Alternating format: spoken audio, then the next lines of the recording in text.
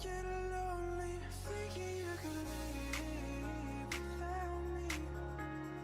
Leave without me.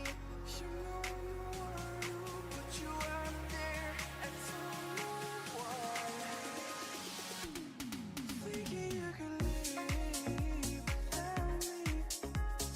Leave without me. You know I'm the one who put you out there and told no one. Thinking you could leave without me.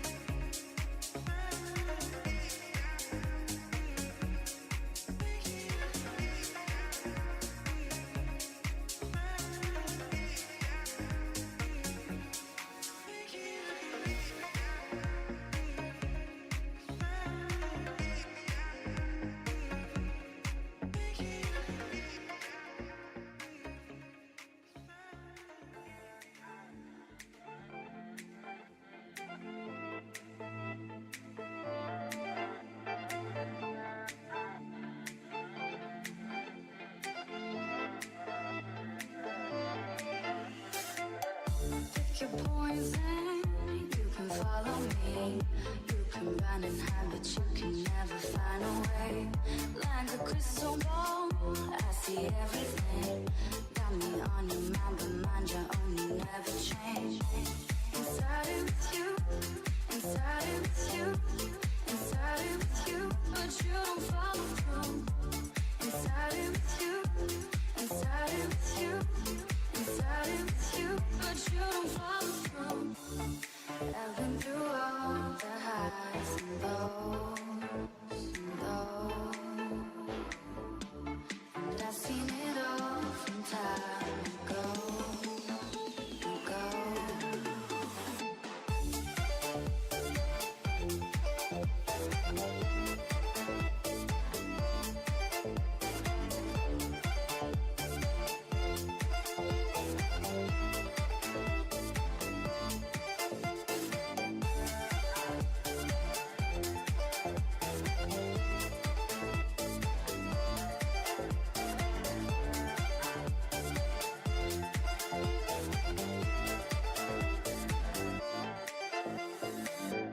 We make choices, gamble on a dream. Heard the stakes are high, but still you bet on everything. All those voices tell you anything. Baby, you gon' hurt yourself if you keep listening. Inside it with you, inside it with you, inside it with you, but you don't follow through. Inside it with you, inside it with you, inside it with you, but you don't follow through. I've been through all the highs and lows and lows, and I've seen it all from time ago, ago. Was hoping by now that you would know, to see yourself out, it's time to go, to go.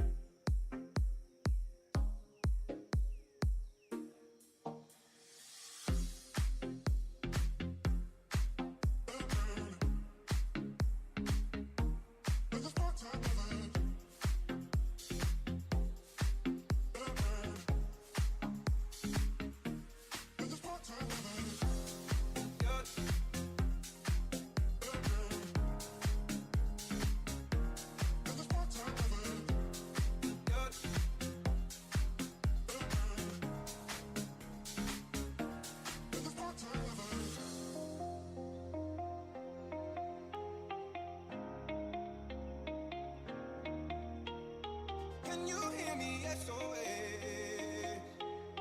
Help me put my mind to rest. 2 times click and I'm acting low. I'm weak and I'm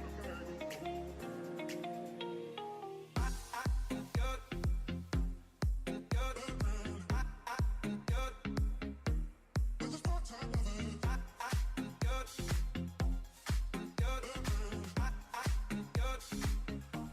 This is part-time lovers. I can feel your love pulling me up from the underground. I don't need my drug. We could be more than just part-time lovers. I can feel your love picking me up from the underground. I don't need my drug. We could be more than just part-time lovers. Part-time lovers.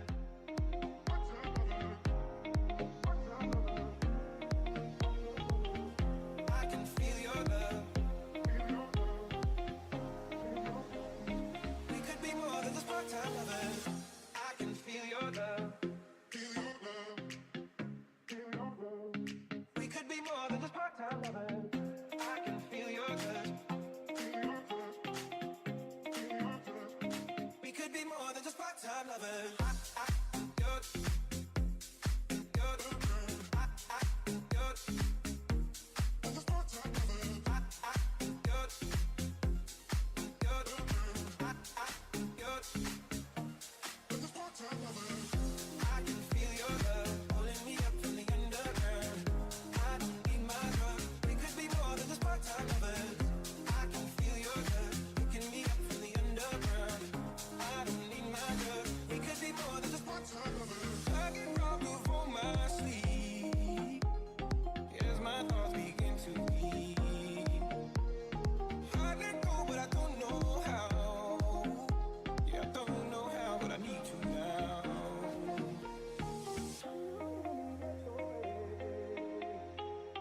Help me put my mind to rest. 2 times click and I'm acting low. A pound of weed and a bag of gold. I get robbed of all my sleep as my thoughts begin to leave. I let go, but I don't know how. Yeah, I don't know how, but I need you now.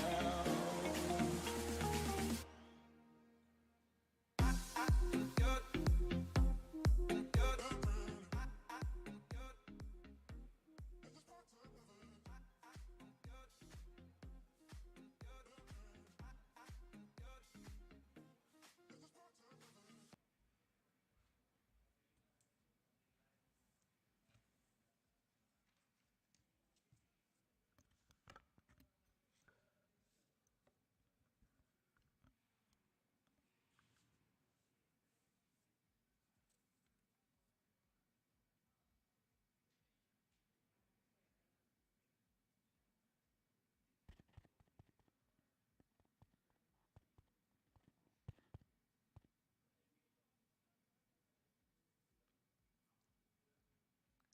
Hi, good morning, everyone.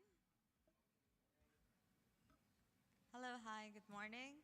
Um, Ladies and gentlemen, first of all, thank you so much for coming back on the second day of our health conference track 2. My name is Talia MK and I'm going to be host for today and tomorrow. Before we start and begin, I would like to tell you and ask you to, you can, for all the stories or tweets, whatever you post, you can use the hashtag health number 2 CONF for any stories you upload. And you can tag us as well. So I'm not going to keep you waiting any longer, and we can get started with our first session of the day. For starters, let's talk about what's new with the plant innovation through the session of improving nutrition and biofortification of food through plant breeding innovation. Biofortification has the potential to boost the density of vitamins and minerals in agricultural crops through plant breeding and wide range of tactics. Utilizing this session, the speaker will elaborate on this innovative approach to enhancing the nutrient content of the food that we presume and consume in our day-to-day lives. Please put your hands together to welcome Dr. Arvind Kapoor, Managing Director of Axon High Wedge Private Limited. Thank you.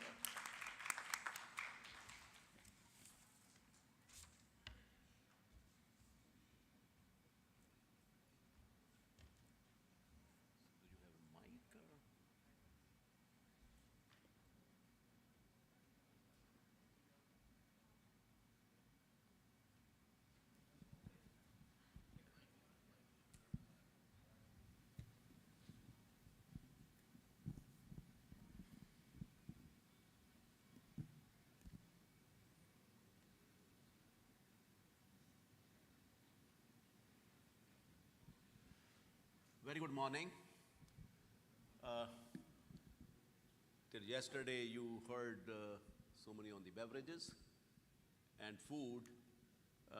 Today, I will tell you something about the how to innovate the new foods, where we are strengthening the health constituents of the food, because presently we do produce a lot of food, but because of our staple food, we consume few crops in abundance, and many other crops we take very little. And ultimately what happens that we do fill our belly, but the nutrition part of it's normally in deficiency. And many countries, they are facing these problems of malnutrition of children and pregnant ladies and elderly people. So I'll just say that how we do innovations to prepare the food crops through, we call it plant breeding and new technologies to enhance their nutrition level. Well, you see that the pandemic has shaken up our thinking again, that the way we are living life is not correct, because a simple pandemic which came suddenly all over the world, shaken up the health issues and created a rethinking in ourselves that how we can strengthen our health to avoid these kind of calamities in future. You see that the infection happened to the people who have comorbidity, because many people have the situations of cardiacs or other issues. These people are affected mostly by the viruses. People who are healthy, they do get the infection, but their infection level remain low, and the hospitalization was not happening.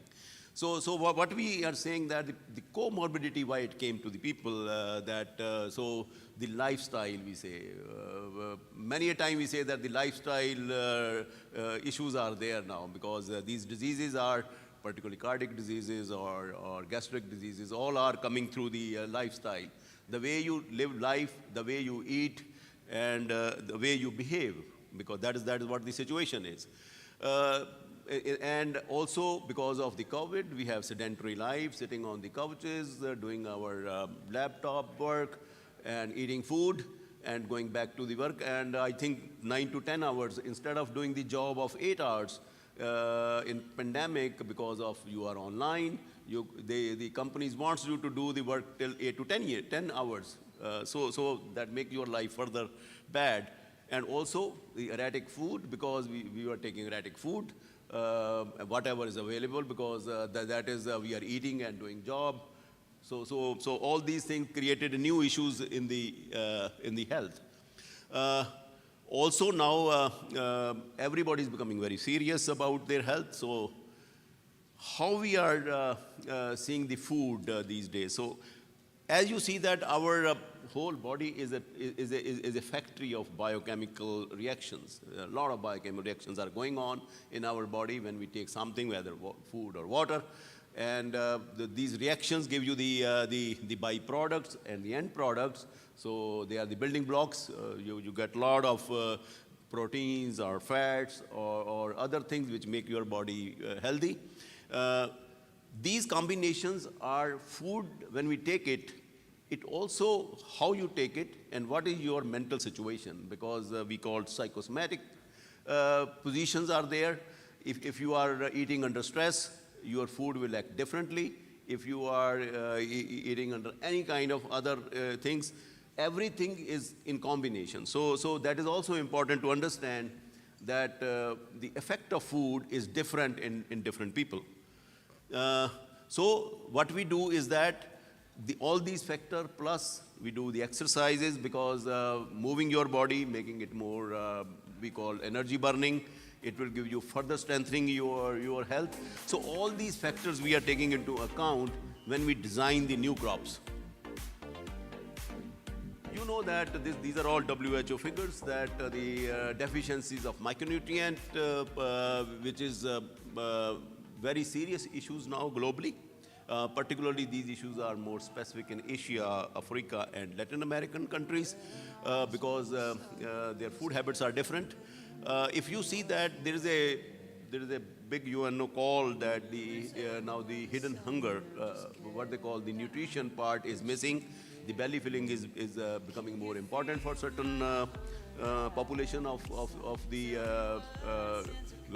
not Western world but the Asian part, because people just want to fill the belly and they are not worried about what is the nutrition inside. If people are eating rice, they're only eating rice 3 times a day, or they are eating wheat, they are eating wheat 3 times a day.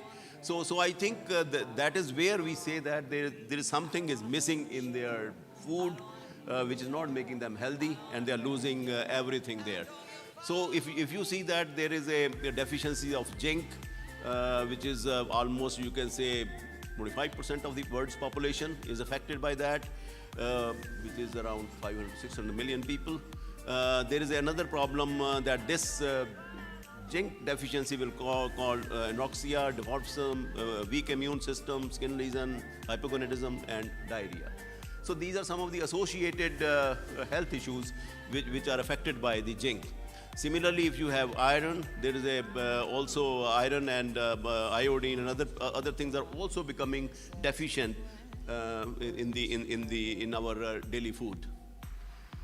If you see that there is a different requirement of male and female, the male requirement is 12 to 15 milligram zinc every day, while female require more than 6 to 8 milligram. So the food also for both the gender is different, because when you want to supplement your things, you have to see that what is your body requirement of the micronutrients. Similarly, these iron deficiency also cause a lot of anemic ladies. We've seen that in the lower strata of the society, where anemic things are becoming more. If you check the hemoglobin of these population, it is even less than 10. So these are the deficiencies which are appearing in these populations. Similarly, the pregnant women and the deficiencies of folic acid, zinc, because that is also additionally required to absorb these micronutrients. So you need also the absorption mechanism with the food, that whatever you take, if you take pill, but if it is not absorbed in your body, it will go waste. So similarly, so if you see the iron, iodine, zinc, vitamin A, all these are required by our body to avoid certain complications in the health or develop some kind of diseases in your body. So these are some of the, I'm not frightening you by the technologies, but these are the new technologies which we are using to make the healthy food. There is a molecular technologies are available. We can now sequence the genome. We already have sequenced almost many crop species. We can find out that what is the makeup, which of the genetic genes are doing what, and how we can know that this gene, if we enhance its function or reduce its function, we can accumulate certain nutrients in the crop plants which are stored in the edible part, because ultimately you are eating the edible part of the crop. And there we also want to make it more sustainable during cooking, because we don't eat many of the food raw. So even during cooking, they maintain their nutrition so that whatever we eat, that component of that nutrition or the quantity should remain the same and infect our body. So these are some of the genetic technologies which we are using, and you might be hearing in the press many times that the new technologies are giving us the freedom to modify the genome and develop the new crops. And if you see that how we can enriching the staple food, particularly the crop which we are eating, this is the best tool which we are using.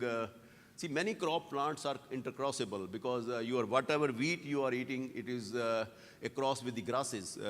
You are not eating grasses, but when we make a wheat, we take a lot of genes from these species and convert it into the crop which you can grow and which you can eat.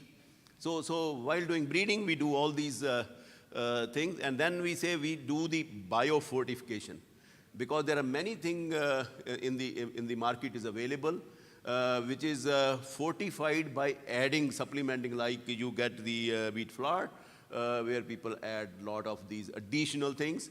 But instead of adding additional thing, we can put in the wheat the higher zinc level, higher ferrous level, so that you can distribute well, because people get the wheat grain, and they can make flour out of it, and make chapati out of it. So I think that is what we want to do, that easy to deliver to the societies, and there is no need to add anything there. Any additional work is required, and people can eat as such, which is a healthy and additional nutritional food. So we have that now products which are coming with these kind of additions with the nutrient level.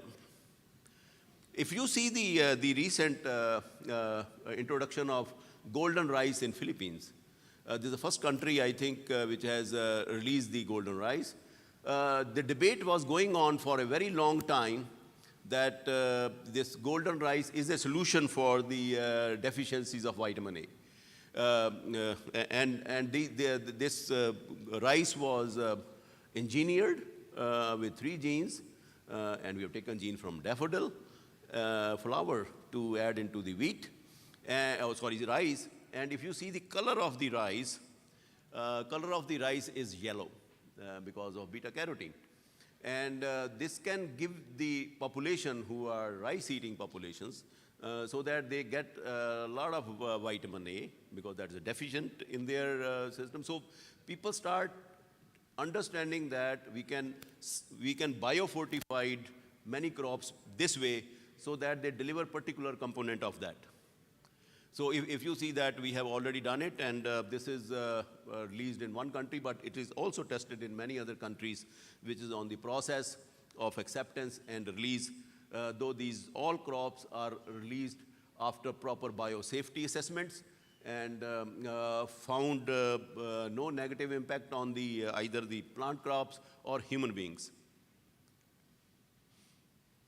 So if you see that our approach is that, which we used all, one is that we call it dietary diversification. Because if you are eating rice, you don't keep on eating rice. You diversify your food, you change your food habits, and try to put lot of things in your, like vegetables, you add fruits, you add many things, so that you get many of these components. So that is called dietary diversification, where you can improve your nutritional profile. Diversification, again, it's a strategy which is, people use it, you might be eating a lot of pulses by soaking it, by germinating it, we call it sprouts, and or microgreens, people eat it. They enhance the availability of these nutrients. So that has also been now done by many people who are health conscious, that they do all these kind of things, that they have fermentation. So you do fermentation also of your food, like in South, people eat it, the dosa and the idlis, because they are fermented foods. They also enhance the availability of nutrients. Fruits and vegetables, I said that, they are there. But one caution is that certain these crops, they have anti-nutrient absorption components, like these phytic acids. These or polyphenols, they bind, they don't allow your body to absorb certain kind of nutrition. So we also doing research, and we have developed varieties with less of these compounds. So that is also our job, that these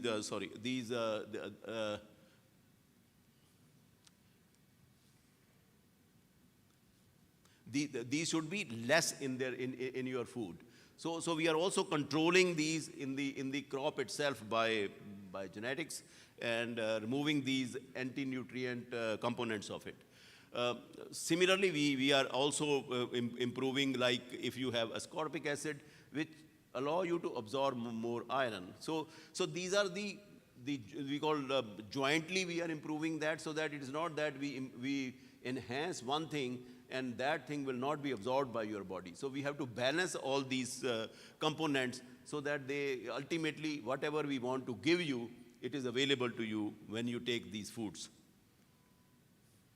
Similarly, if you see that how we are increasing the folate level, particularly all these are to the children, so that they can take, the next year, 2023, we are celebrating the International Millet Days, the millet year, because millets are now becoming focus, where you get a lot of nutrients through the millets. There are many millets, minor millets and major millets. These are becoming very important now. In the southern part of India or in Africa, people take pearl millets and the ragi and other millets, which are highly nutrient. And now there are a lot of products are available, like biscuits are available, the other porridges are available. So all these things are now becoming more relevant, and they are being promoted through the international events now. So all these things, what I'm saying here is that making your food more nutritional, there are two-prong approaches are there. One is that how you are bringing the crops which are already people are eating, making them more robust in their nutrient level. And second part is that how you combine them so that your body can absorb these things. Fortification is a phenomenon which is for a very long time going on. So you get many things in the market which is fortified, particularly with the vitamins. People add it, and there is also a World Food Program where pulses and other things are mixed together, and they are available to the children. In India, they call midday meals to the children to get the nutritional food to them. So there are many programs are going on internationally where with the mixing of all these, improving the risk in the children or the pregnant mothers. Similarly, we also have this the iron. These are different iron components which are commonly used in the food, which is added in the food for iron deficiencies.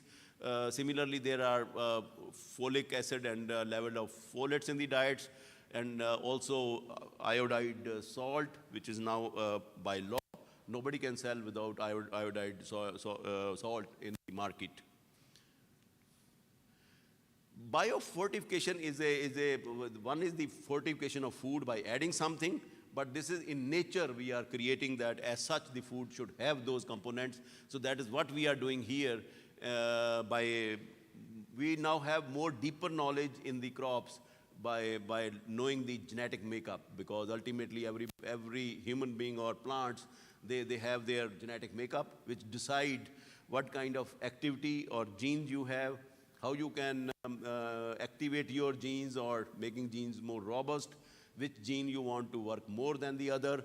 So now we have the technology where we can enhance or suppress the genetic functions, and then allow your body to use better absorption or better nutrition.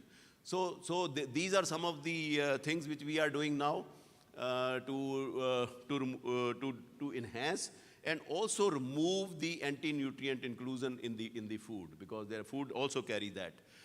So there are different approaches we have. We call transgenic approach, where we can break the barriers. We can transfer genes from bacteria to plants. We can transfer gene from fungi to plants.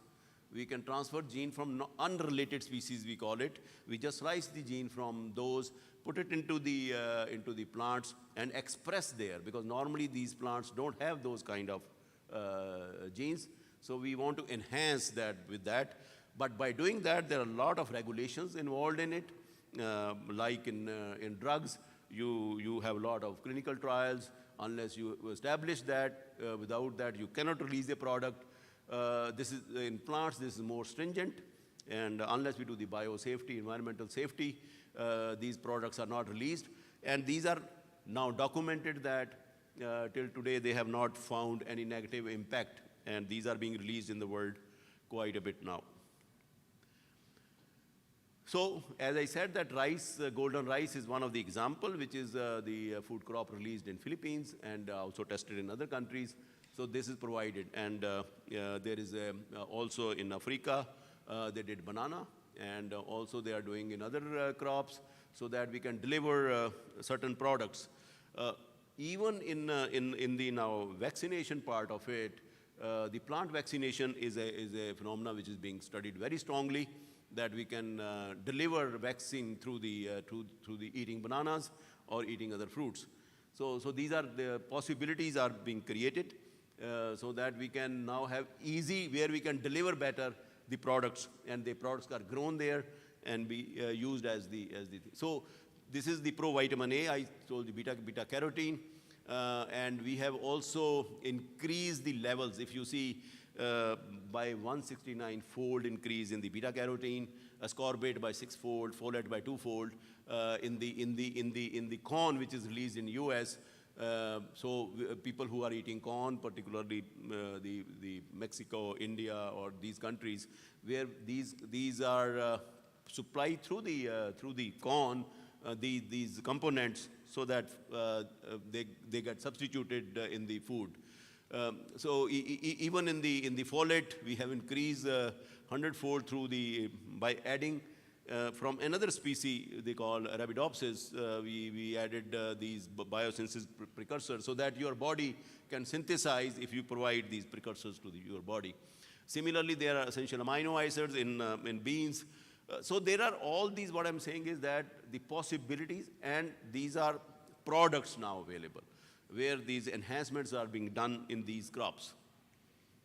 The other approach is that, one is I told you that we insert genes.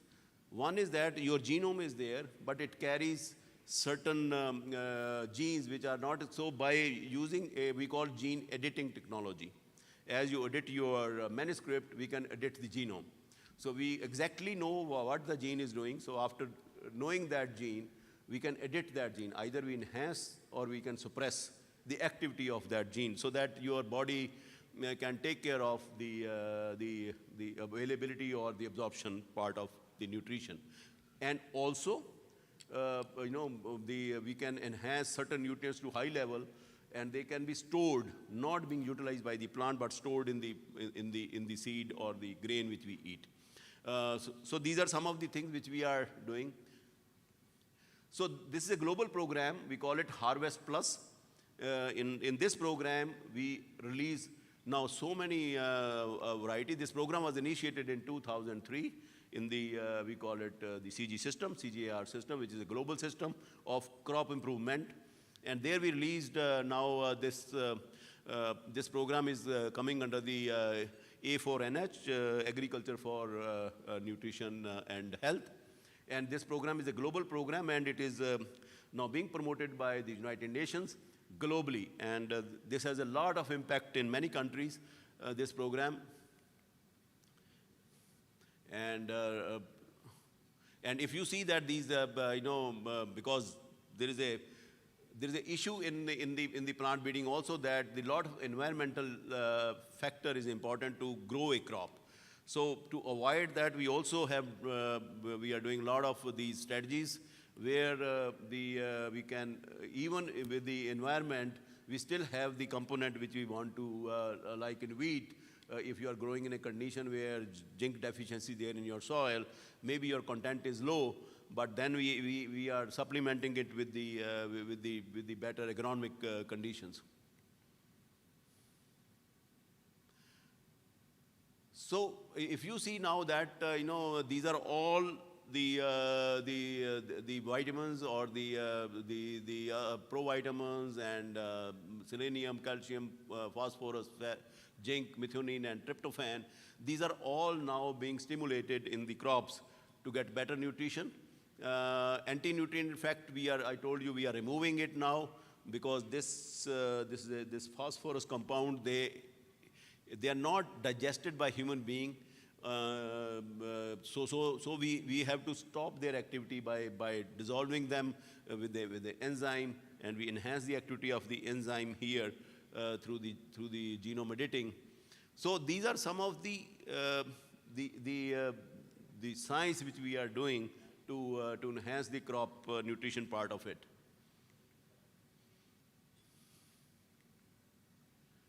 So today, if you see the status of biofortification, almost you see that in Africa we have orange sweet potato.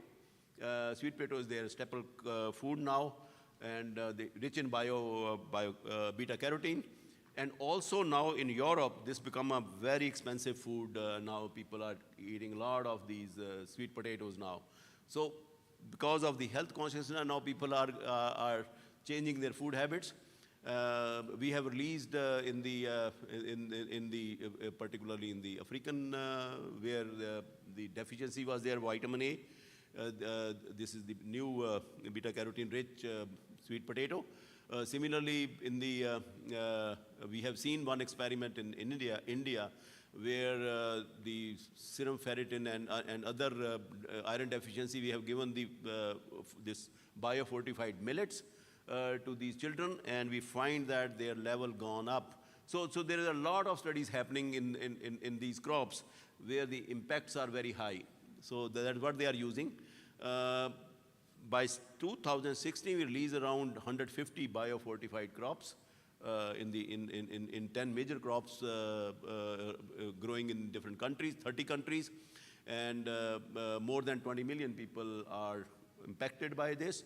By another, we are now releasing 290 varieties of 12 staple food crops, which is rich in vitamin A, like orange sweet potato, iron beans, iron pearl millet, vitamin A yellow cassava, vitamin A orange maize, zinc rice and zinc wheat, and also corn. So these are some of the very big achievement of this program, and this all happening through the breeding program. Coming to the vegetables also, if you see, this is this crop you might be knowing, this is called bitter gourd.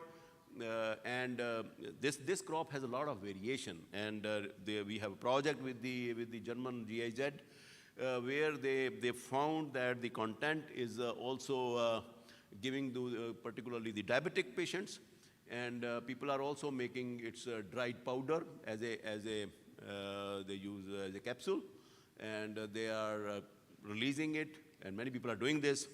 So these are some of the alternatives, people curing certain diseases through these interventions, because and these impacts are being studied very vigorously now. And this crop was not taken in the Europe, and now even Europeans, they start growing this crop and taking these the new crops in their food because of the health. Another is a pumpkin, which is high in beta carotene. We have now enhanced the beta carotene level in the pumpkin, and you know that pumpkin are now people are using it as normal food. They can steam it. You can eat as a steamed food. So all these are the new innovations which are now being supplemented. Broccoli is now becoming a more for the cancer patients. We know that there are brassinoids available which suppress the cancer. And we have now technology where we are finding through this technology the new lines which have double or triple fold of these compounds so that they can give the, we are trying on the cancer patients, and we see that the impacts are there, the particular the pain levels or the cure levels are increasing if it's stage 1, not the other stages, but you can do these. These are some of the areas which we can, increase the level of that, and this technology is called double haploid technologies. This is non-GM, non-edited gene. This is just simple with plant breeding.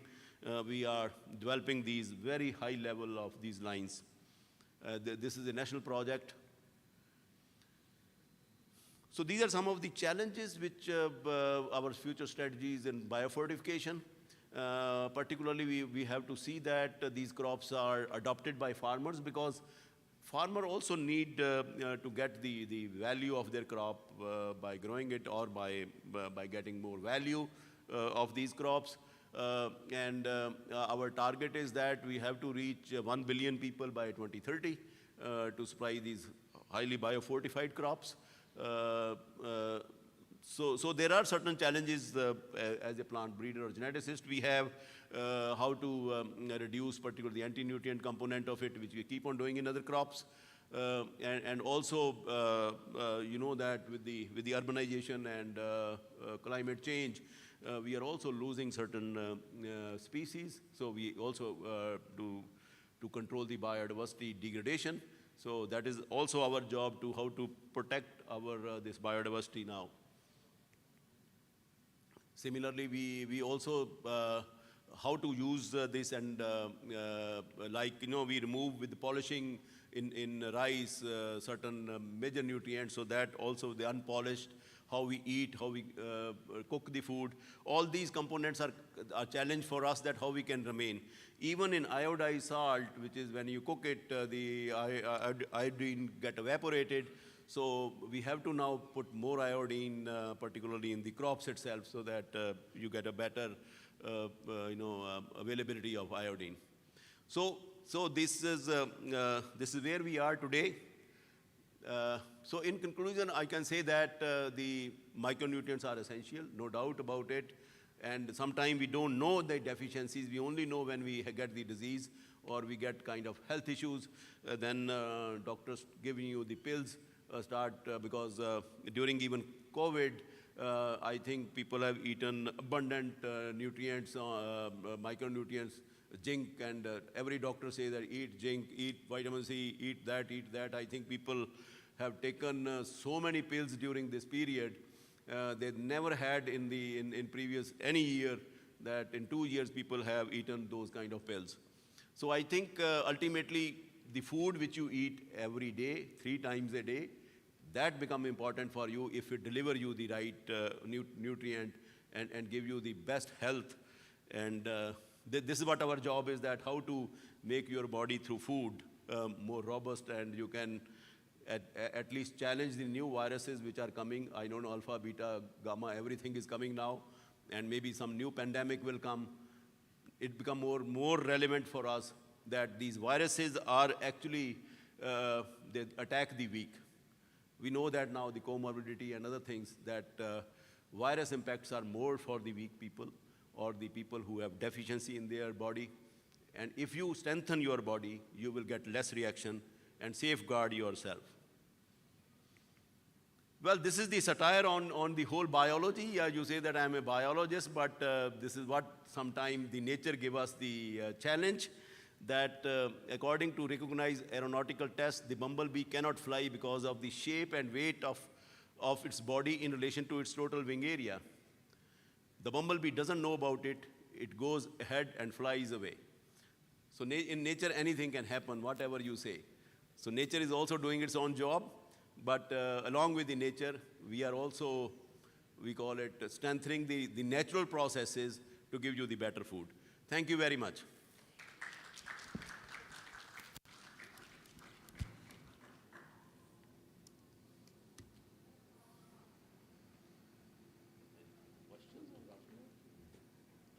Does anybody have any questions to ask? Okay. Thank you so much, Dr. Kapoor, for sharing your research with us. Based on our feedback yesterday we received from our recognized winners, we have decided to confer the awards in one hall. That would be the hall number 1, track 1, so that you all winners can have a good picture and recognition together. So if you're getting an award, you can proceed to the next ballroom no less than 10:30. So moving forward, and now let's proceed to the next session, which is titled Enhancing Health and Safety while Using Advanced Digital Technologies. Mr. J yesterday also spoke about, brushed upon the topic, and as well as Mr. Gaurav and Mr. Fadi. The session explores the potential hazards of working with new age tech and the ways through which we can ensure our safety and well-being. Please join us, Mr. Ajay Poddar, who is the Manager, Director, and Co-founder of Sci-Energy and Envirix Ltd. Thank you.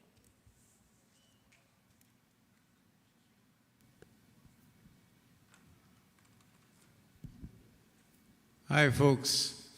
So I think that everybody is leaving for the awards. So I'm going to have we've heard a lot of discussions and talks, so should we do this talk a little later? Excuse me? Since everybody's gone for the award, should we do it later? Because there's nobody here. I think you called the audience to the other hall for the recognition. So why don't we do it after that? Because there's nobody here. Huh? Hello. Yeah. Yes, so sir, let's, we can do this after the recognition session. You do it after the recognition Yes, because that's- that's fine. it's not proper. So whoever wants to join them, you can go to the next ballroom and then come afterwards over here. Thank you. No, because only two. Point of having this Yeah. with 3 people.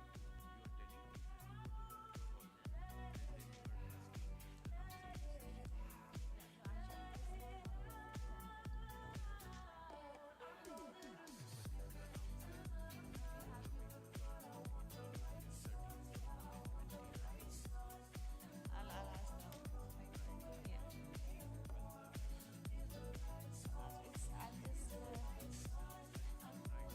It's not my thing.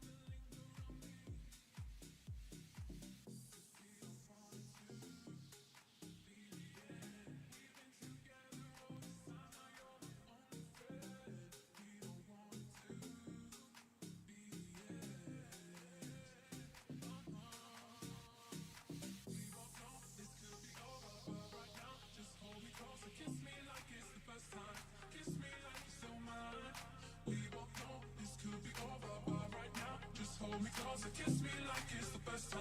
Kiss me like you're still mine.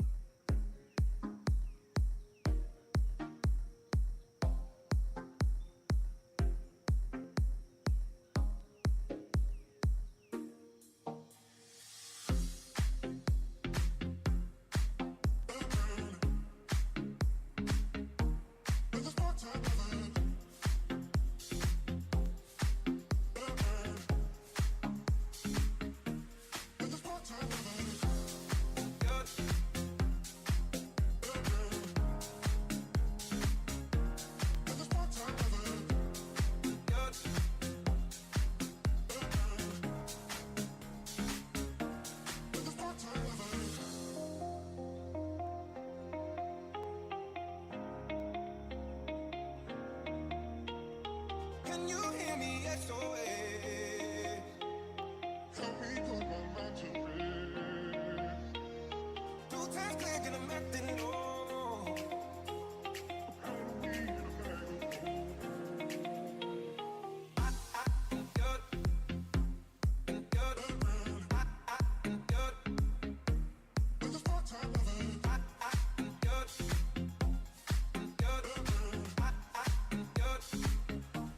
It's part-time lovers.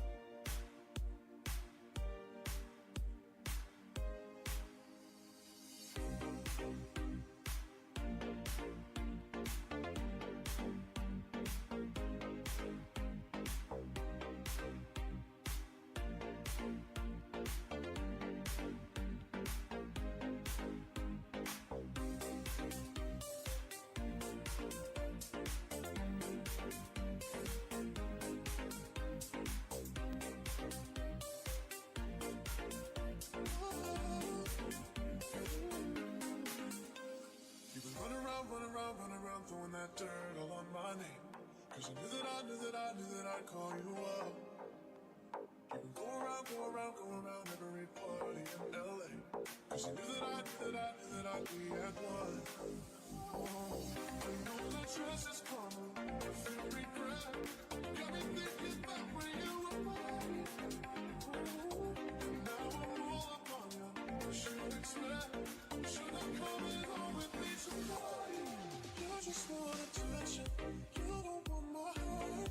Baby, you just hit that for me with someone else. Yeah, you just want attention, I knew from the start.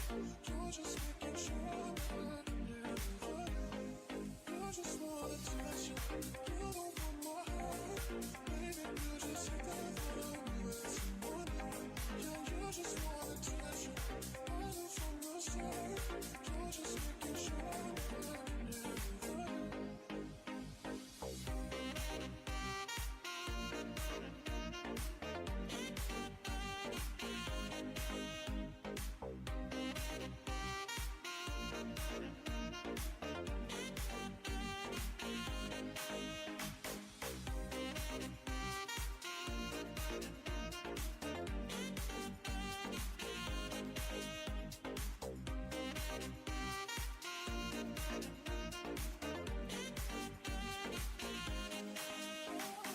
Running around, throwing that dirt all on my name.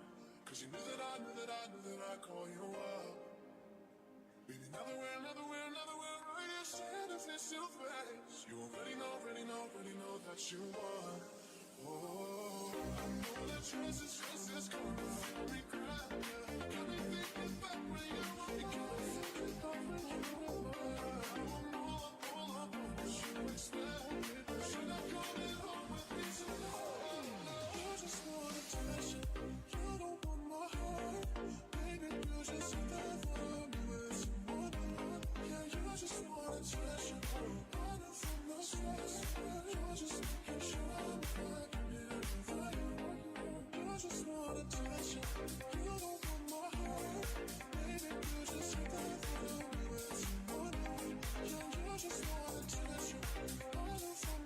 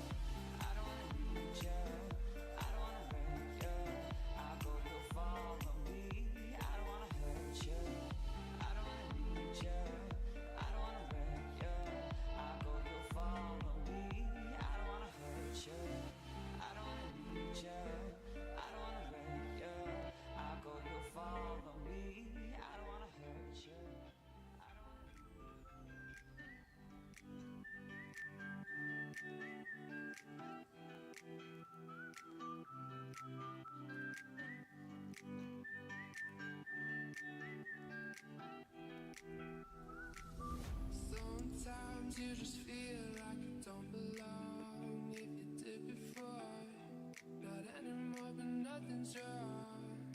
Sorry? It's just how life moves on. I found my way back again, but then it might be all gone. Another story you can put into a song. Oh, try to put the road still on, just rolling through the mud.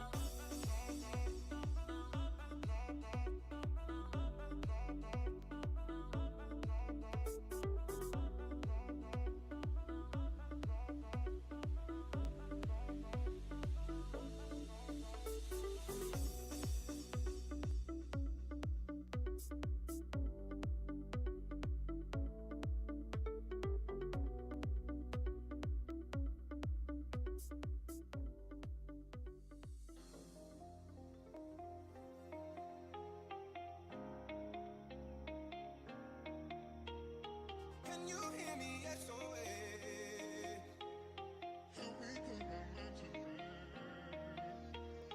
Two times click and I'm acting low.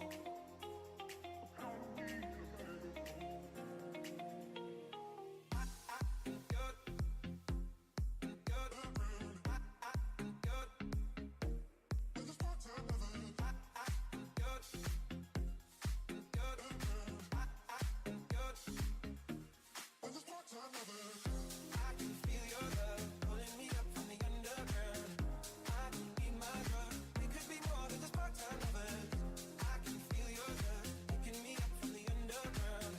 I don't need my drug. We could be more than just part-time lovers.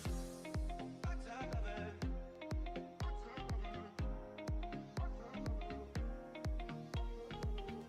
I can feel your love. We could be more than just part-time lovers. I can feel your love.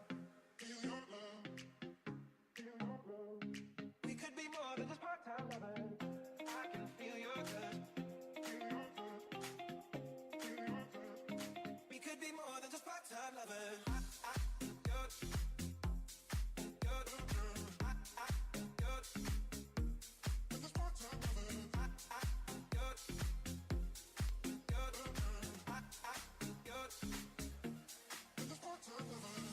I can feel your love pulling me up from the underground.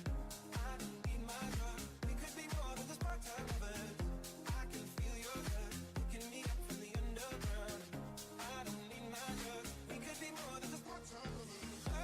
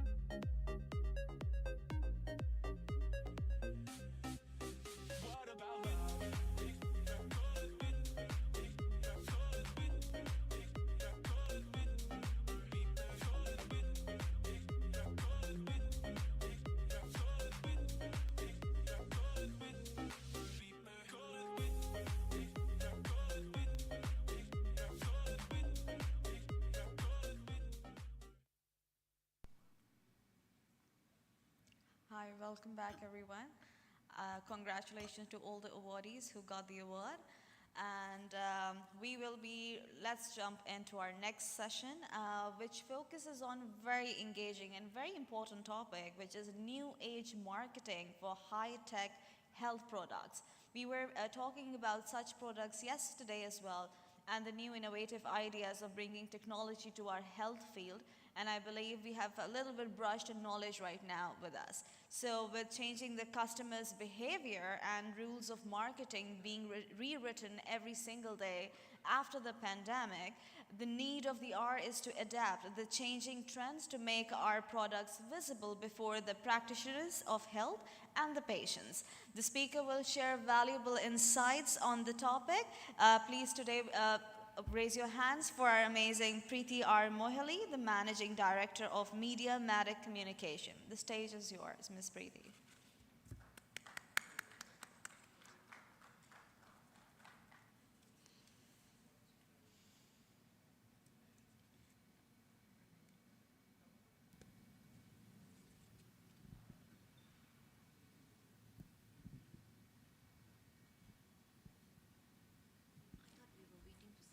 Yeah, I think so. Okay, so you can have a seat here till then. You can have. I think most of the people went for coffee after the award. They're so excited. So we will wait for some people to come in.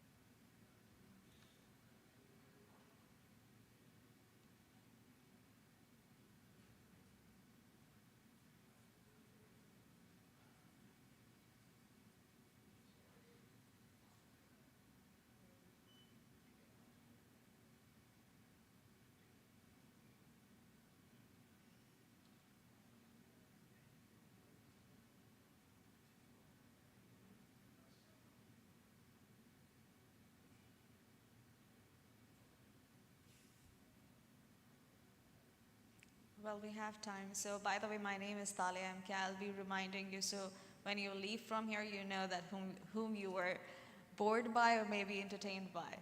So, what do you do, sir? Can I have a mic for him so we can have a discussion as our gorgeous Miss Preeti is waiting for the session to begin. Can we have mic, please?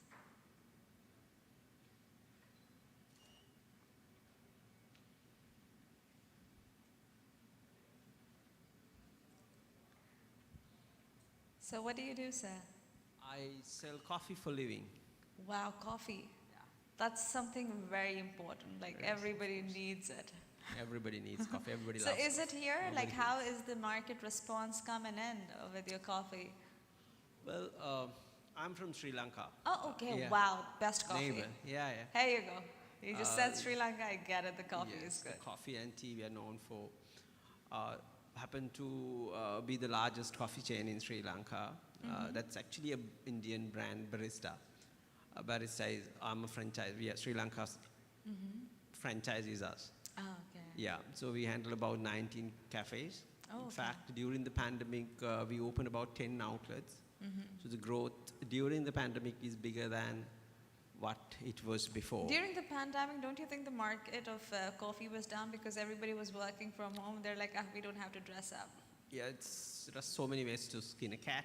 Yeah. It's so many ways to think differently. Because at that time, all the big lands and the locations were going out of very good rates. Yeah. So we started buying those, and most of the competition was out from the market also. I thought that was the time for us to, expand. Now the pandemic is over. The post-COVID is treating us very good. We have acquired locations. We have acquired Hopefully customers. it will be rising forward. Yeah.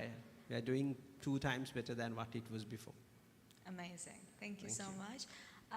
Can we take the mic, please?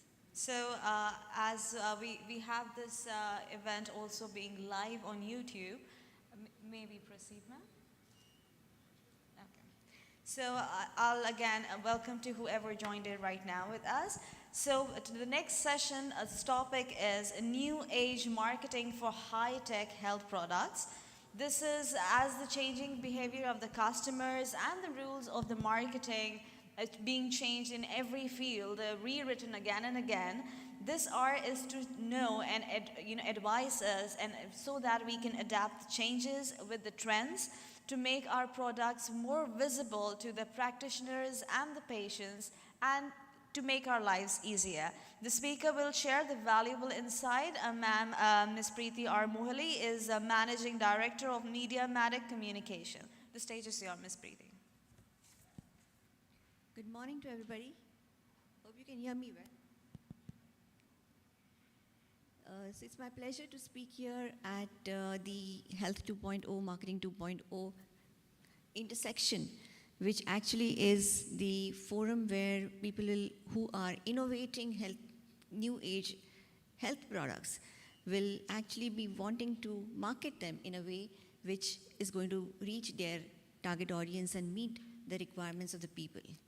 So what are we speaking about when we talk about new age marketing products? Well, the health related product spectrum is actually encompassing right from functional foods and ingredients to wellness products, wearables or trackers, OTC medicines, prescription medicines, then self and remote care monitoring devices, hospital supplies, medical devices, medical diagnostics, pharma machinery. The entire spectrum can be considered as actually health-related products.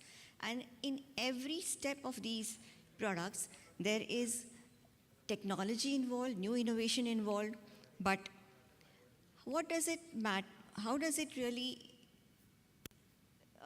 how do you market these products? If you look at their technicalities, you can sort of map them over a grid from very low technicalities, which you would see basically for the nutraceutical and functional food kind of products, OTC medicines, etc., to very high level medical diagnostics and prescription medicines, which can be considered as the high technicality products. And most of the ones on the left hand side are the B2C marketed ones, which is business to customer directly, whereas here you have many of them to B2B. And that's where the complexity of marketing comes in. Let's look at what it means.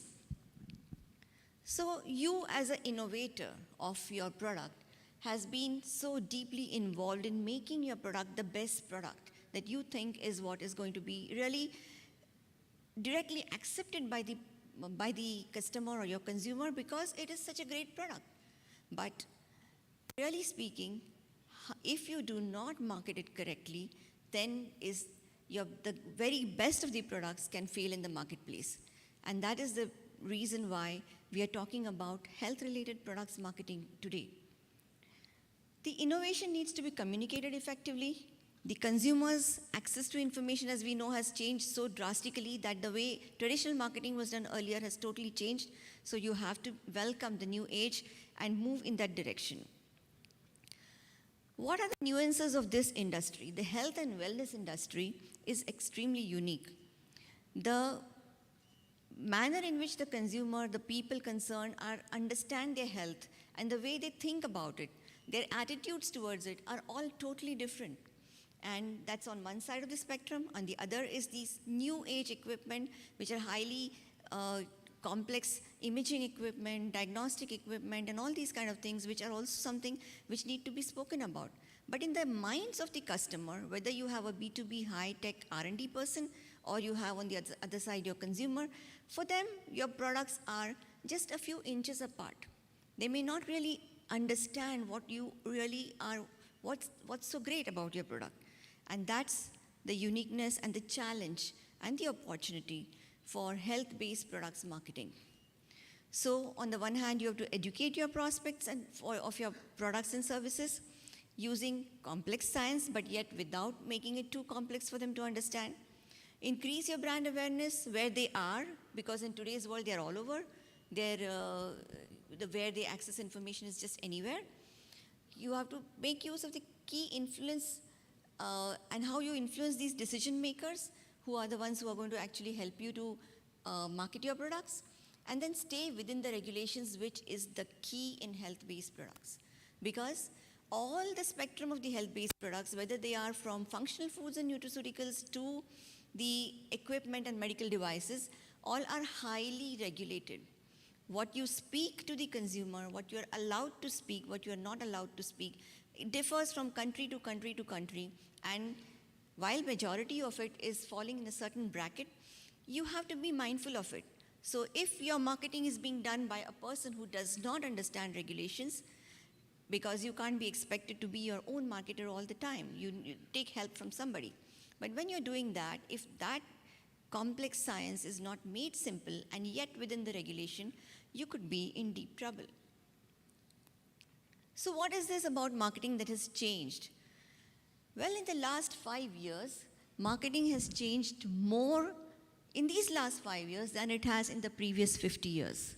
We are seeing before our eyes how things are reaching you. Today, when you are trying to look at, trying to buy something online, and you go onto an altogether different place, altogether different site, you still start seeing those same ads and the same things that you were trying to look for. How is this happening? So all of this is happening with the help of technology, with the help of programmatic ads, with the help of your understanding your search intentions, etc. And that's how you could target your TG2.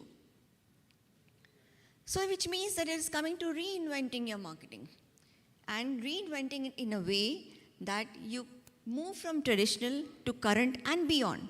Because in this intersection of conference on the Marketing 2.0 there, we have speakers saying that what's happening today, the way things are marketed today, can change within 6 months and change within 1 year.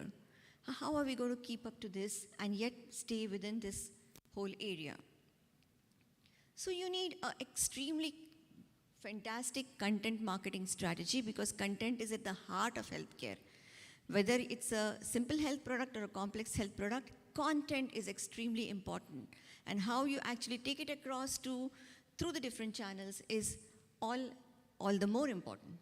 The various digital elements that you use, right from search engine optimization or pay-per-click or social media, for example, all of it has to be integrated in a way that you are able to reach your right customer and influence your right customer to take the decision to buy your product. So what is this customer journey? Let's understand it. Let's look at a customer who is searching for information. Why searching for information? Because today, it's no more about passive information. It's no more about telling the customer this is what it is and hence you buy it. They won't take it. They are no more passive recipients. They are active seekers. They will seek for information online or anywhere that they are able to get it. So they are searching for information, they're using internet, and they come across your company website, your company blogs, or your online marketplaces where your products are, and they will then take some action. If you have your brochure or something there, they'll download it, they will contact you if required, or if they don't have yet made any decision about it, they will go look for more information, educate themselves on what it is all about. They will then either follow you on social media to take time to think about what it really means to them, become parts of certain communities if, for example, it's a rare disease that the person is suffering, or if it's about some technical machinery that they become parts of those communities to understand more. They will educate themselves through all the social posts and the search ads that you are, PPC ads that you are running, etc. Interact with them and finally take their decision to contact you.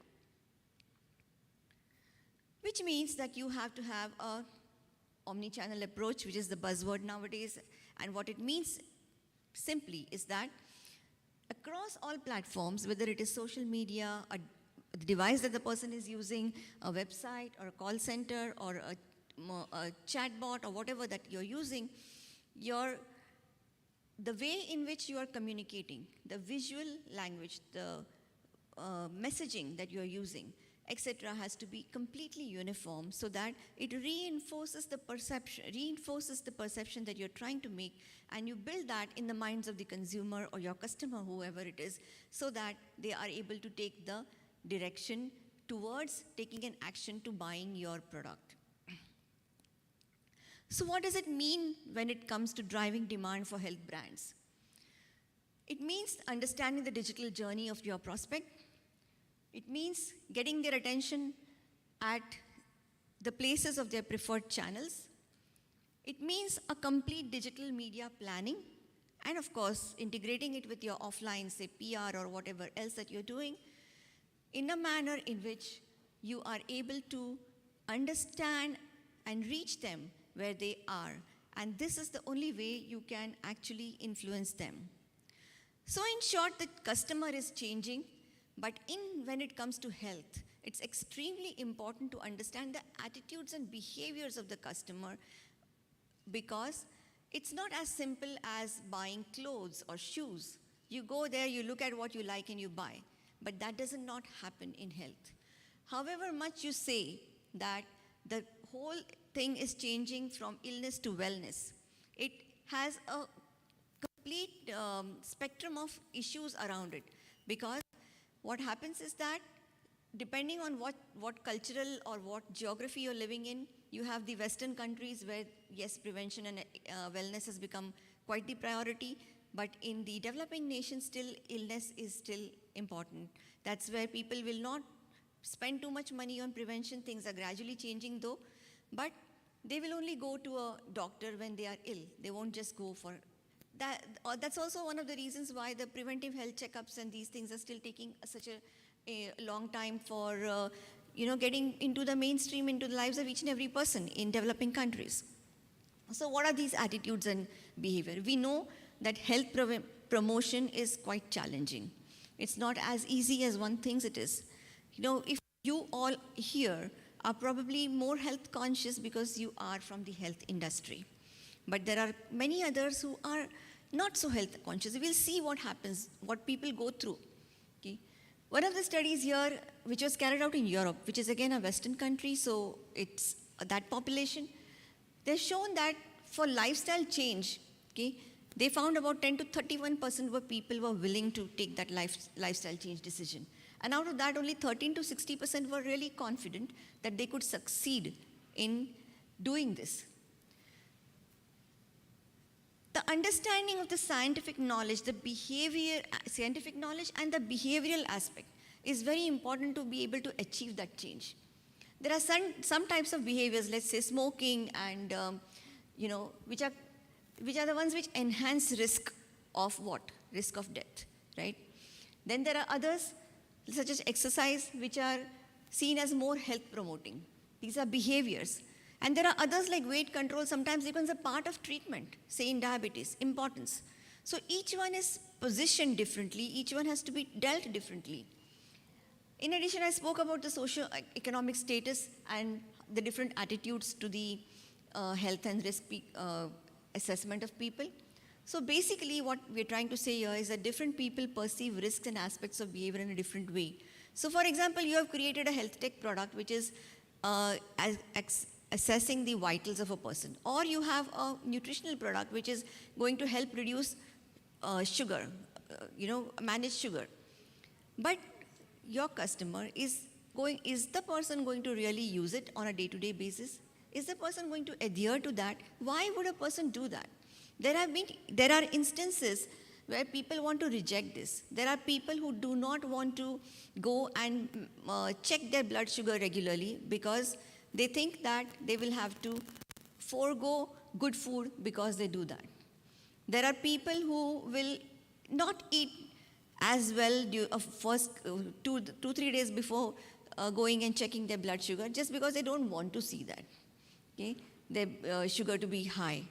So these are issues which are to be dealt with, and they are issues which, if you don't deal with it, what you are anticipating will happen with your product will not happen. You need to deal with them. Let's take a study here and see what are those factors which are coming in the way of people taking action. Here is a study which was done and published in the BMC Public Health Journal in 2019. And you can see here that, look at the excuses or the reasons people give, okay, to resisting to bring about a change or do or use a product. There are people who say, my lifestyle is no one else's business, I'll do what I want. Okay? There are people who say, food with little salt is tasteless, so I don't care. I'll still have that. Even if it means that my blood pressure will go up, it's okay.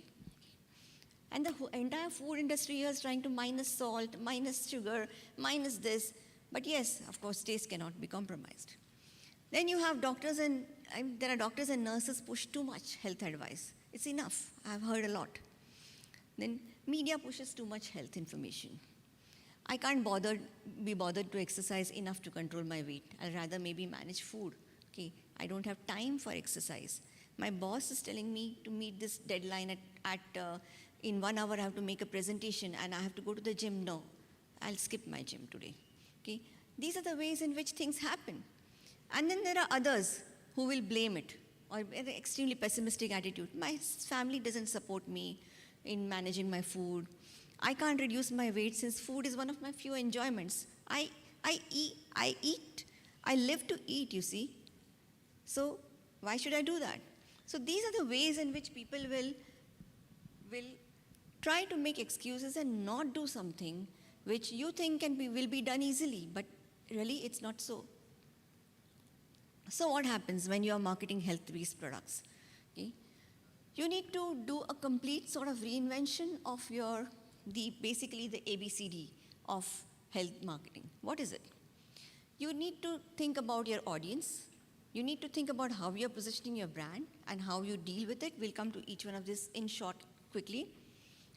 Then you need to look at the content that you're throwing out to them, how you're reaching it to them, and the data. So what does it mean? Let's look at audience. Okay? We just saw the attitudes and health behavior of people.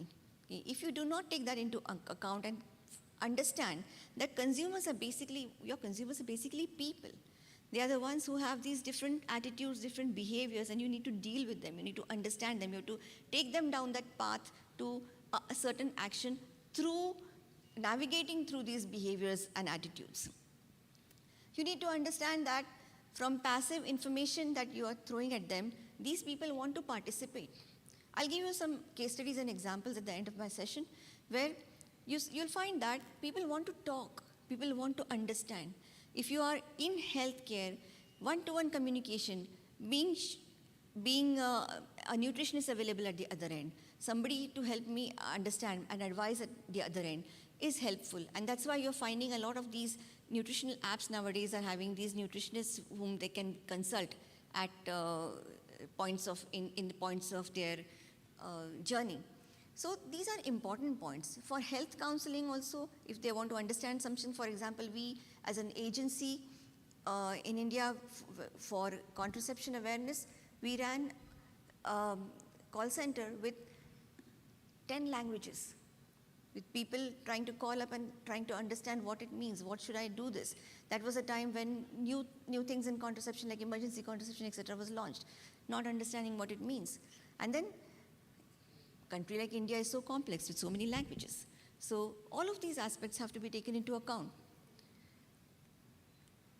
When it comes to health brand, as I told you, in addition to the other things that customer experience, which are all a bit common across different brands, one of the most important thing is the point 3 here, which is that whatever you speak has to be evidence-based, has to be scientifically proven, especially when you're talking to a consumer.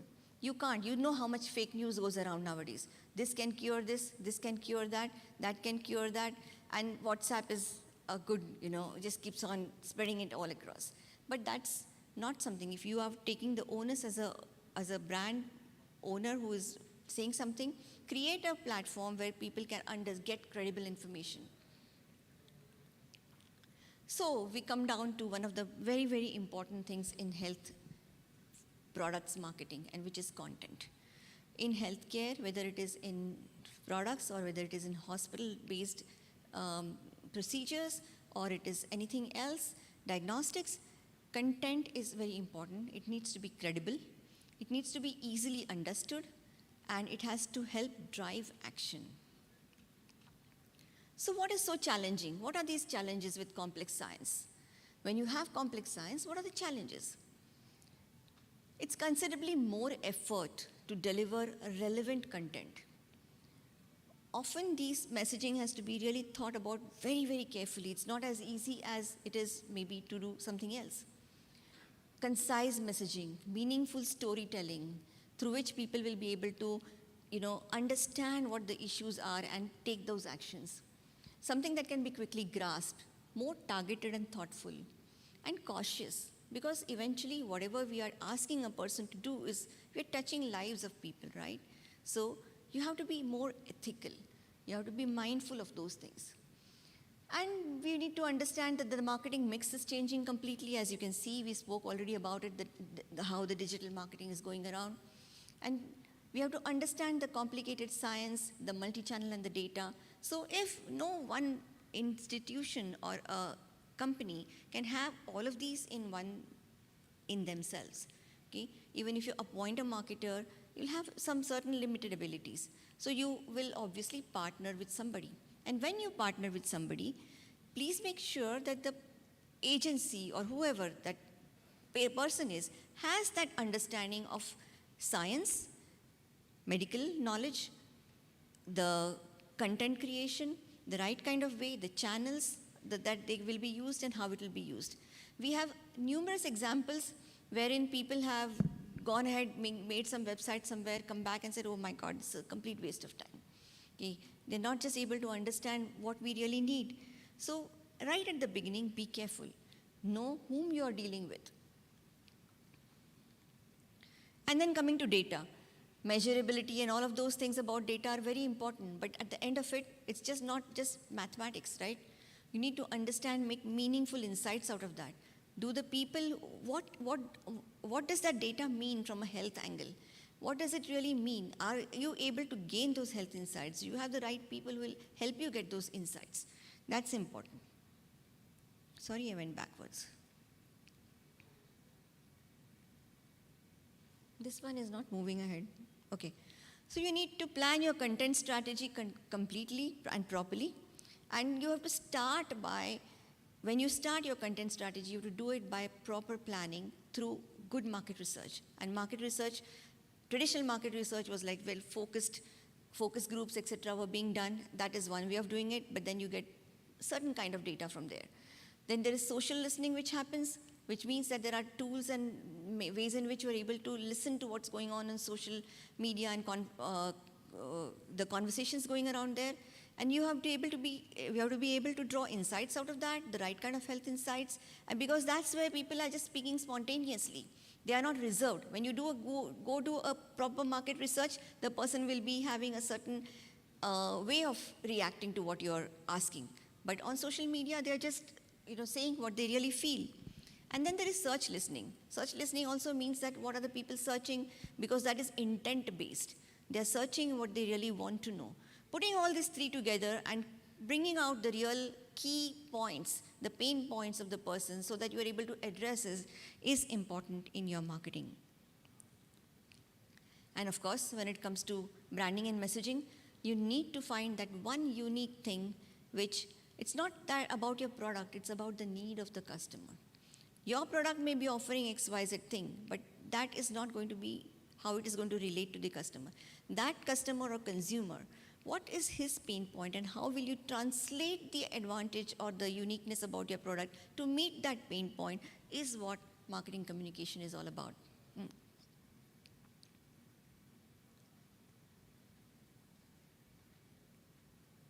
This is not moving ahead. Okay, and in all of this, in healthcare particularly, video is becoming extremely important, extremely important. By just writing your messages on website and it's not working. It's video, storytelling, bringing the right thing to the people. And that's how people are able to consume that information better. They're able to relate to it better and able to understand it better. So video is becoming very, very important. And in high-tech products and healthcare, especially in hospital-related environments and in procedures, going one step further to virtual reality, live streaming, etc., is gaining more and more popularity and is actually helping the conversions that you need. And then coming to how will you disseminate this? How will you go around it? You have a typical peso model nowadays, which means your paid media, your earned media, which is your PR and the way in which you are able to showcase or talk about what you are doing. Then your shared media, which is again social and the reviews, etc. And owned media, which is your own media, of course, your website, your white papers, your blogs, all those things. How will you orchestrate this correctly to make sure that you are reaching your customer at those touch points in the digital journey of the customer so as you move them down the decision funnel? And this planning is called the media planning across all of these media that will be able to take you using your budget, whatever your budget is, how will you plan this media so that you are across all these channels and you're able to do this within all of this.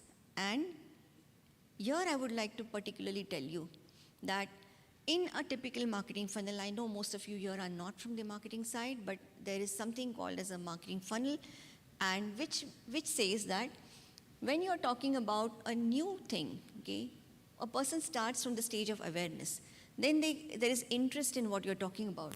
Then there is consideration, okay, this is good for me, maybe I should do this, and the person is in the consideration phase. Then they go to, okay, intention, I think I want to buy this. Let me think about it and let me go ahead. Then we'll start evaluating and then finally actually purchase your product. In healthcare, this stage, awareness and interest is still easy. But the stage from consideration to purchase is more prolonged, more complex, and more difficult than it is for the other simpler products. Because those attitudes, those behaviors, those things come into play which are not so much there in the other cases.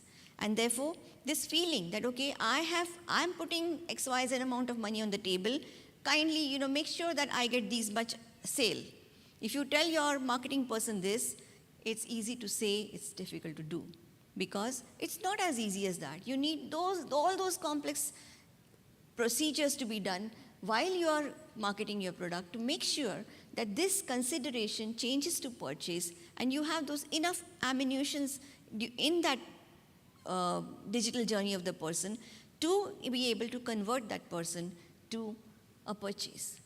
So, lot of people, lot of devices, lot of nutritional products, lot of things coming up here, but yet many of them fail in the marketplace because the innovator of the product thinks, I have a great product and it has to sell. It's not so easy. It needs a whole big process to be done, and there is definite opportunity if you go in the right direction and do it in the right way. Going to the next slide, just telling you a quick information about, let's say, for example, a person is, I'm taking this example here because there's a lot of food people here also, a bariatric surgery. Why does one do a bariatric surgery? Is because, well, I'm not able to control my weight, obesity is just too much, it's going to affect my health, and I need to do this. But that realization, then the various options, the person will think about, okay, I'll try gym, I'll try this, I'll do that. Goes through a number of stages, a few years, and by the time the person takes that decision and undergoes the surgery, it's probably even 5 or 6 years. Because the person is wanting, that's the last choice the person wants to do. And then the fear that what will this do to me? So those are those elements which are not so easy. However much you say that this is going to help you to do this, it's not the end of the story. We'll give you a quick example. I'll give you a quick example of an integrated study we did for an ovulation kit that was launched for the first time in India. And it's just like a diagnostic kit. You go, the person puts the urine into this thing and know that this is your ovulation day, so you can time the intercourse for for having better conception chances of having a baby. Whole category was new, nobody knew anything, the product was in the market, didn't move at all, and then we had to do a complete campaign around it. Make an app for the women to calculate her days. Then after that app was done, she would say, okay, these are my likely fertile days, I will test on those days, I know my days to test now. And she does it and she forgets about it. Okay? She forgets about it, she's involved in her work, her this, and then the day that her test day comes in, she forgets to test. And she has missed that 1 month of the right ovulation days. This is such a very important issue. When this happened, we built an additional SMS system into that. So would you like to be reminded? Yes. So on the day early morning, she's reminded, today is your day of testing. And so that she doesn't miss it. Okay? So these are the various elements in healthcare which are so important to understand. That a simple thing like I forget to test early in the morning and my whole month is wasted. Okay? So these elements have to be understood and these have to be built in your entire marketing effort. And only when these things are done and supported with a connection through a call center, even chatbot at times don't work, because if you do not have at a certain point after a chatbot, okay, connect me to a customer, a counselor who will help me, it doesn't work because the chatbot keeps on giving you the same kind of responses and there's immense frustration, oh, I'm not getting my answers. Because chatbot is after all built on certain pre-recorded or pre-decided question and answers. And if that doesn't answer, there has to be an option in healthcare of going and talking to a counselor, otherwise it's not going to work. So this is about the various things. I'm almost running out of time now. So when it comes to the new age of marketing communications, today's successful marketers in this area have to be hybrid marketers, not just create one creative campaign, push it out to the media, television, those days are gone. You have different kinds of customers, there are different stages, there are different devices, they are on different things. You need to understand that. So therefore, find an agency partner who's able to provide you that full range of services and able to understand this. And above all, the agency should be health lingual, because if you do not understand the language of health, a person who is a great marketer but is not understanding the language of health, what you're trying to convey, you will not go through properly. And also understanding of the health-related regulations. So that was about my topic, and I have founded this agency called Media Medic Communications, which does building of health brands. And we are an exclusive India partner of the Global Health PR Network, which are also all science-led communication agencies. We have an exclusive health and wellness focus, which goes across the spectrum of pharmaceutical, biotechnology, nutraceuticals, functional foods, devices, diagnostics, medical technology, as well as hospitals and health systems. And we provide services across brand, communication, digital social media, health PR also, because online PR is extremely important now. And we have, as an agency based out of India, won a lot of national and international awards for communications through digital and social media, for technology, for PR, for advertising in healthcare, and we do a CSR activity for progeria kids in India, because progeria is an ultra-rare condition, and to give you just a small glimpse about what it means to have a rare disease in which the progeria child looks so very different and weird. And there's so much social stigma that these kids, when we started trying to identify them, there are an estimated only 60 children in India and 320 across the world. When we started, there were only 2 children who were identified in India. Today there are 23. Over the last 10 years, it's a CSR activity we do. And those children, the objective was to find them, help them go to the United States, where the Progeria Research Foundation is offering a treatment under investigation and now coming towards approval. And the other is to remove them out of that stigma, social stigma. Because when this social stigma was there, when we started this campaign, it was like, the children were dropping out of school because they were at the age of, when they're growing from the age of, say, 2, 3 to say around 10 to 12 years of age, and their lifespan is just about 14 or 15, they start aging rapidly. They start looking different. If any one of you have seen the Hindi movie Pa, in which Amitabh Bachchan has acted, that's what progeria is. And the child is just so little and, starts aging, starts getting all kinds of aging disorders like arthritis, heart attack, stroke, and all of these things at a very, very young age. And the child looks so different that they have to drop out of school. They are actually intelligent children. They are not mentally retarded. They are absolutely wonderful kids. But that's the problem. And over these years today, we've been highly successful in changing that stigma completely to a stage that we have these kids who are today like celebrities in India. They have been invited to shows, they're invited here, they're taken up, the Pediatrician Association has taken them onto stage, and it's just a wonderful, it's a complete case study which we can, some other time. I mean, you can go up to our website and look at it, or some of our videos across it. But that's something, that's what healthcare marketing means. It means touching lives of people, changing the way in which things happen, changing, making them do things which you think are so easy, but they are not easy. They have those inhibitions, those fears, those attitudes, that behavior. Change it. Of themselves, they're people. Some of the people in India, for example, do not want to say they have a certain disease, because then their daughters will not get married. Somebody will not marry their daughter because there is such XYZ genetic disorder in the family. So these are issues which are different. So if you think that you have a product which are innovation, a product which needs to be marketed, you have to consider all of these things so that you are able to break through that clutter and make that impact on the concerned people and be able to market your product effectively. Thank you.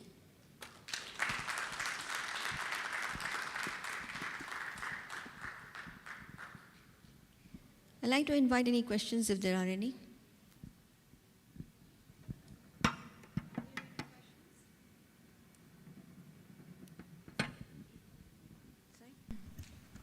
Hello. Yeah. Are there any questions for her? The aspect which you were telling about the security and the credibility mainly, it is very important nowadays that we don't have the credibility when whatever we see online. We have the information, sometimes WhatsApp and stuff, and everybody believes whatever they want to believe, but the credibility is so important, and that was the aspect not touched yesterday, I believe. So thank you so much, Ms. Preeti. Anybody have any questions? Okay. Let's give her a round of applause.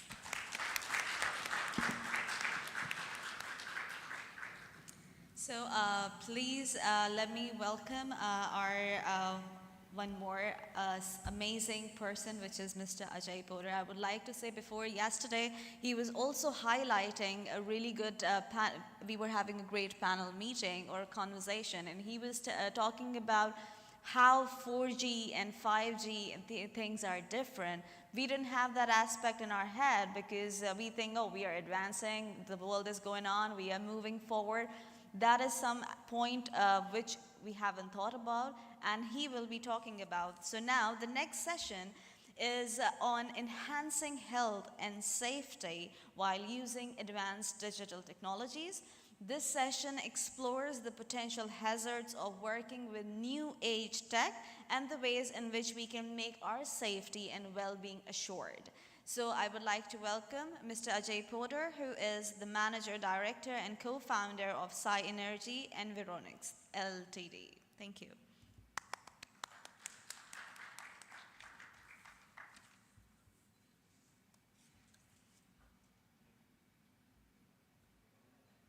Thank you, guys.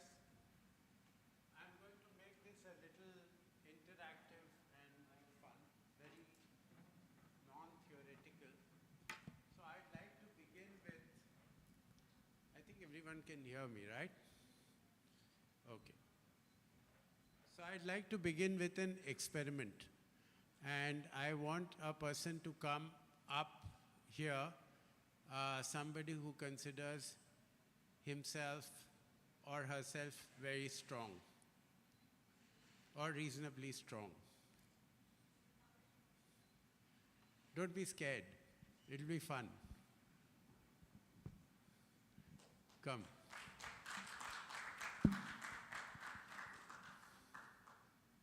Please come. Yeah. He's not only strong, but he's agile. So he doesn't need to use the steps. Okay. So what I'm going to do is, you have your mobile with you? You'll need your mobile.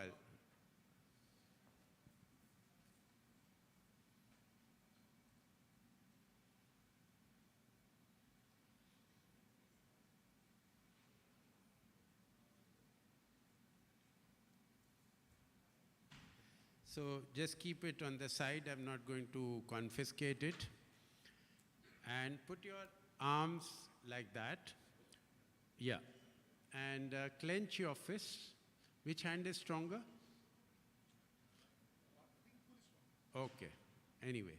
So I'm going to press your right hand with with my left hand. And we're going to see how strong you are.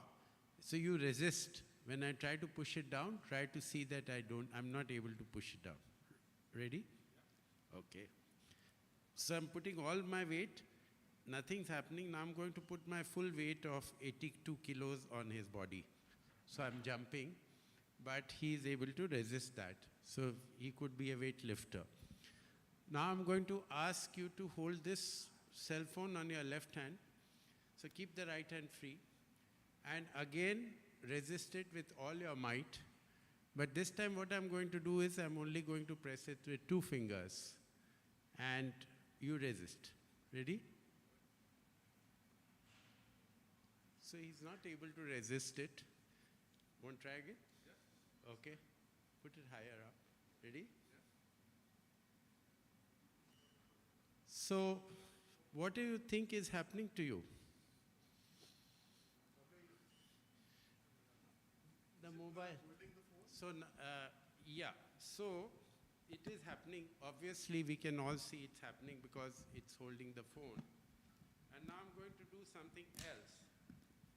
I'm going to fix, because you volunteered to come up here and subject your strength or lack of it to so many people.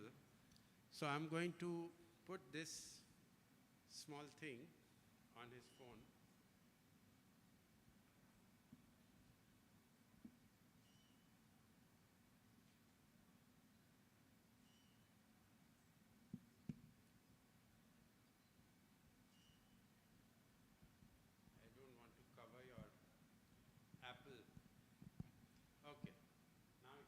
Again, and again use your strength. Ready? So you're back to normal. So guys, what do you think happened here with, sorry I didn't get your name. Dinesh. Any bright ideas? Yeah, please.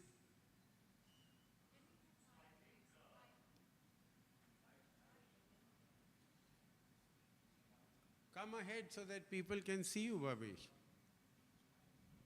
Don't lurk in the shadows. So I think before, when there was no mobile in his hand, and he was trying to put all his strength, he was able to do it. But because of the rays, or I would say the electromagnetic waves which travel when we hold a mobile cell phone with its network, I think because of that, the strength, the physical strength might have weakened to some extent, due to which you could, press his hand down only with 2 fingers. But I think you had something which the Environics is all about. When it was fixed, the waves or the electromagnetic waves were controlled to favor the human body or human mechanism. Or I would say the risk was mitigated to an extent that he could get his power back, or he could not weaken his strength, and he was back to normal even despite holding the mobile in his hand. Something like that. So I think there is some magic in your chip. So thank you for trying, and I think you are partly there. But I'll give you another hint. The thing is that we all sit on aircrafts, right? Many of us have traveled to come to Dubai. So what do you hear in the announcement that they make in the aircraft about switching off mobile phones? Airplane mode. Yeah, so they give you a reason also. Okay. What is that reason? So that the system, the aircraft system, do not get hindered because of So the. they say because the aircraft systems are likely to get, it can cause interference. Interference, yeah, maybe yes. Now the communication system of the aircraft, which they are being talked about potentially being interfered with one mobile phone, how much stronger do you think that is from the body communication system? We all realize that the body is also a communication system. Our brain is communicating in a language, in waves, in vibrations with the rest of our body. We have a healer here who says that, you know, they can tune into your vibrations, change your vibration, and therefore make things happen. So when it interferes, then there is a problem. But the aircraft communication is known to be 200 times stronger than the human communication. Oh. So if the aircraft communication can potentially get jeopardized, don't you think the human communication can get jeopardized? Definitely, I think we saw the example. So there is nothing which happened to his strength. So in the first case, Dinesh decided to obey me because maybe he thought I'm not a bad guy. You thought I'm not a bad guy? Yeah. Yes or no? Yeah, okay. So his brain sent a signal to the hand telling the hand to resist.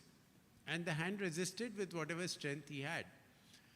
In the second case, when he held the mobile phone, the brain was sending the same signal to the hand, but it got interfered with, it got jammed. Okay. And that's why it did not reach the hand. So it has nothing to do with his strength, but it just caused interference and his hand fell down. Okay. With the third thing, there's a thing called the Enviro chip, that interference was sorted out. The radiation was not stopped, it was not reduced, it was not deflected, it was not absorbed, but it just, which we will come to later. But I wanted to, instead of being very verbal, I thought I will start with this experiment and then we will go on. Thank you very much. Thank you. Yes, no, this for you. Thank you. Yeah.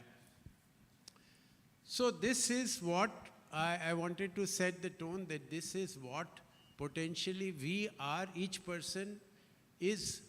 How many devices are we surrounded by in our office, electronic or Wi-Fi devices in our office or in our bedroom? Have you ever counted? Take a guess. 5, 10, 15, how many? A number from anybody? 5. It's more than that. Where? Your workplace or your office? Your home? At home. Okay, let me tell you, I don't know where you, so in an Asian country, you have a Wi-Fi AC, you have a Wi-Fi TV, you have a router somewhere nearby. You don't have one router, you have, when you put on your, try to put your signal, the flat above and the flat below and everywhere, you get about 3-4 potential signals. So you are affected by 3-4 potential Wi-Fi things. You may have a mobile tower nearby, which may be impacting you. And you have all kinds of electrical switches behind your bed because you're mortally scared of your phone getting discharged, right? And when you sleep, half the people I have spoken to don't know that even when your phone is on airplane mode, your alarm can ring. So they say that they keep the phone near the bedside or near the head so that they can hear the alarm in the morning. So potentially, we are surrounded by a lot of, and you might have some other gadgets as well in your room and things like that. So And in an office, of course, there's much more. You may have a printer, you may have various other things. You may have a server room somewhere nearby, etc., etc. So, now we're going to move on. It's not changing.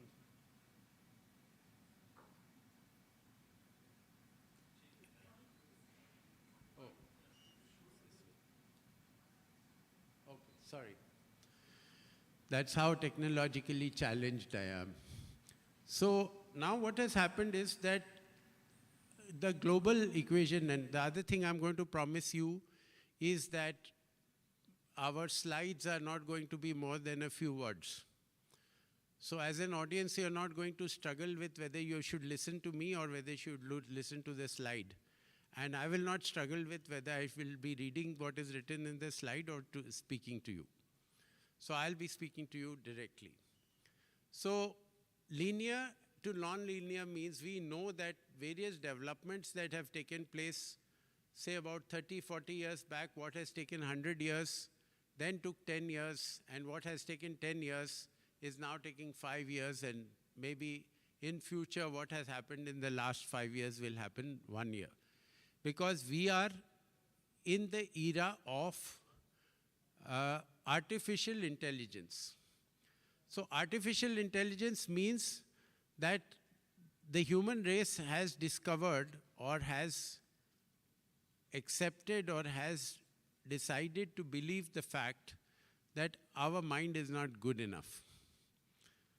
So the mind works at a certain speed and things like that. So we are saying that whatever our mind wanted to achieve, we're going to tell the intelligent system that this is the outcome that I want in 5 minutes or in 5 years or in 5 days, and you figure it out how to do.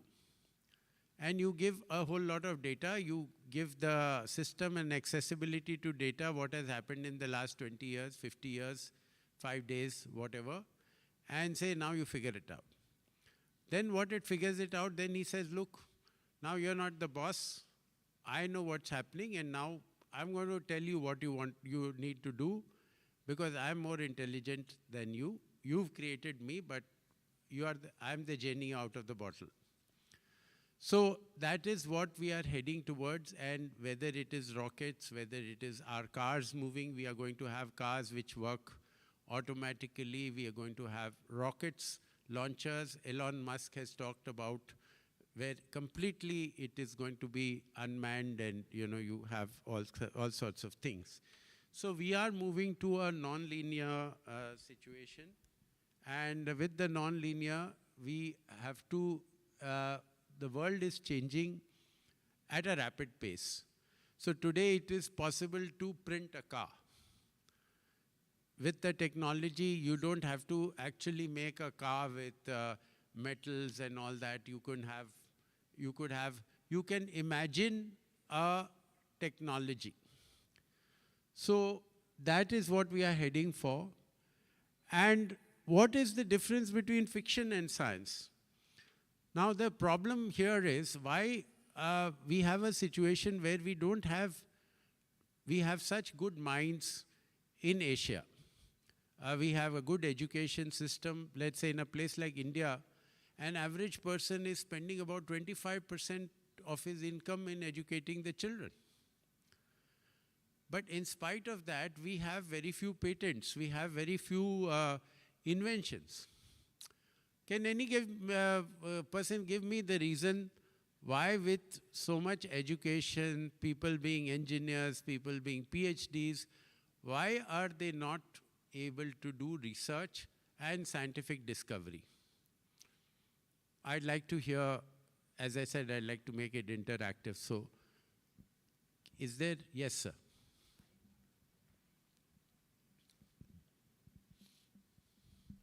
I think the education system is such developed that it has become job-centric education system. No one is inculcating any entrepreneurship or maybe research kind of thing at the age of education. When the child is learning something, These things are lacking. That's the reason we are more into job-centric education. That I'll get this much salary, I'll be in this position. If I complete this education, I'll get this salary, I'll get this position. So that's the reason I suppose. Yes, that's true, of course. But what has happened is that we are talking about, you would have all heard saying that this is the age of information. That means the more information you have, the more knowledge you have. So they have made information into knowledge. Knowledge is not information. Knowledge is your common sense ability, your ability to intrinsically think things through. What is information is paid for. So when you open a website on Google, the person who pays maximum to publicize his point of view out of 100 things out of that website, the first 5 that will show up is where the maximum social media activity is done and the maximum money is spent. And that becomes knowledge for you. So the problem is, and we have a very hierarchical system. So suppose I'm an engineer from IIT and somebody comes and says that, look, I have made this scientific discovery. I'll say, look, I am from a reputed institution. I've got 40 years of technology experience. I have not heard of it. So it's not technology. So fiction, most inventors are people who are uneducated. Because a person who is educated, our education system teaches us to be skeptical. Teaches us always to question and to ask why. An inventor is a person who does not ask why. What does an inventor ask? Why not? Why and how is pretty much the same thing. So an inventor starts with a premise where he imagines something and says, can this happen? And then he says, why not? Let's explore. So then he thinks about that. He tries about 10, 20 experiments or something. We had earlier the notion that the earth is flat, then it became round. Then there was the law of gravity. So science is not what you do in a lab for 20 people or 30 people and say, yes, it is proved, and then patented and all that is QED. Sciences were born in our ancient cultures out of empirical science, out of observation. We saw that something happened thousands of times again and again. And people observed it, and people translated that knowledge from generation to generation. Today what happens is we don't share knowledge. A person who's inventing, he closes himself. He doesn't share that with 5, 6 people around the world what he's doing, because he's scared that the other guy will do it faster and patent it. So we don't have a collaborative approach. We don't have this Vasudev Kutumbakam. The world is one, is one universe. So when fiction today can be science. If we allow ourselves to imagine and reimagine and go forward. So either technology, the idea is, when we talk about technology, it's not about scaring people. It's saying that we need technology. We need to adopt more of it. We have set ourselves on an irreversible path of more digitization. But can we use it safely? Can we put seat belts on technology? Like any new food that you are introducing, because I know a lot of you are interested in food and nutrition, it is tested for safety, whether it is all right for the human being. The technology is also being consumed. Data is being consumed. So we have to know whether it is safe for us. And we don't have a choice, but we have a choice to use it safely, if not judiciously.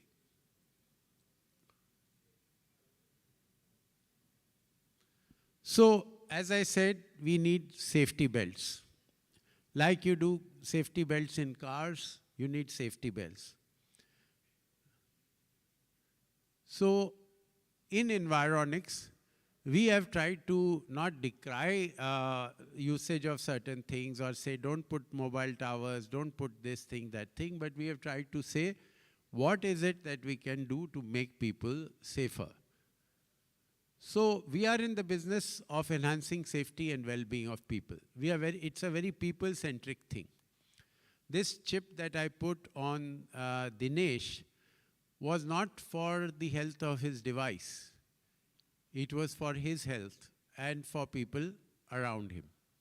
So there's another device, there's another thing that we have. It's called gadget disinfectant.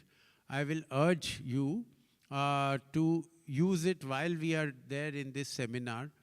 It's a 24-hour gadget. Do you know that your mobile phone screen, have you read that it is 20 times dirtier than your toilet seat? How many of you all know that? Only one. Oh, you also know. Okay, so quite a few people know. So my next question is, if somebody comes and asks you that, do you touch your toilet seat to your face 2,000 times in a day? What would be your reaction? You would be horrified. You'd tell that person, are you mad? But that's precisely what we do, because we put our mobile phone on our face at least 100 times a day, if not more. Because the screen has electrostatic charge. So whatever is the bacteria and virus in a vicinity of almost, I would say, 3-4 inches around wherever your phone moves, the bacteria and virus is attracted to the screen. And it stays there. So we've created a product called the Enviro Life, which has been internationally tested, where you put one spray. So it's like giving your phone a shower. A screen is not supposed to be cleaned with a sanitizer. It'll actually spoil the phone. So this, with a microfiber cloth or a tissue paper, if you spread that as a spray around the screen, it protects it for 24 hours.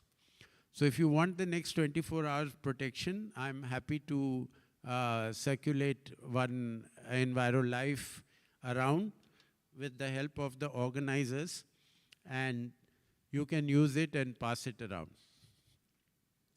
Can somebody give it to people? Here. Please take it from me and give it to. It can just be passed around. You can open this and start using it.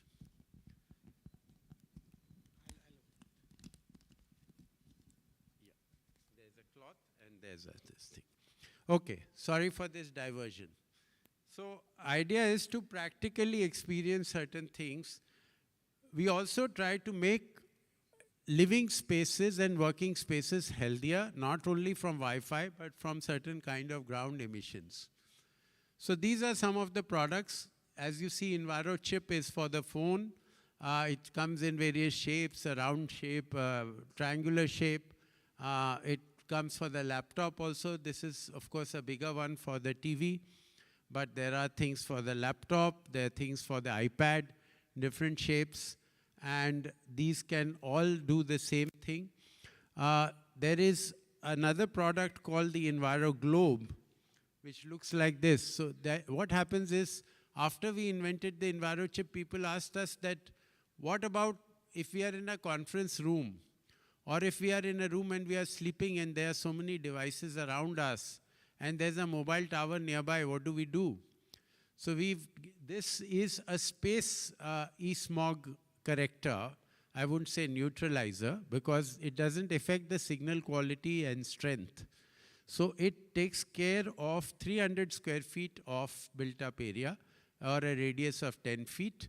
And whatever are the waveforms which are coming from electrical gadgets, so we call it e-smog. I don't know if any of you have heard about a disease called EHS, electro-hypersensitivity. Swamiji, aap sune? You have heard? Okay. So they have discovered that this is a condition where people, when they come near electrical gadgets, their hands and body starts, it's a nervous system reaction. The hand and body start shaking. So you have to take off the lid and just spray on your screen and wipe it with the cloth. So 5% of the Swedish population suffers from EHS. And you don't have to shake it, you have to just press, yeah. So 5% of the Swedish population, Sweden was the first country which introduced Wi-Fi in the world.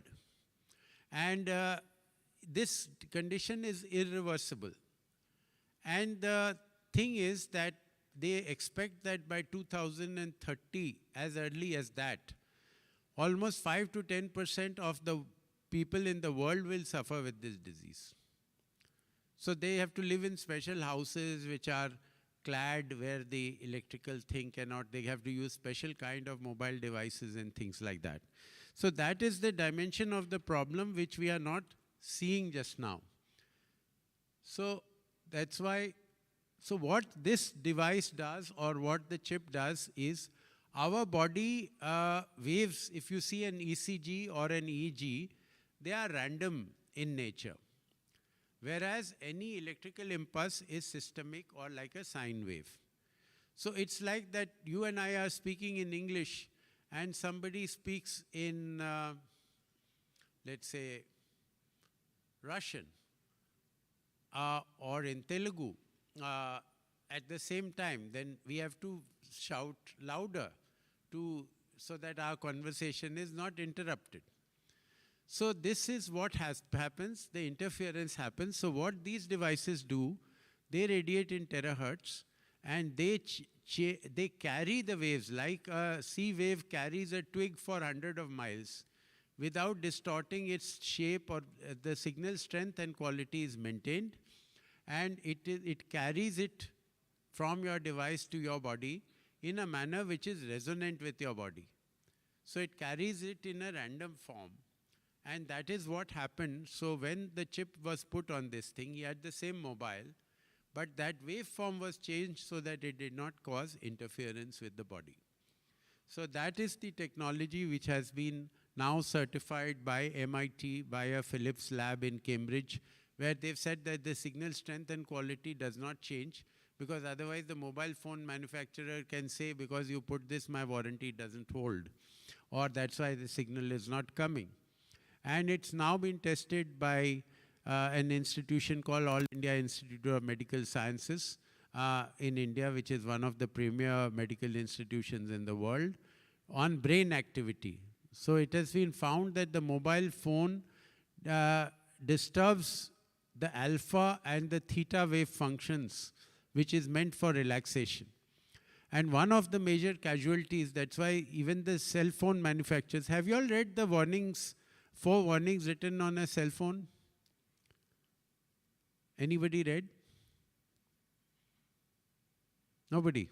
Okay, let me tell you. Recommended talk time 6 minutes an hour. Text more than you talk. Always use hands-free. And keep the device at least 10 millimeters from your body at any given time. Body includes the hand. So, anybody complying with all these 4? Or at least 3 out of the 4? That's why you need protection. So that's the way it goes. So this I've told you about EnviroLife already. And we've been fortunate to be able to make a difference now to almost 6 million. We've touched the lives of 6 million people. The major benefits that they've had is less stress, better health, and health we check by checking their resting heart rate before and after our interventions. And if you want to try it yourself, check your resting heart rate or your pulse rate, talk on a mobile phone for 10 minutes, and check it again. I guarantee you that depending on your immunity, it will go up even if you're having a normal conversation with your friend, boy or girl. It will go up between a count of 3 to 8. And if you use the EnviroChip, it will probably not go up or go up very minimally.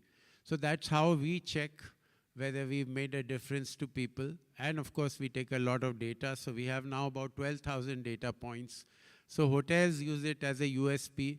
So the major problem as far as digital and ground emissions are concerned is that the biggest disease in the world, I have a friend called Dr. Musarraf Ali. He's the physician to the Queen, to the royal family in UK. And he asked me, which is the biggest disease in the world? And I said, cancer, maybe something else. He said, no, sleep. Because 50% of the people cannot sleep properly or enough hours. And if you don't sleep well, then your heart has to work longer. So more wear and tear on the body, many other things. So this addresses sleep. If you can use gadgets, stop using a TV, looking at a TV at least 1 hour before you go to sleep. Don't see the mobile in darkness and use protective things. So these are some of the scope of our work. So thank you very much, and I'd be very happy to answer any questions. Thank you. Thank you. Yes, ma'am. Can you? So the chip that is to be used? The chip is actually How long? made out of certain inert materials which radiate in terahertz when the mobile is on or when the device is on. Otherwise, it's a passive device. So it can last for as long as it's stuck on your mobile or laptop. Normally, what we find is that people have to replace their smartphones in 2 or 3 years. So it's not easy to stick it on to the other one. So it will last you as long as your mobile lasts you or as long as your laptop lasts you. Okay. That's the simple answer. That's wonderful.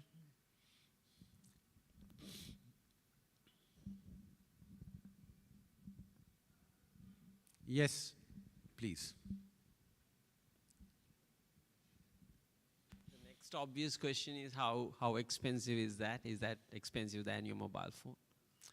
How expensive is that? As much as a cup of coffee will cost you in this hotel. Wow, brilliant. That's Okay. Good. This hotel.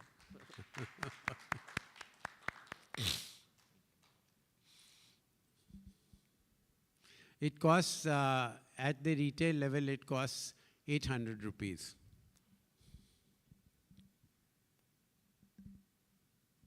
I think the Sir. cup of coffee will cost that much in this hotel, if I'm not wrong. Sir, I have a 40 question. dirhams. Yeah. Bhavesh. Is there any measurement or say a quantum of this kind of rays, which, I mean, how we should know that now it is more than expected range of rays we are encountering through use of So mobile? we are not actually, as I mentioned, we are not changing the nature of the emission. We are not changing, we are not at that Maruti kitna deti hai wala thing, you know. We are not reducing the emission or the radiation. It remains exactly the same because we need the signals for our devices to work. So the measurement is clinical trials. So like we've done clinical trials at Max Healthcare, at AIMS, with large statistical sizes, somewhere 200 people, somewhere 50 people, on sleep quality, on resting heart rate, on heart rate variability. So these are all clinically certified because we are doing it for people, your health. So we are not reducing. So there's no measurement of less or more. Measurement is on people. Okay. And now with all these 2,600 establishments that we've done, we've got almost 12,000 data points before and after. So measurements on health, measurements on machine breakdowns, that also is impacted sometimes. Thank you. Yeah.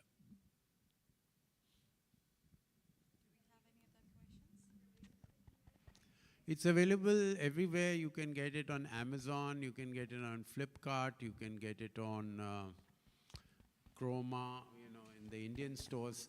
Overseas, Not so much yet, but we'll be getting there. Yes, sir. There is the mic. Yeah, the mic is behind you. Thank you very much for a wonderful talk. Did you made any efforts to contact these companies, mobile company, laptop companies, or device making companies, to educate and put it as a part of their instrument? Oh, they are overeducated. So when two of my batchmates were chief of telecom companies when I invented the EnviroChip in 2011. And I went to both of them and I said it would be the best way because they can put it in every mobile and they can use it as a USB. And it would have been available to the customer much cheaper because what we retail at 800 when we make the marketing effort, we could probably give it to them at 50 rupees if they buy millions of it and no intermediaries and things like that. So they told me, Ajay, we know all about it. But we are international companies. We are scared of litigation. Litigation costs a lot of money. So if we tell them that we are doing something to protect you from radiation, they would tell us, what the hell were you doing for the last 15 years? So anybody who's got cancer in the last 15 years would sue us. So unless the customer gets agitated enough and alive enough about it, yesterday I had spoken about 5G. So everybody is saying 5G kab aayega, 5G kab aayega, jaise ki koi bhog laga hua hai, you are getting some prasad or something from somewhere. But 5G is a killer. It's 300 times stronger than 4G. But the government gets a lot of revenue. The Indian government and governments worldwide get lakhs of crores from spectrum fees every year. Telecom companies, they tell you, you talk to your girlfriend the whole night, we won't charge you any money. So they are actually encouraging you to use and talk more and things like that. The caution is written in fine print. In Berkeley, they have passed a law now that these 4 warnings that I'm talking about, they are now printed in bold letters like you have written smoking is injurious to health. So that now they have, after 3 years of litigation, the telecom companies had to agree to print this in the state of California, and they're doing it now. So that's the telecom company story. Just to follow up on that, we remember the mobile towers earlier. Taking example of India, there are 10 network companies, everybody putting their own strength signals, every building, and then a kind of a message started. It will disrupt health if you allow it in the apartments, on the terrace and all. I understand the government has come up with a new regulation, said that you can share the towers. So considering 5 years, 6 years back to now, the signals on your apartments has been tremendously reduced. That may be another reason because of the signals that earlier they were spreading were 5 kilometers, now it is more than 25 kilometers. So I think when you bring the health into the consumer's health, definitely there is a awareness and the effort from government side are also definitely considering, to improve to summarize, reduce it. If anything that benefits to the normal health of the people who are using the device, because nowadays we cannot say to reduce use of the device because online classes, virtual meetings, you need to spend at least 5 to 6 hours with that gadgets and a common day. It's a long subject, but to tell you very briefly, why it is hazardous, it's not how much it can transmit, but what is the heat intensity, because we are using substandard equipment on our towers. The same thing, towers in Germany and all the emission level can be much less as far as the heat emission is concerned for the same signal connectivity. So that's one thing. Secondly, for every tower that is taken off, there are 100 boosters that are put. So when you don't get a signal, what do you do in your apartment? You ask them to put a booster. In your office, what do? You have routers. So 10 years back, we didn't have routers. We didn't have boosters. So they are all mini. Your phone is also a mini tower. Because we see the tower, we think the tower is radiating all. But the phone is right next to you. It's working on the same principle as the tower. The booster is working on the same principle. So there is no difference. Ultimately, the signal, the Wi-Fi, the EMF or the electrosmog is being conveyed to you and is surrounding you. You can't see it. And COVID has taught us that what is invisible is the most dangerous. What you can see, you can deal with it. Thank you so Thank you. much. Thank you so much. Thank you, Mr. Ajay. Thank you. Thank- Thank you for being such a participative and responsive audience. Thank you.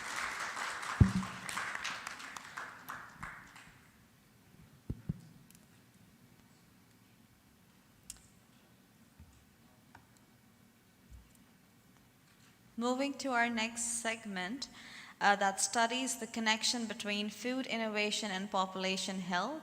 It gives me immense honor and pleasure to invite the next speaker, who is not only famous but really, really a person we would like to hear ahead. To speak on this subject, we have with us His Grace Gauranga Das, who is the director at Govardhan Eco Village and member at Governing Body Commission, ISKCON, dedicated to helping people transform their hearts, improve their attitude, establish sustainable spiritual communities, and drive positive change to the society. I think positive change not only brings peace to us, but all around us, and it just means better tomorrow. So it's an honor that I have with me Sir over here. May we have a round of applause, please? Thank you. Thank you very much for welcoming me here. And thanks to Dr. Ajay. It was a wonderful presentation. You know, I was born in 71 and he went to IIT in 71. But then after that, you know, I entered IIT in 89. Go ahead. Next. So 89-93, I did BTech from IIT Bombay, metallurgy, and Sundar Pichai, he did from IIT Kharagpur. And we recently met at an event and we were sharing notes of our journey. So as all of you know, ISKCON has been quite at the forefront of food, and we have distributed almost 10 billion plates of prasadam so far in our journey. And every day we are distributing, as of today, 3 million plates of food all across India in schools every single day as part of midday meal program under Annamrita and Akshay Patra to overcome hunger and nutrition issues. So to begin with, food in Sanskrit is known as ahara. So ahara basically is a very interesting word to let you know that it comes from a root which is aharyate galadhato niyata iti. That any substance which is consumed to provide nutritional support. Aharyate galadhato niyata iti. So the idea of food in Sanskrit is not something stereotyped. We have different types of food described. Havishya is sacrificial food. Abhogi is nourishment. Ahara is basically eating. Apana is that which we feed upon. Swanna is good food. Sukhanna is pleasant food. So food, as described in our tradition, is a very nuanced, multicultural, multidimensional entity. So it's very interesting that today, across the world, in the food sector, we in ISKCON are specifically focused on vegetarian food. Globally, there are 1.7 billion vegetarians across the world, out of which 513 million vegetarians are in India. We have lack of control over food habits amongst people, resulting in smoking, and 1.3 billion people smoke across the world, with almost 260 70 million smokers in India. Those addicted to alcohol is more than 2.6 billion across the world, and in India it's 160 million. And most interestingly, the obesity statistics are quite alarming, that there are 2 billion obese people across the world and almost 524 million in India. So we find the double burden where, along with lack of nutrition, there is also addition in weight. And this is a major problem to worry. And most important problem to worry in this dimension is the economic ramifications of each of these. The economic problems, the economic burden caused by diseases due to obesity is more than $600 billion globally and almost $13 billion in India. The economic burden of diseases caused by smoking goes to more than $1.4 trillion globally and almost $31 billion in India. And the economic burden of diseases caused due to alcohol consumption goes to a whopping $3.4 trillion globally and to almost $38 billion in India. Therefore, we find that this conference is extremely important because it is connecting both food and health. And we should know a very close connection between the two. Because if we are concerned about health, then we can't just be looking at food from the perspective of taste. And so, dear friends, a very important element with food is how it impacts our overall physical, emotional, intellectual, and experiential health. And that's the subject which we are passionate about. The founder of ISKCON, His Divine Grace Srila Prabhupada, established for the first time connected to temples. India has more than 2 million temples. We have around 225 ISKCON temples in India and 750 ISKCON temples globally. But Srila Prabhupada established the concept of a fine dine restaurant connected to a temple called Govinda's. Many of you must have had food at our Govinda's restaurant. Now we have more than 120 Govinda's restaurants all over the world.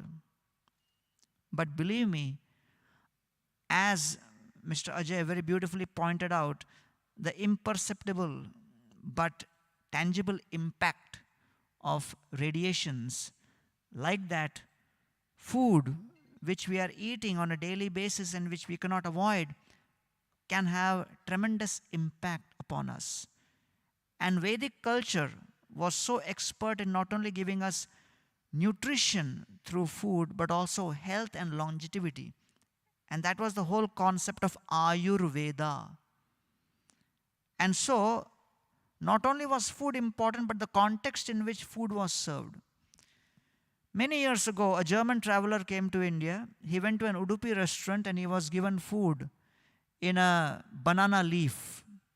So as you know, that Indians are very used to banana leaf, but because this was a German traveler, he had not been used to a banana leaf. So he started eating the idli, vada, sambar, etc. And then when he saw the banana leaf, he did not know what to do with the banana leaf. So he started eating the banana leaf also, because it was his first experience. And when he was going out, the manager asked him, how was the food? And this German traveler said, the food was great, but the salad was very stiff.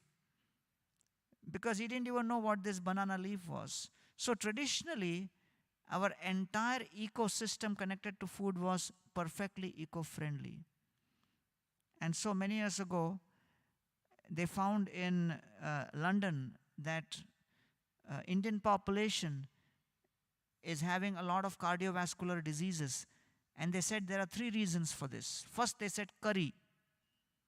And then second, they said hurry. And third, they said worry.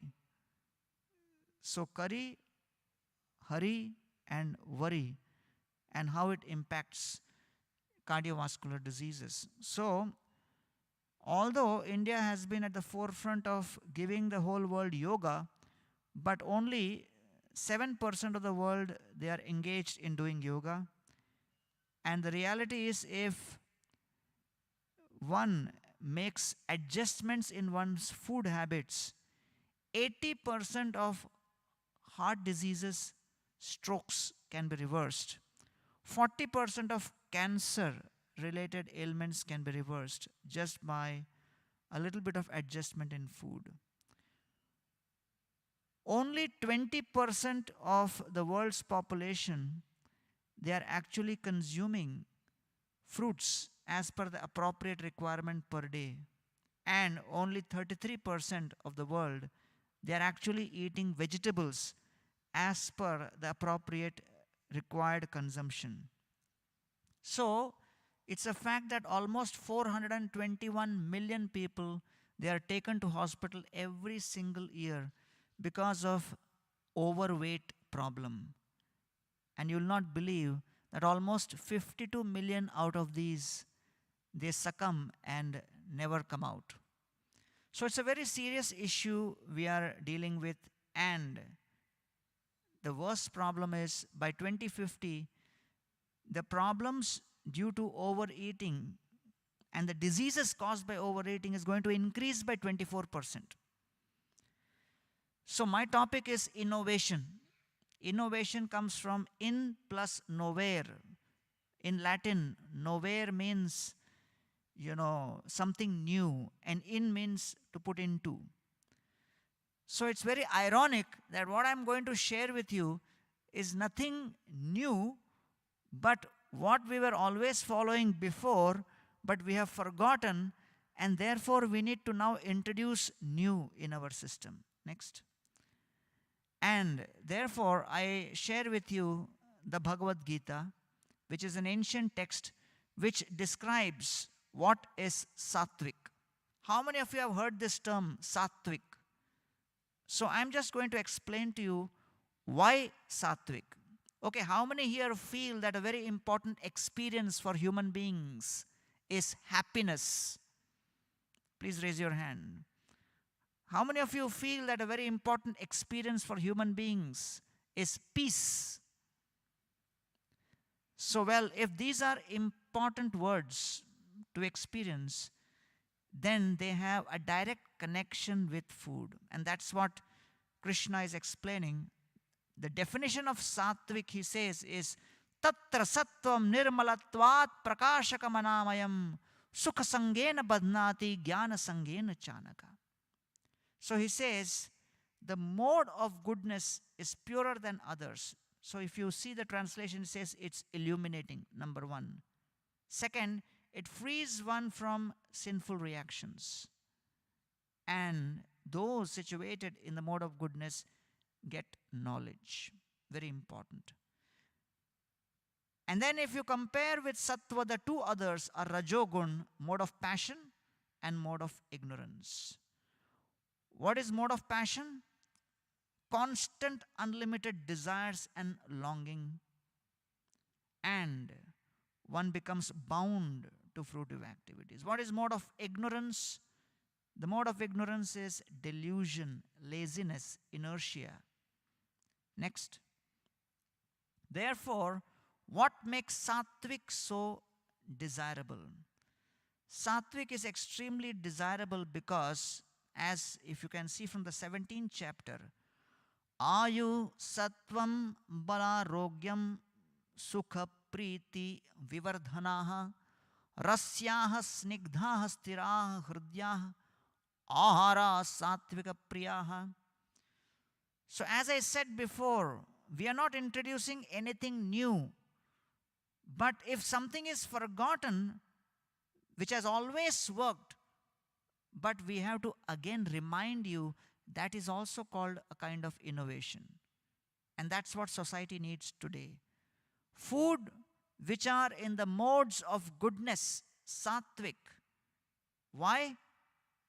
Number one, it increases duration of life, ayuhu. Second, it increases sattva, it increases purity of one's existence. Third, bala, it gives strength. fourth, it gives health. And sukha, it gives happiness. It gives preeti, satisfaction. Vivardhanaha, it increases. So, if we feel that we need food for human society, which increases happiness, which increases satisfaction. Can I have your attention, please? And which increases health, which increases duration of life.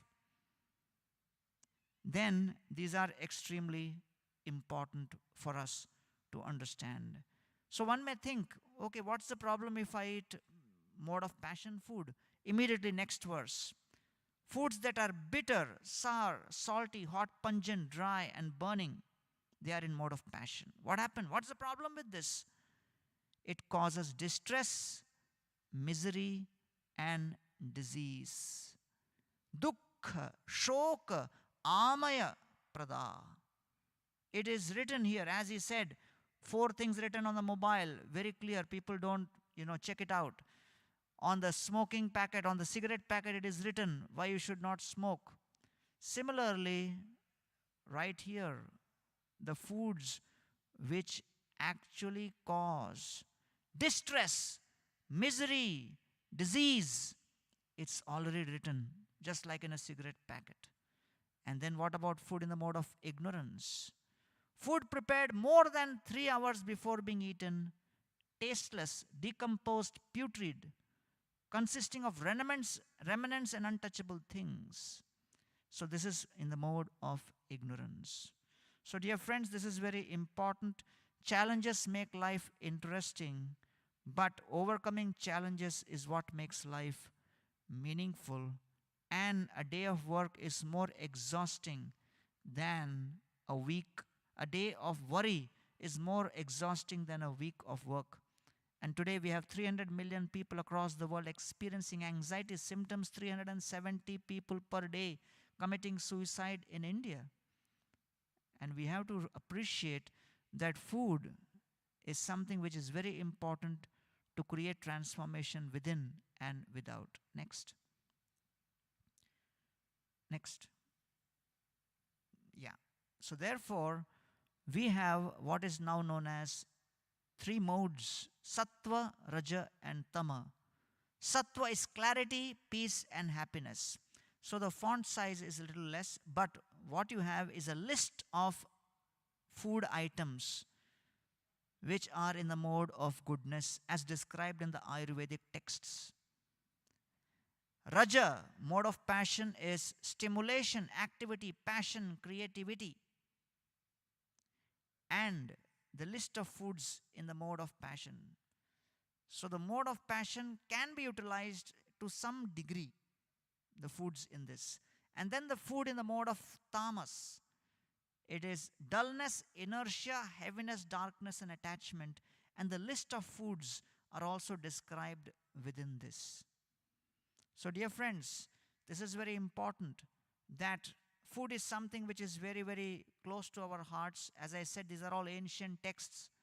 But as I described before, one of the biggest problems is when things are not communicated properly. They were trying to advertise a cola, in the Middle East.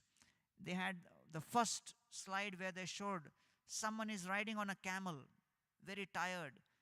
The second slide, the second advertising, particular portion showed that he is extremely exhausted and is perspiring. And then the third slide in the same frame showed he's drinking the cola and he's feeling happy.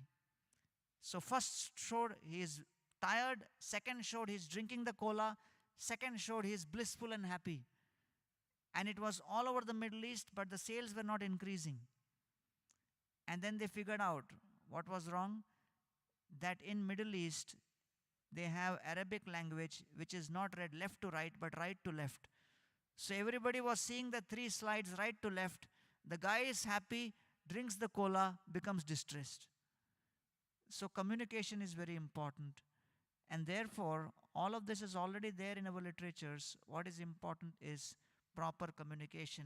There is a famous hotel in Mumbai called Hotel President, 5-star hotel. and only if you can afford, you enter there. Right outside Hotel President, there was one poor thelawala, on a hand cart, who was selling samosas. And he called his hand cart Hotel Vice President. And he said, if you can't afford the president, come to the vice president.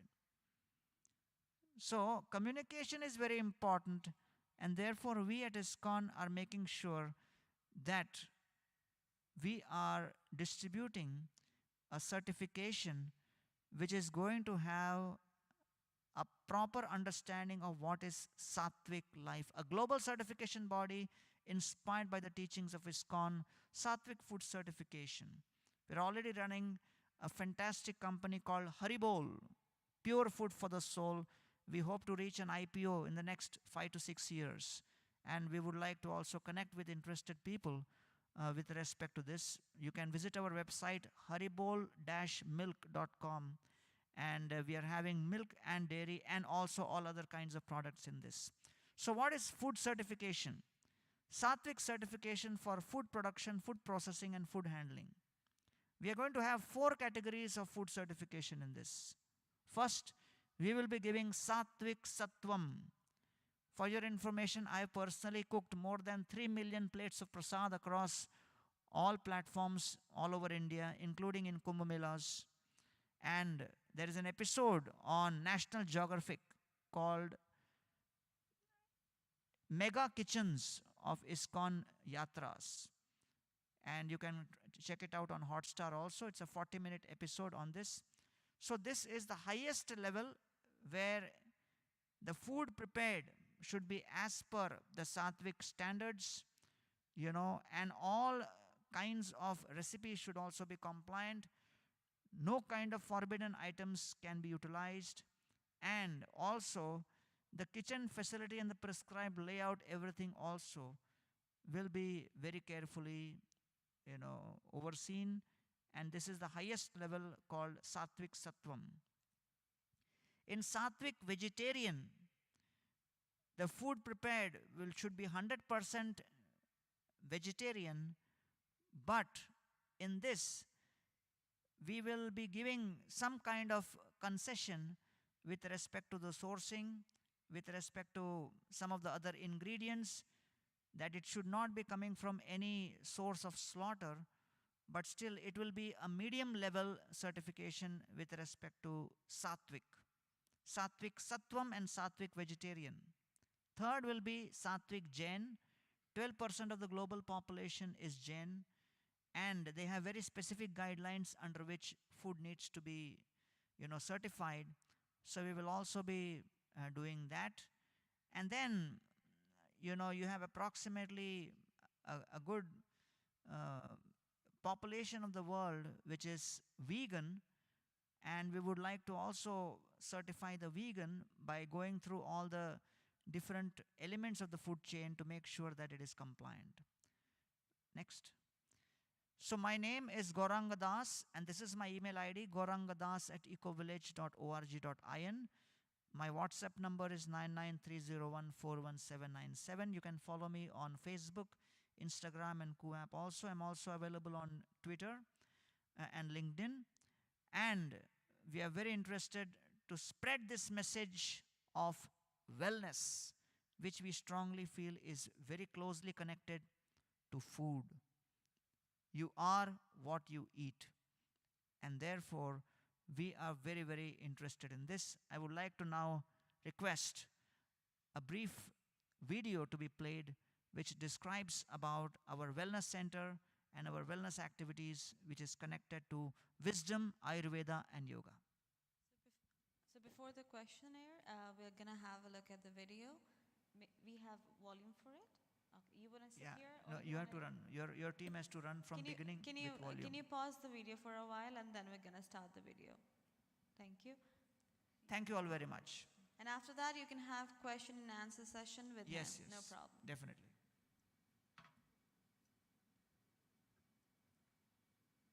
Rampant illiteracy, malnutrition, and lack of infrastructure. This is the story of Wada, one of India's most backward tribal areas. However, since 2010, Ecotourism has become a lifeline for this region. Govardhan Eco Village's sustainable development model, which is based on harmony with the self, the environment and the divine, has helped employ over 300 tribal families. More than 60,000 tribals have been provided free medical care. मोतीबिंदूचं operation झालं मला आता चांगलं दिसतं.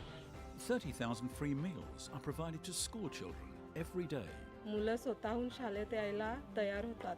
Over 60 borewells have been installed. पाण्याच्या सर्व अडचणी दूर झाल्या. More than 300 families received training in organic farming. आता पैसे येतात आणि बचत पण होते. Govardhan Eco Village has transformed the lives of the most deprived communities in the world.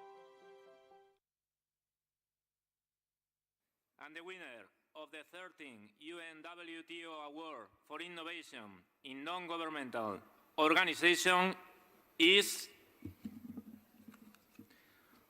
Govardhan Eco Village Ecotourism as a Catalyst for Rural Development.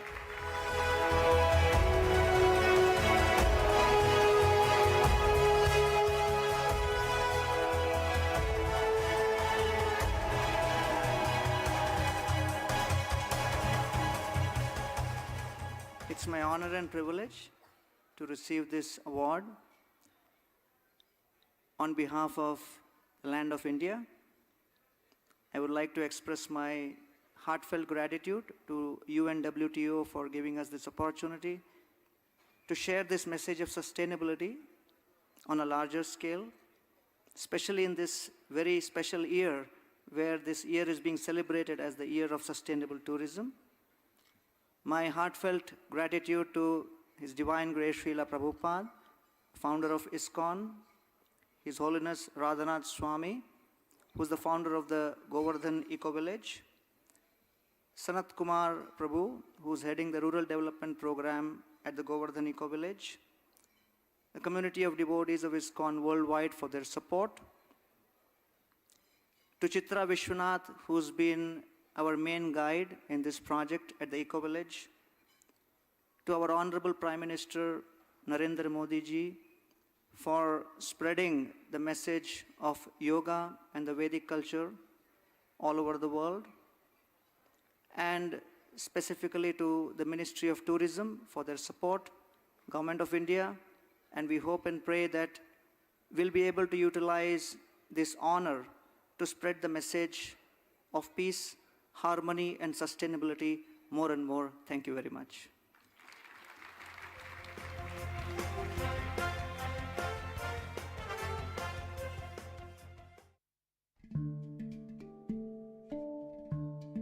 Govardhan Eco Village is about 2.5 hours northeast of Mumbai in a very beautiful rural village area of Maharashtra. There's a very holy place in India which is considered most sacred to devotees of Krishna. It's called Vrindavan. And in that Vrindavan is a mountain named Govardhan, which represents environmental, ecological harmony with spiritual principles. This place is very special. Certainly, it's unique in India and perhaps unique in the whole world. It's like a retreat center. It's like a spa. It's like an ashram. It's a place that's designed as an experiment to merge environmentalism, animal rights, and bhakti, spirituality, together, and it's working. Come dance with me. The amenities here are of a whole nother caliber. People, when they think of the words India and ashram, they think of harsh and rough living. From the Ayurvedic clinic, which not only gives treatments but also has an Ayurvedic doctor who helps prescribe something that is specific for your dosha. The atmosphere that is created by the founder, Radhanath Swami Maharaj, and the atmosphere that is created by the devotees who work here is palpable. You can feel it in the air. Originally, I was from Chicago. When I was 19 years old in 1970, I wanted to try to broaden my outlook of life. So I went on a journey. Ultimately, I hitchhiked from London to the Himalayas in India. And as I was traveling, I came to realize that the real social and environmental problems of the world are due to a spiritual crisis. A crisis in what we consider is actually meaningful and fulfilling in our life. Ranaswamy is a passionate person. The best passion is compassion, and he has an ample amount of that. And that type of passion is contagious. Coming here and helping to, doing the seva, the service, helping with the cows, helping with to weave mats, helping with make pottery. It's actually fun. It's very simple lifestyle, and I think a lot of us crave that on different levels. And it's sort of programmed into our culture that you look for recognition, you need it. For me being here, I see it's far more powerful to be humble. It was easy to complain about the tiny inconveniences that come with a New York City apartment. Oh, it's not big enough. Oh, the water pressure isn't great enough. When you live in a house that you see built from the ground up, every step along the way, it's very special.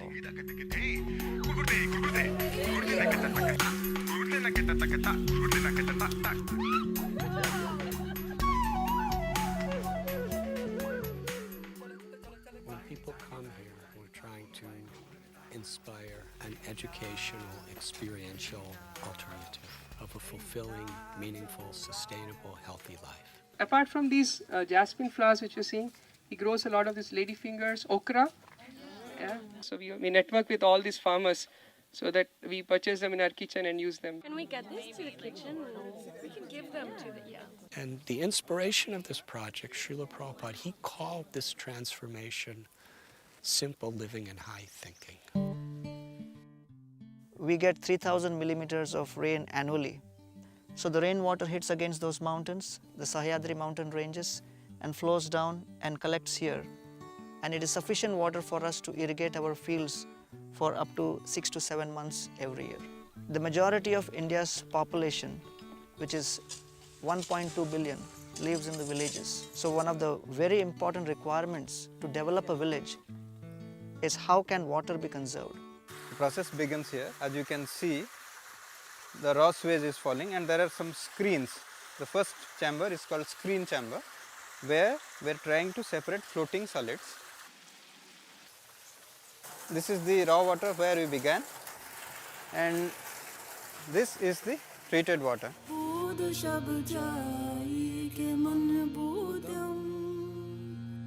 The uniqueness of this place comes from the fact that every waste is becoming a precious resource. That cow dung becomes a fertilizer for earth. He needs fire or energy for cooking his food, and therefore all of the cow dung we utilize for biogas plant. We need to make houses, so we use the same earth, and we have created 250,000 bricks. We call this a symbiotic recycling model. Flushing your toilet, you are contributing to the growth of a papaya. You are contributing to the growth of flowers.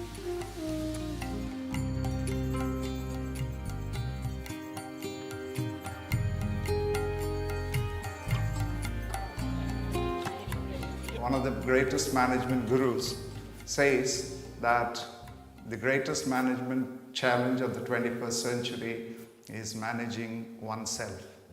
Many corporate heads are having seminars and retreats here. And they also see alternative ways by which they could focus their own corporations and feel a real sense of responsibility to humanity. The thing I'm most compelled to do when I get home is really a seva. It's service. It gets us out of being so self-absorbed.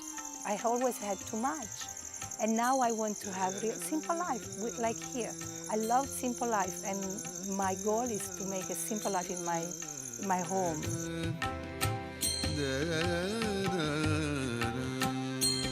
And if we just refocus our energies with these values, we could transform the world. Every step that I take, you dance with me, dance with me. Whoa, with me. marvelous, magical place on this planet.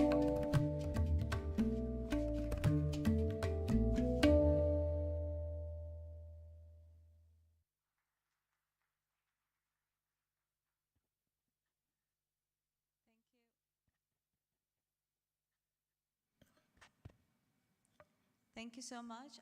Before anyone asks the question, I would like to ask, so how, first of all, how you came up with this an idea to go in this spa? That would be my first, because it just makes me curious. But the other thing is, what is the main source of resources? Because of course, if you need to help the society, we need resources. So is it mainly through donations, or how is that process work? Yes. How did you get into this path of being like to help others and stuff like that? Yes. Hare Krishna. Hello. Can you increase the volume, guys? Thank you. Can you hear me? Yeah, thank you. Yeah, as I said, I was in IIT Mumbai, and then, I shared this in my podcast with Jay Shetty, who wrote Think Like a Monk. And one of my friends in IIT, he tried to commit suicide. And he was doing pretty well academically. I was wondering what's wrong. So I asked him, why did you try to commit suicide? And he said that in every exam, I usually get the gold medal, but this time I got the silver medal. I couldn't handle it. So then I started thinking that, okay, looks like there is something beyond just performance, but there is also something known as expectation. So interestingly, in the same exam, I had 5 of my other friends who had failed in 3 or 4 subjects. They were moving around the campus blissfully, peacefully, as if nothing happened. So I looked at them and said, hey, I thought you guys must be in anxiety because you failed in 3 or 4 subjects. They said, our philosophy in life is very simple. College में घुसना अपना काम है, निकालना college का काम है. So I realized that it is not exactly the event per se, but desires, expectations are very crucial, and they don't teach you all this in the B school. I have visited in ICUs people who just had heart attacks. And when I asked them, you were doing pretty well, why did you have a heart attack? And they say, in the recent promotions, somebody junior to me was promoted. I was overlooked. I could not handle it. The stress was too much. Do they teach us how to cope with this in our education system? No. So therefore, dear friends, one is the skill. The modern education system is teaching us the skill. The Gita is teaching us the will. Because Arjuna had the skill, but he lost the will. He knew how to fight, but when there was a sudden, slight change in circumstances, in spite of all the track record of success, at that moment, his mind went blank. So therefore, when you know how to do something but lose the idea of why to do it, it's the beginning of depression. And that's why the world may conquer over the COVID pandemic, but can we conquer over the depression pandemic? So therefore, these are thoughts which helped me. And then when people tell me, you're into religion, I say, I'm not into religion, I'm into healthcare, mental health care. So coming to your second question, with respect to the eco-village, we have a 162 key property. Okay. So that's why we got the award as part of tourism. United Nations World Tourism Organization in 2017, January, gave us award at Spain for ecotourism as a catalyst for rural development. What was our thought process? People in the city are looking for peace. People in the villages in India are looking for paisa. So we thought, can we connect peace to paisa? That's smart. So therefore, we thought the stressed out city folks can de-stress themselves in a wellness spa based on wisdom, Ayurveda and yoga. So 100 acres is dedicated for that. We have 162 key property, excellent facilities. You can visit our website ecovillage.org.in. And we have also got 10 acres recreated of Vrindavan. So that people who don't want to go to the original Vrindavan because facilities are not so good, they feel, or it's too crowded, they can come in a more nuanced environment where things are controlled. So people Now- usually come over there and stay for longer periods. Yes. Like they usually leave their like life and job. Usually that happens mostly in your place, or is it like they come for a kind of a vacation just to have a peace of mind? It's a wellness spa. It's a wellness, it's a spiritual, sustainable, resort where you can have 21-day Ayurveda program, 15-day Ayurveda program, 1 week Ayurveda program. We have excellent Kerala Ayurveda. And then we also have yoga program where you can get certified as a yoga teacher, or you want to have yoga to improve your health as part of your life. So we have an excellent yoga program going on, Ayurveda program going on, and philosophy also happening simultaneously. But the purpose why we exist is, with all the revenue which we get, we are trying to create social impact in the district of Palghar.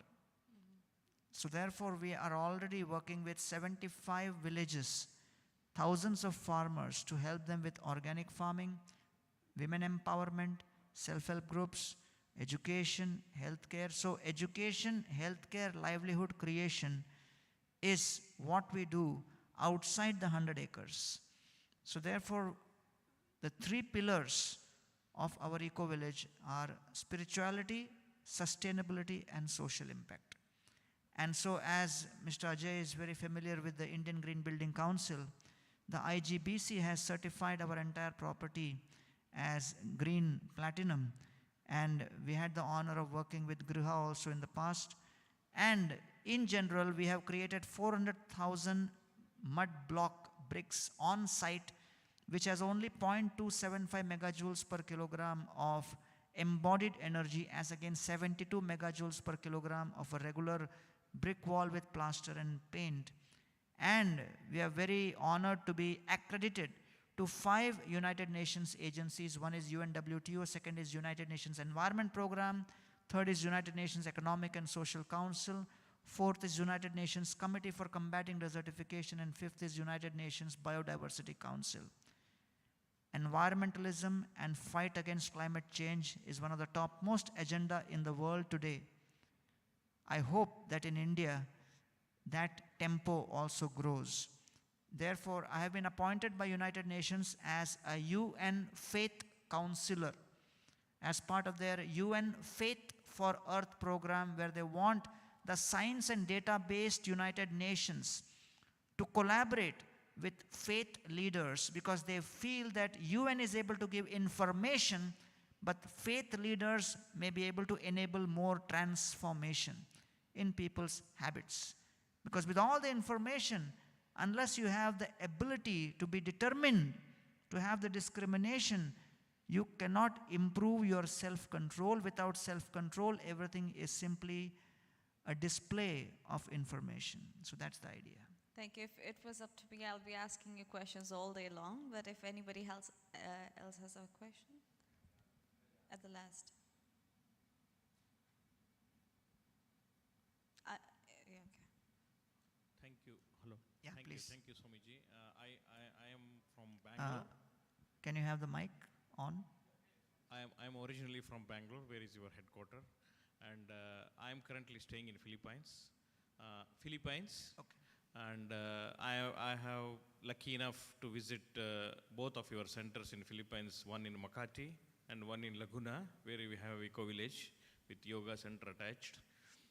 I'm very happy because being outside India, we miss 2 things: temple, food, third thing is relatives.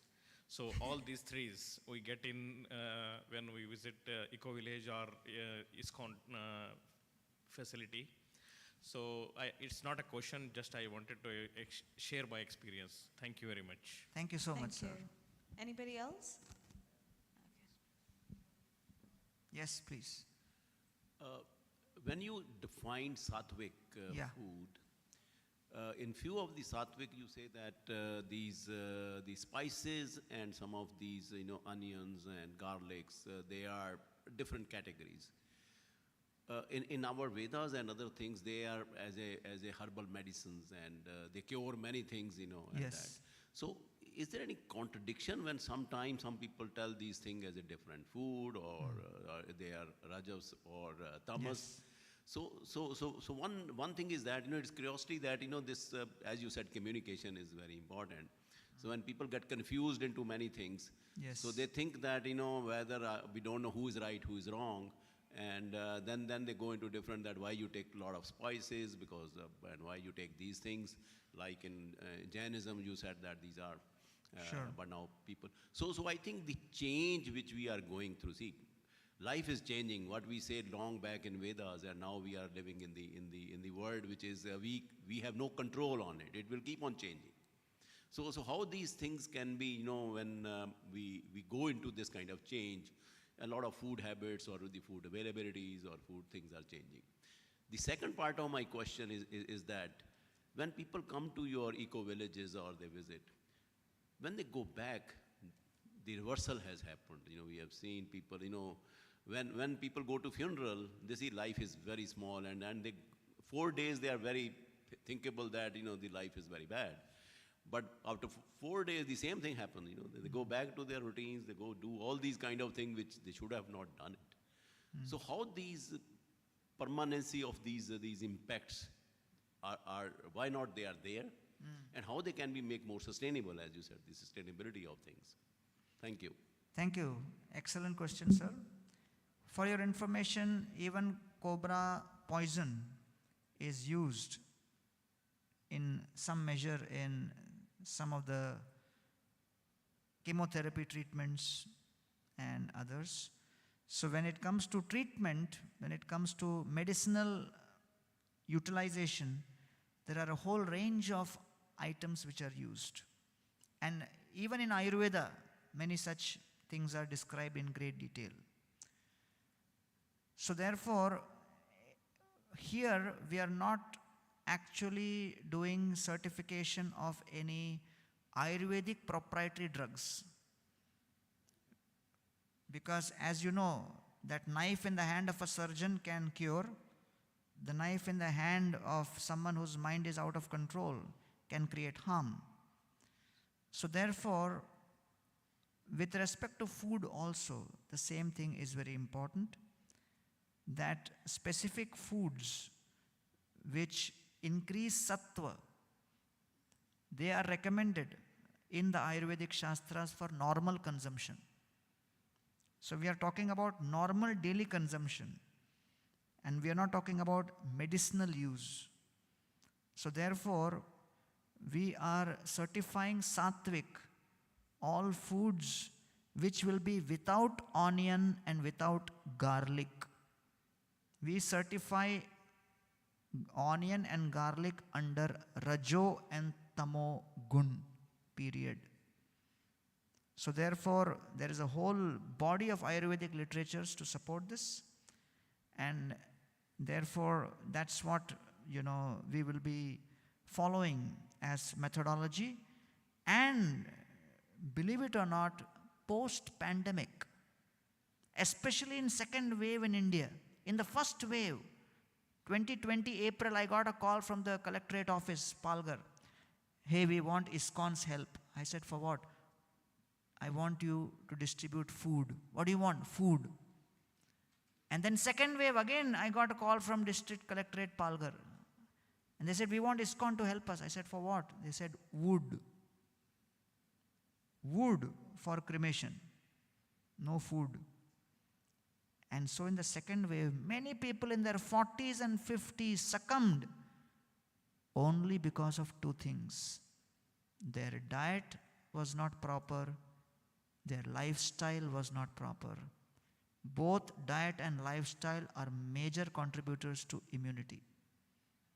So therefore, coming to your second question, discipline is the fusion of intention with action. So when you come and in the association, 4 things are important for this, prolonged transformation, as you are mentioning. What is the secret for prolonged transformation? 4 things. A, association. B, books. C, contemplation. D, diet. Follow the ABCD formula, you will experience transformation, because discipline is the fusion of intention with action. Thank you. Thank you so much. We are running behind schedule, so please big round of applause for Sir over here. Thank you so much for your time. If anybody have any other questions, you can ask them in a lunch break. Now, after so many sessions on food, I am starving, and I think that's fitting that we take our lunch break now. And we'll see you after 60 minutes, and there will be networking sessions, so you can, as we're running behind, you can keep the questioning. At that time, you can have a coffee and a chat with the person, whoever you would like to ask. Thank you.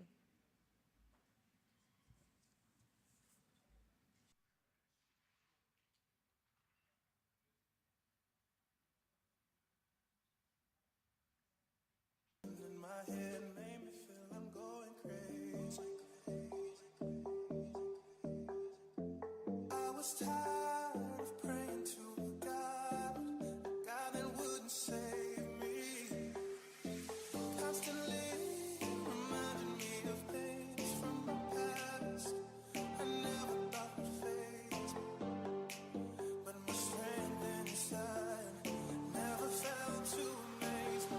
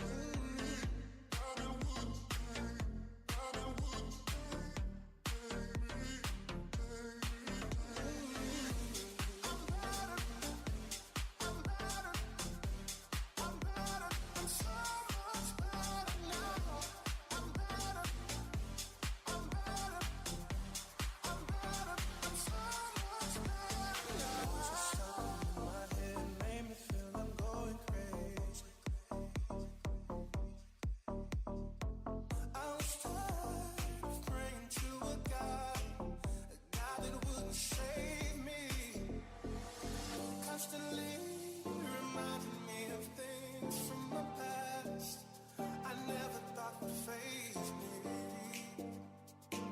But my strength inside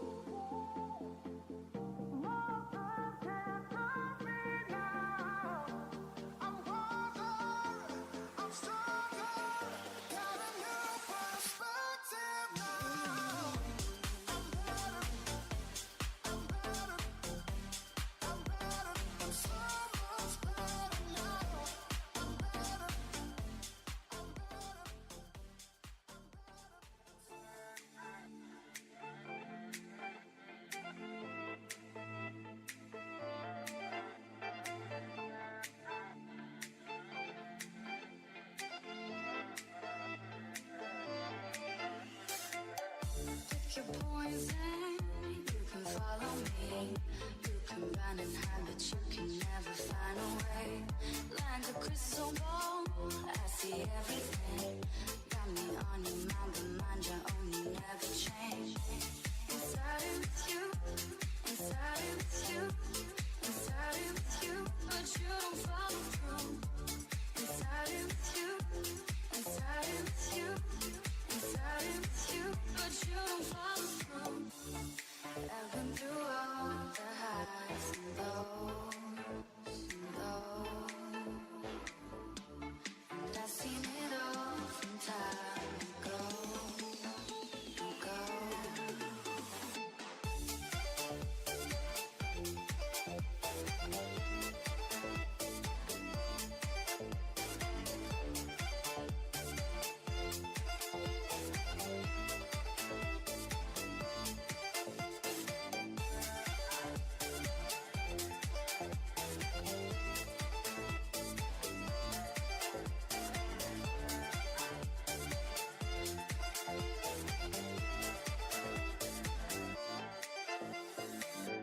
We make choices, gamble on a dream. Heard the stakes are high, but still you bet on everything. All those voices tell you anything. Baby, you gon' hurt yourself if you keep listening. Inside it with you, inside it with you, inside it with you, but you don't follow through. Inside it with you, inside it with you, inside it with you, but you don't follow through. I've been through all the highs and lows, and I've seen it all from time ago. Was hoping by now that you would know, to see yourself out, time to go.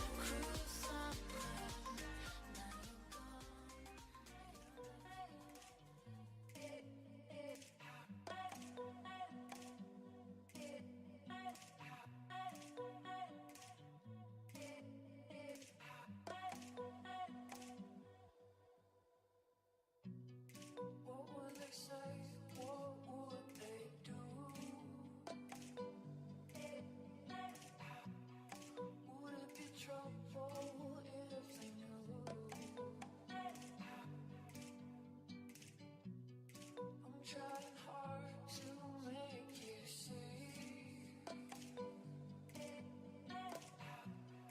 All that you are is all that I need. I know that it's a secret and I gotta keep it, but I want the lights on. Yeah, I want the lights on. And I don't wanna run away anymore. Leave the lights on, leave the lights on. I know that it's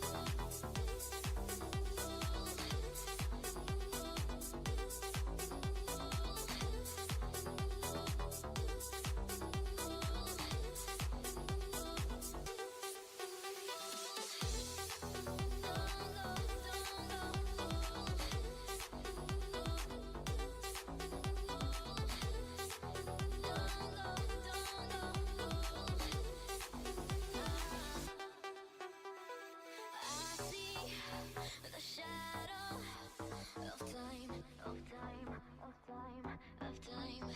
I know that once you were mine, were mine, were mine, were mine. You and I, we are two satellites in the sky.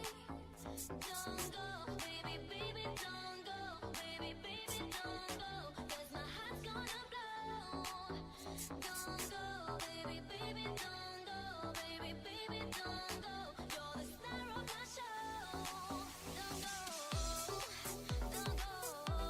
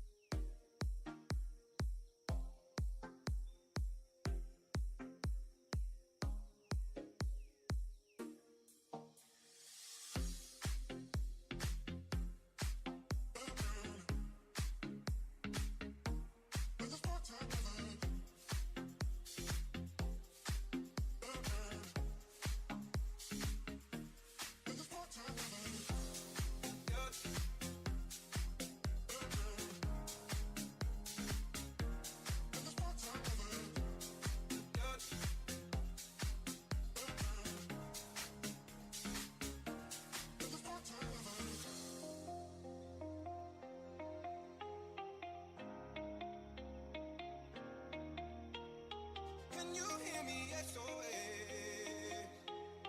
Help me put my mind to rest. 2 times click and I'm acting low.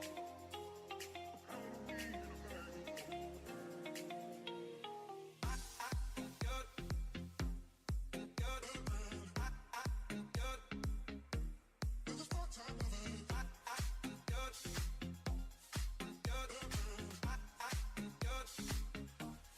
part time of it.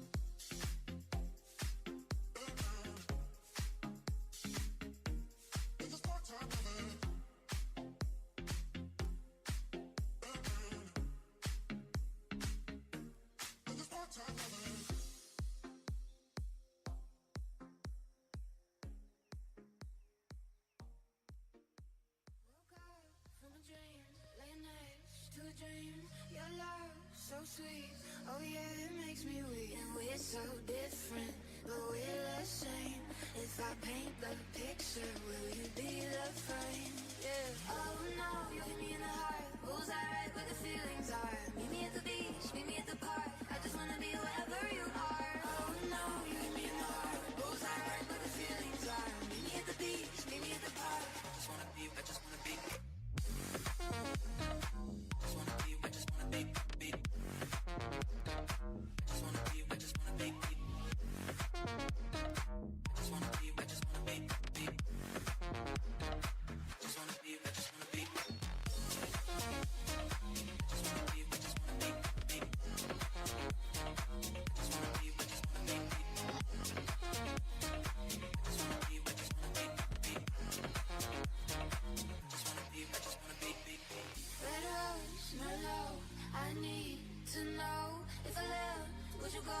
Cause I really wanna hit the road. Bang, bang, bang, you shut me down.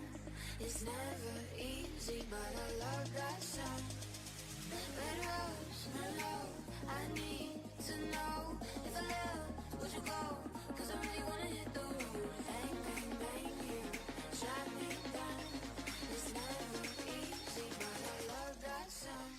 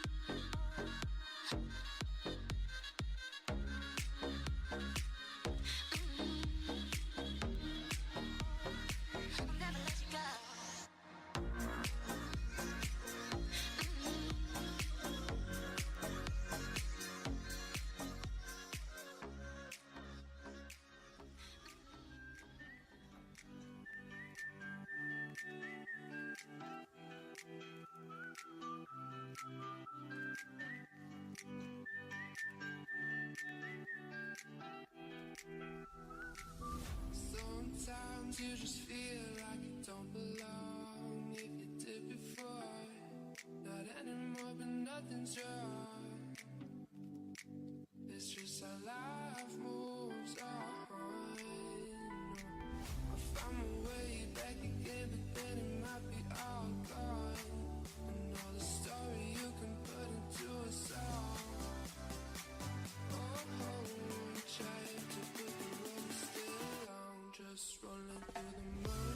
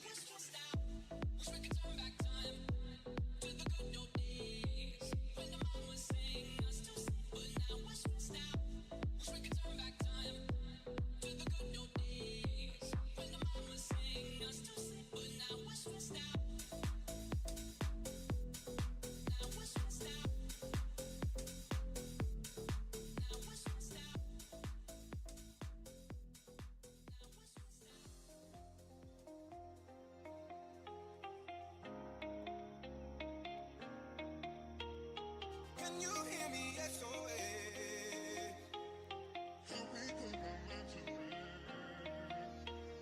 Two times click and I'm acting low.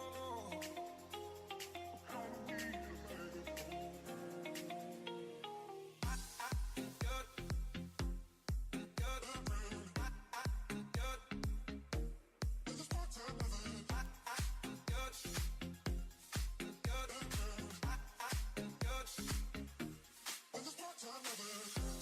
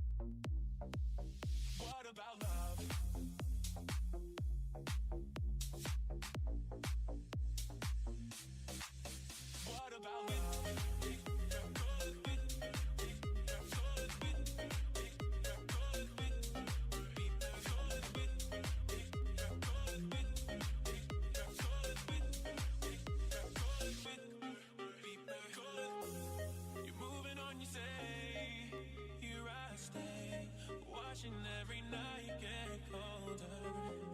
You're moving on, you say, here I stay. I'll take this pain, yeah, I can.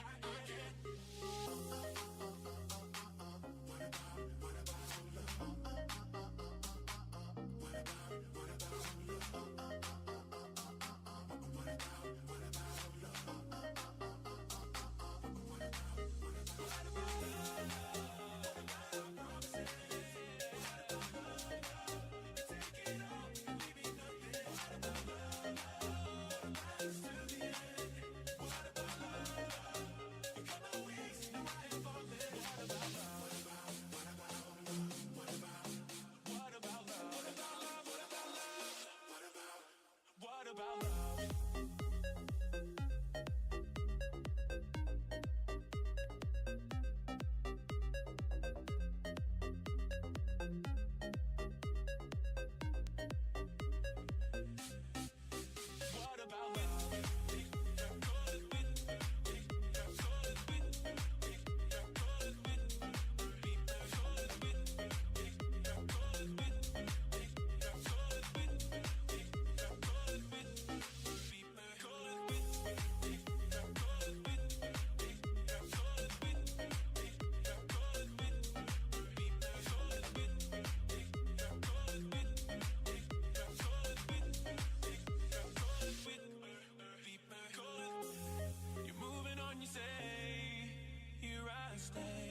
Watching every night get colder.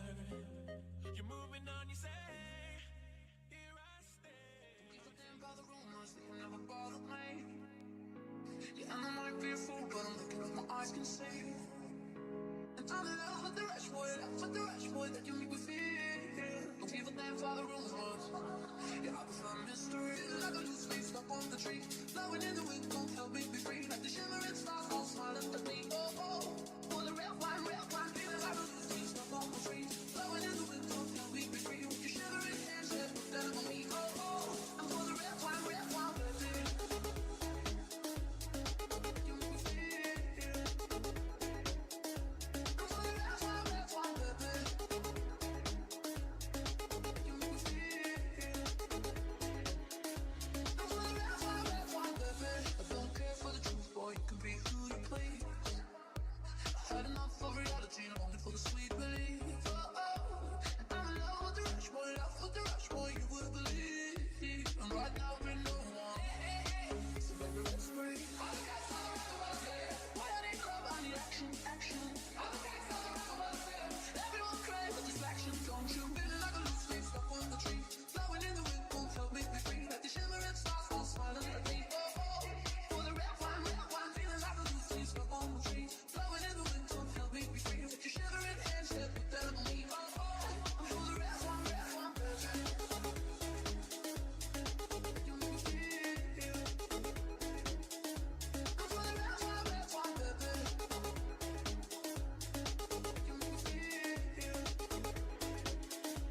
For the real wine. I wanna live out all my fantasies.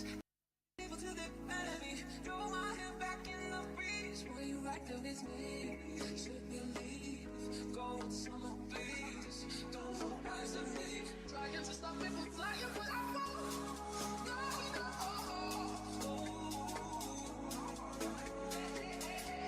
For the real wine, like a loose leaf stuck on the tree. Blowing in the wind, don't help me be free. Like the shimmering stars all smiling at me. Oh, oh. For the real wine, feeling like a loose leaf stuck on the tree. Blowing in the wind, don't help me be free. With your shivering hands, yeah, put that on me. Oh, oh. I'm for the real wine, baby. You make me feel.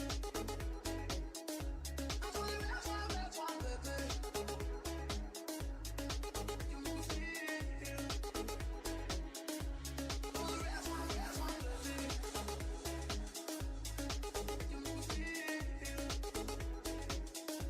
I'm for the real wine, baby. You make me feel.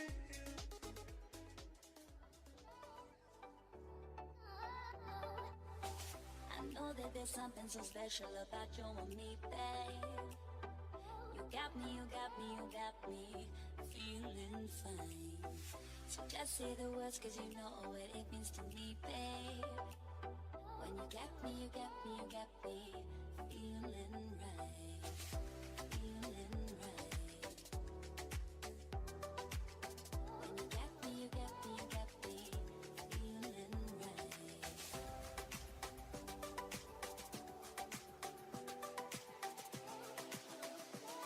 When you got me, you got me, you got me, you got me.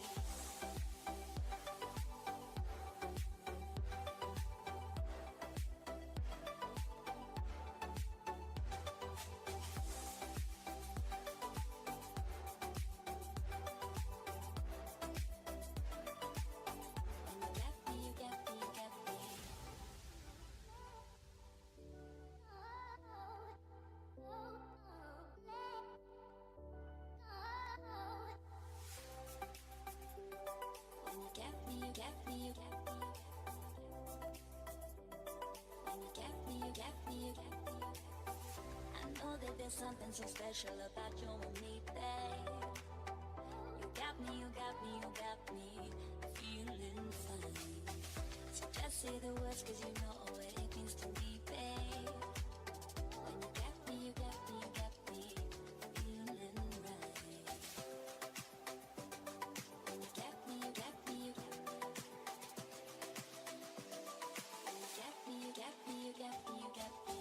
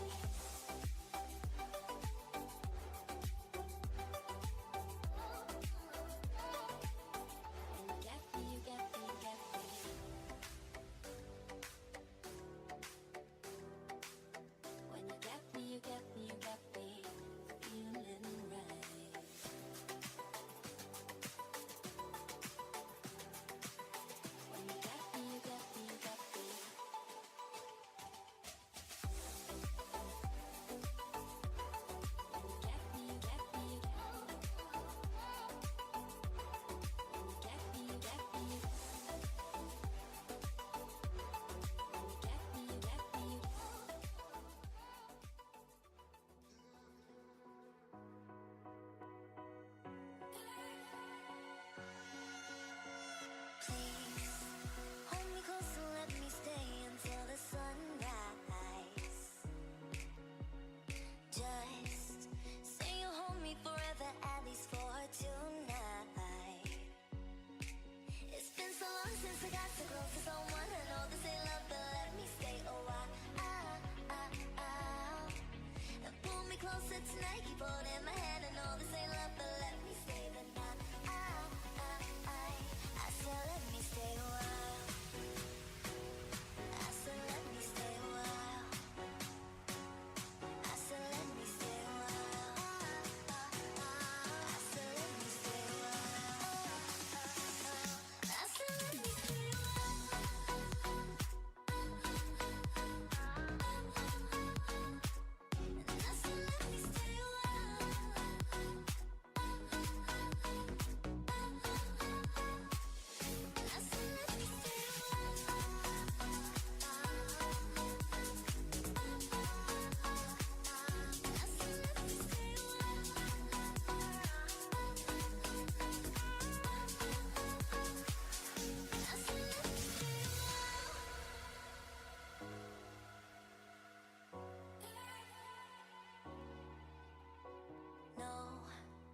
No, I don't need a degree to know this ain't love at first sight.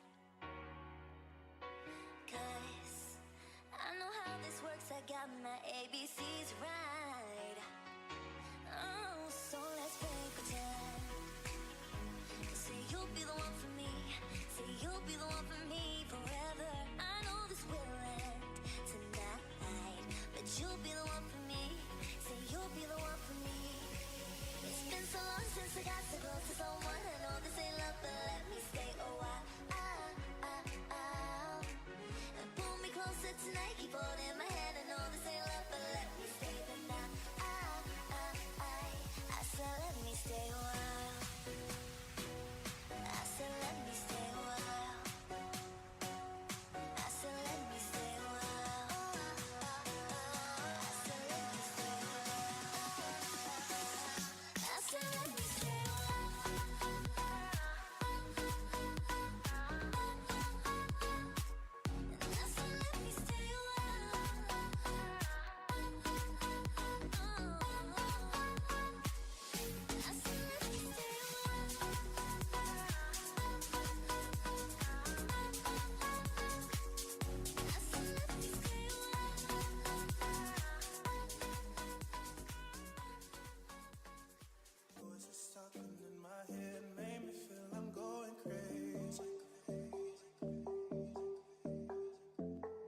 was tired of praying to a God that wouldn't save me.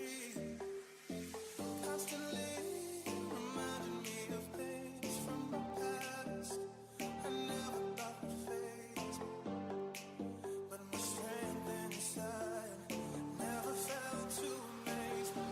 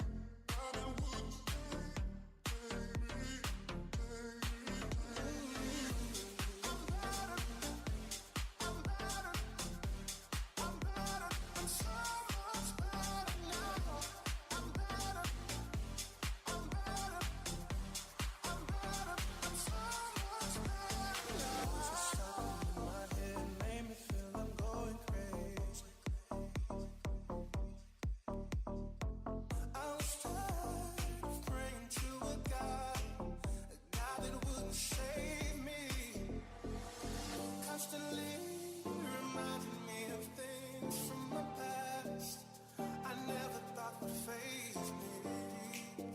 But my strength inside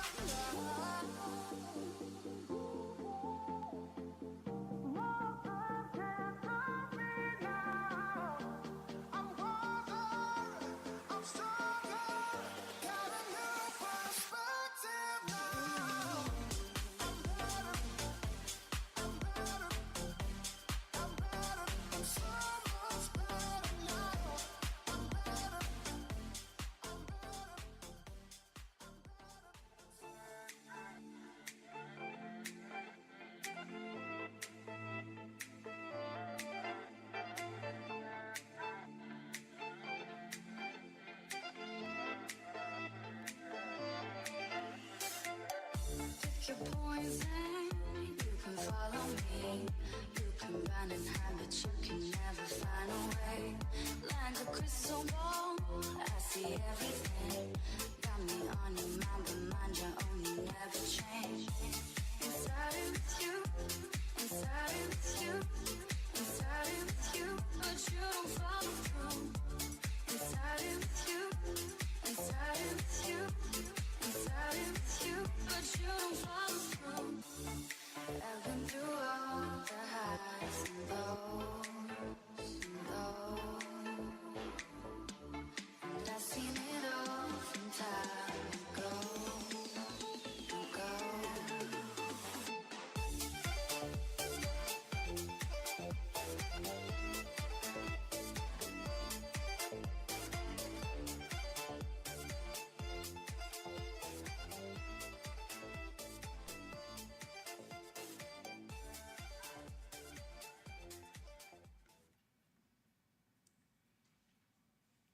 Welcome back. The lunch was really good. Sorry to keep you waiting. Let's change things up a bit. Now we have a fireside chat that will take place over here. It is related to the intricacies of food preparation. I know food preparation, you think of, oh, chopping off things and all. But in this aspect, you know, after COVID, hygiene is one of the most important aspects we have to take care of. Making sure you're clean, you use the sanitizer and everything. So With hygiene being the priority of the consumers, the stage of food preparation has even become more vital and important. Learn more about its critical significance through this session, which is titled The Importance of Food Preparation in Fast-Paced Environment. Join me in welcoming the speakers, Faisal Al-Majali, co-founder and managing partner at Delectia Food LLC, and Ziad Bushnak, who is also a co-founder and managing partner at Delectia, sorry to pronounce you wrong, Delectia Food LLC. Thank you.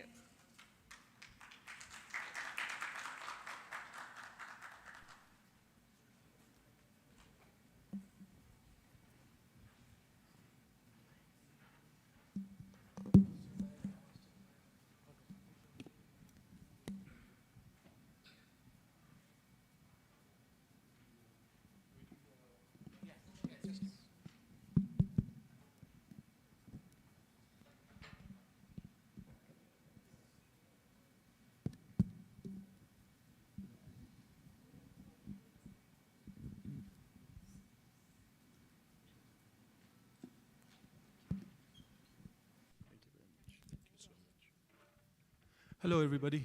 How are you? Thank you for having us here. I'm Ziad, and this is Faisal.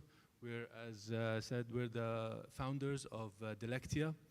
Delectia is a frozen food company that makes fully cooked, ready to heat and eat, clean food.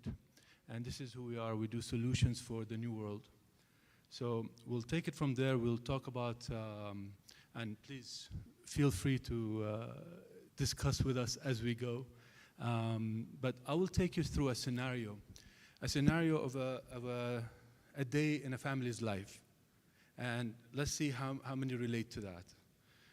Here you are, Mr. Man, you're coming home in the car after a full day of work, tired, hungry. You call your wife, and she's at the other end, same thing, coming home from her work, tired and hungry. You get home, there's no food. The first thing you do, what do? You go to Talabat, you go to Zomato, you go to any aggregator to see what to order in. You go in to check on your son, on early teen son. He's wired in, playing video games with all his friends online, because he doesn't need to go out. He doesn't need to move to socialize like we did in the past days. Daughter, same thing. So what do you want to eat? Burger, pizza.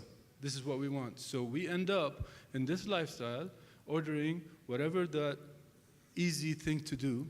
Most of it, 80% of what's on aggregators is mainly junk, is burgers, pizza, fried food. So we end up ordering that. And this is where the breakdown happens. The health breakdown happens. And from there, to change that lifestyle is about prepping the food. And that's a complete lifestyle that we have to do.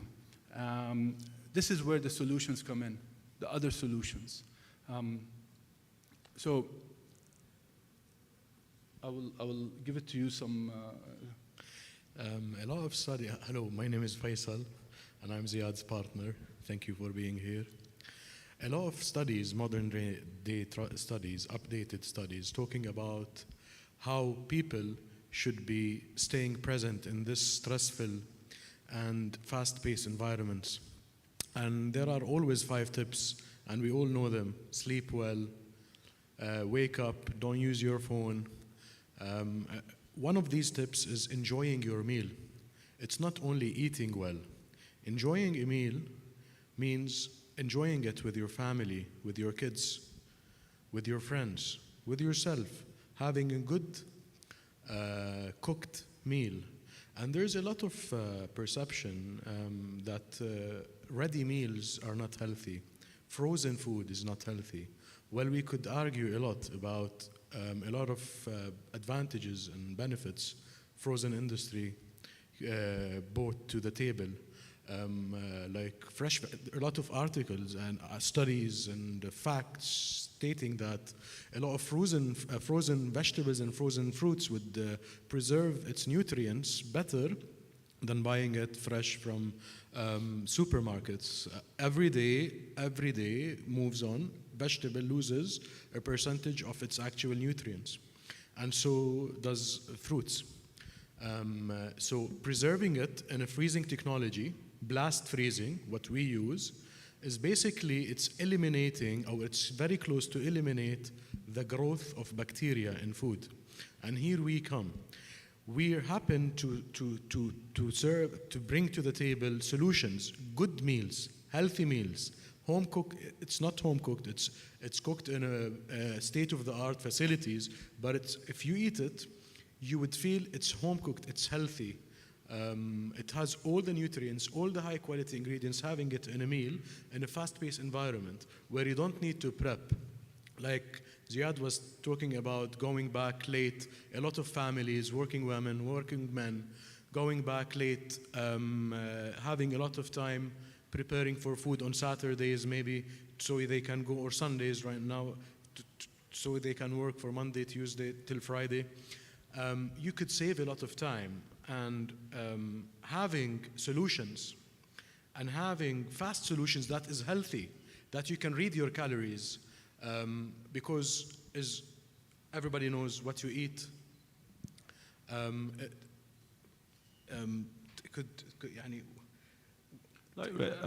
right now, for instance, I mean, if you look at the frozen section in the supermarket, the perception of a frozen section that it's always junky food, and with the new technologies that are happening in the world, it's giving a lot of solutions that are extremely healthy because of the freezing technology, and this is changing absolutely the world.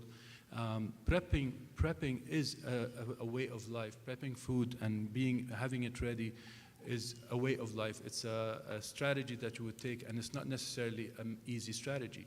So these solutions are helping out having a better, healthier life.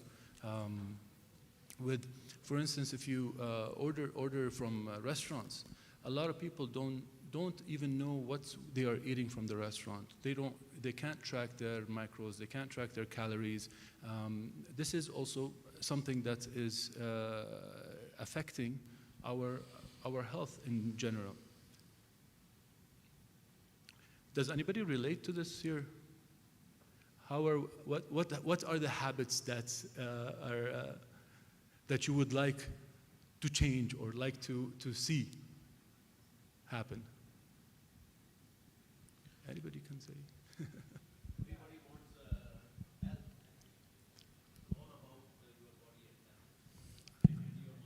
Absolutely.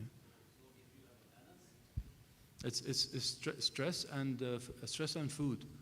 If you bring down your stress and you eat right, this is what makes it happen.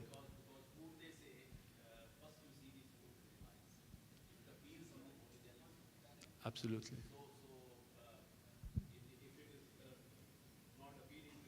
Yeah.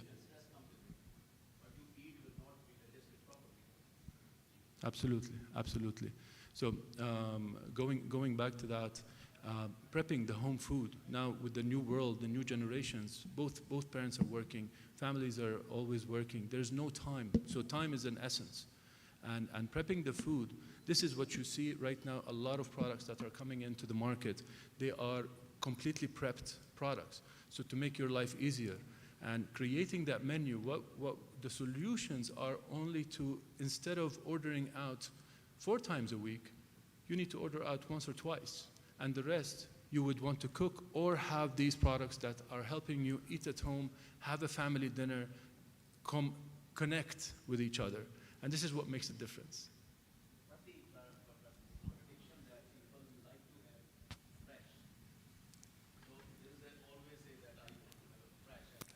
Very right. How you believe that? How you feel about it? There's a lot of facts actually that, for instance, frozen vegetables. Frozen vegetables are probably much better for you than fresh vegetables, because from farm to freezer, it probably took around 1 day or 2 days maximum. And we're talking about in countries that don't have direct from farm. If you're eating directly from the farm, that is the best to have, absolutely, and that is fresh.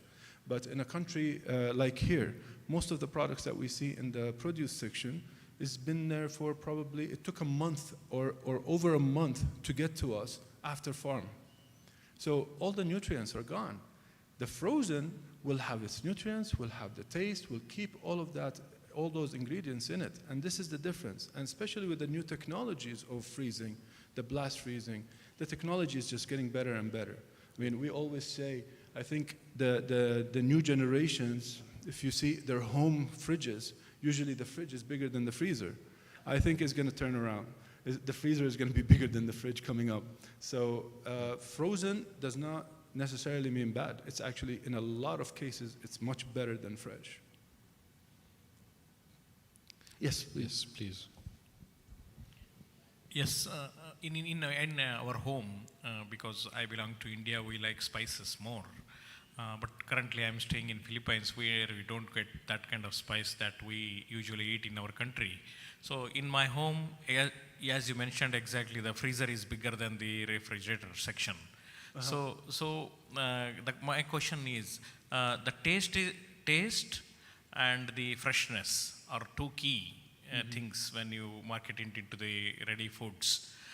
We have already the ready foods available from different people, but taste, because if you really know the fresh taste of any food versus a preserved ready food, there is a preservative that you use to maintain that period or duration that it reaches to the consumers. So that preservative affects the taste. Right now, I have to stop you right there. No. Go ahead and explain because more about we don't use preservatives in anything, please. in any of our products. Zero preservatives. So this is where the technology comes in. There's no preservatives at all in those products. And it's not just us. There is a few other brands that don't have preservatives. The old style of the TV dinners, this is what people have in their mind of freezers, of frozen food, which this is actually slowly, I believe, is going away. And a whole new breed of frozen food is coming up. And we are one of the main ones. What we do is right now a cuisine of Middle Eastern food, and we're going to the different ethnic cuisines around the world, because if you think about it, if it was Middle Eastern, if it was Indian, if it was Mexican, the ethnic recipes, the recipes of our mothers and grandmothers, they're actually healthy. They are very healthy. It's very good food. And the new generation doesn't necessarily know how to make it or know how the real taste is. And this is what we are bringing in. We're bringing in those traditional foods, the traditional, like our grandmothers made it, like our mothers made it, because that's going to die out. And the pizza and the burger is going to take over. Absolutely. Yep. But definitely no preservatives. We don't use any preservatives, and the technologies, you don't need to use preservatives. In some cases, some people, if they cook at home, it's actually very unhealthy. So it's a way of also knowing how to cook the healthy food. If I'm going to use those cubes, the stock cubes, which are full of preservatives, some people, they can't get the taste out except using those preservatives, even in their home-cooked meals. The amount of butter, the ghee, I can put this much ghee or I can put this much ghee. It's that talent of getting that taste right. And I think a few speakers back also, they were talking about the taste and how do we get to that taste. I think the taste profile right now is also changing. The taste profile of our parents and grandparents was greasy. And as we get with the new generation, their taste profile is becoming more dry and less grease, less butter, less oil, and this is what they want. It's more drier. And actually, if you really think about it, it's becoming better and better for you. And this is where the direction that we're going, how to get those traditional dishes into the new generation. Please. Hi. Hello. So I definitely agree with you that without preservatives also this works great. and we are using it from years in my own home, preserving the vegetables and fruits in our freezer for a very long Sorry, time. I can't And hear you very well. so I will repeat. We are using preserving the vegetables and fruits in our home, in our refrigerator, at the freezer section, and they taste good, equally good, and means they are amazing. So we have already been using this without preservatives at our own home also. Excellent. From years and years. So I definitely agree that without preservatives also it is possible and it is very useful. Absolutely. Thank you. You know, I mean, everybody can relate to this. My mother, since I was in college, would, before I got married, before, you know, I had a job, I was single, every time she comes to my fridge, it's empty. So she would cook a few dishes for me and put them in the freezer. And whenever you're hungry, just take it out. There's no preservatives, no nothing. There's always something to eat. And this is where it's a traditional idea to actually do that. Rightly. Thank you.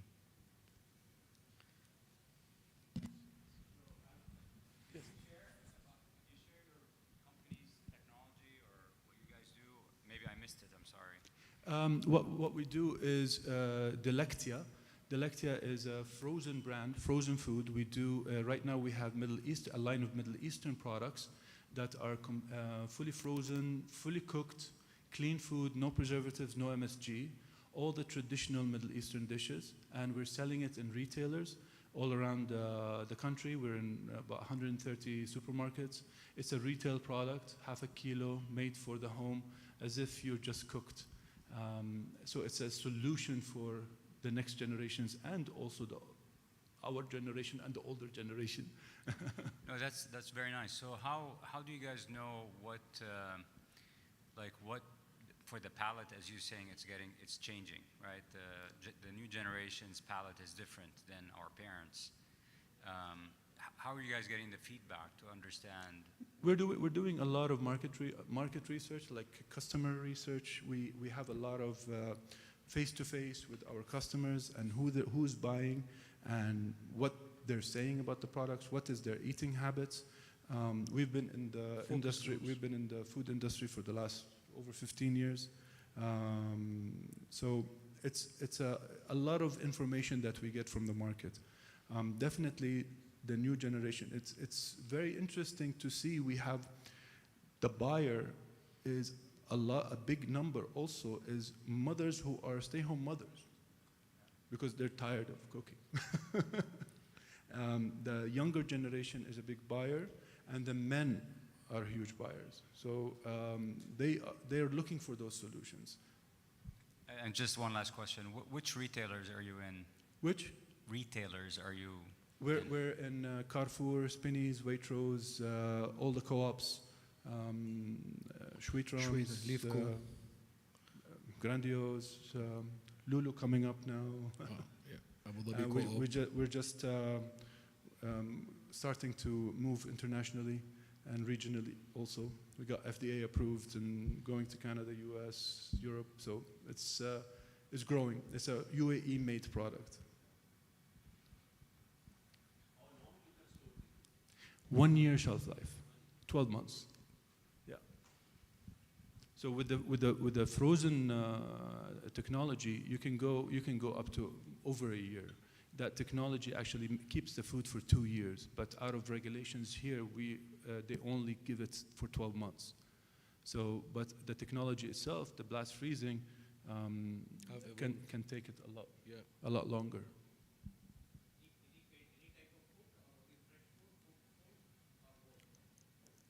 The freezing, you're talking. The freezing. The freezing technology that you are using is restricting yourself to the fresh vegetables, fruits, or absolutely cooked food, or everything. The fresh the vegetables, the frozen vegetables can go a lot longer than 1 year. You will see in the market some products that are 2 years, that are coming from different countries also because of different regulations. So, but freezers can take it for over 2 years, no problem. Yeah, as you mentioned, you are preserving the old age ancient food, taste, what your grandmother used to prepare and all. What kind of technology that you use for the cooked food to preserve for 12 months? Can you elaborate that technology that you use without using preservatives? It's called maintaining that freshness for 12 months. The first time a meal was frozen it was in 1970s. You can imagine 50 years later the technology of the frozen and the human mind and the human brain, where did this technology came to that far. Today, blast freezing is basically putting your food at room temperature.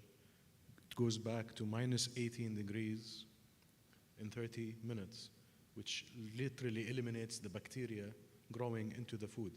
And this is what is the preserve, so it's just frozen. And this technology is called blast freezing. It comes in many forms. It comes like spiral freezing or blast freezing, and it's a very expensive technology actually. That we take the food from hot, so when you actually defrost it and cook it, it's that same smell that when you were cooking it in the beginning, from the first time. So it keeps everything as if time just stood still on that piece of food. A pause button.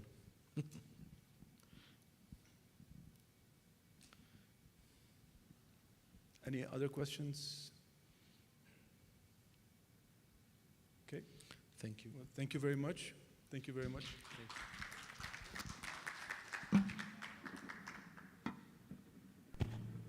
Thank you so much. They were from Delectia. Now I'm pronouncing the name right. So, Delectia. Mr. Faisal Al-Majali, co-founder and managing partner, along with his colleague Ziad Bushnak, who is also a co-founder and managing partner. Let's clap for them.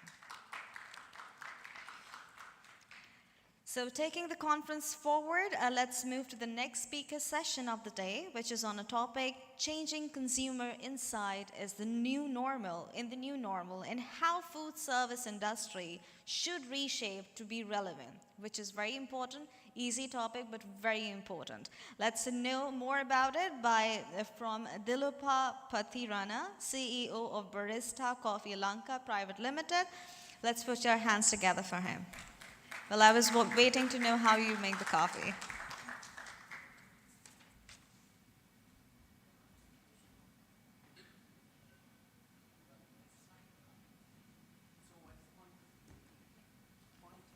You have the point? Excuse me. Can I have the point?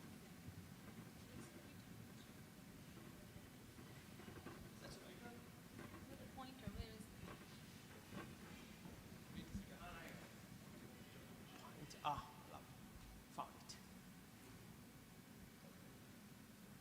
Does it work? Yeah, it works. Let's go to the first one. Yeah. Perfect. Good afternoon, ladies and gentlemen. My name is Dilupa Pathirana. I am actually managing 19 coffee shops down there in Sri Lanka. It happens to be. Does it work? Yeah. It happens to be the largest cafe chain in Sri Lanka because the scale is always smaller in a small country. But in the next couple of minutes, probably 30 minutes, what I'm going to talk to you is the changing consumer insights in the new normal and how food service, especially in restaurant and HoReCa industry, should reshape to be relevant. Sounds a little off track because listening to a lot of health, medicine, and food technology information. But unfortunately, cafe and coffee and food is the only thing that I know. So probably I'll try to keep it more relevant to your likings because I've heard food is the best medicine also. The second thing is that you must have already noticed that English is not my first language. So my pronunciations, sentence patterns, and grammar would be here and there. But I'll try to make the presentation content not so in the next couple of minutes. So fine, let's go to, what's the point? Yeah. Yeah.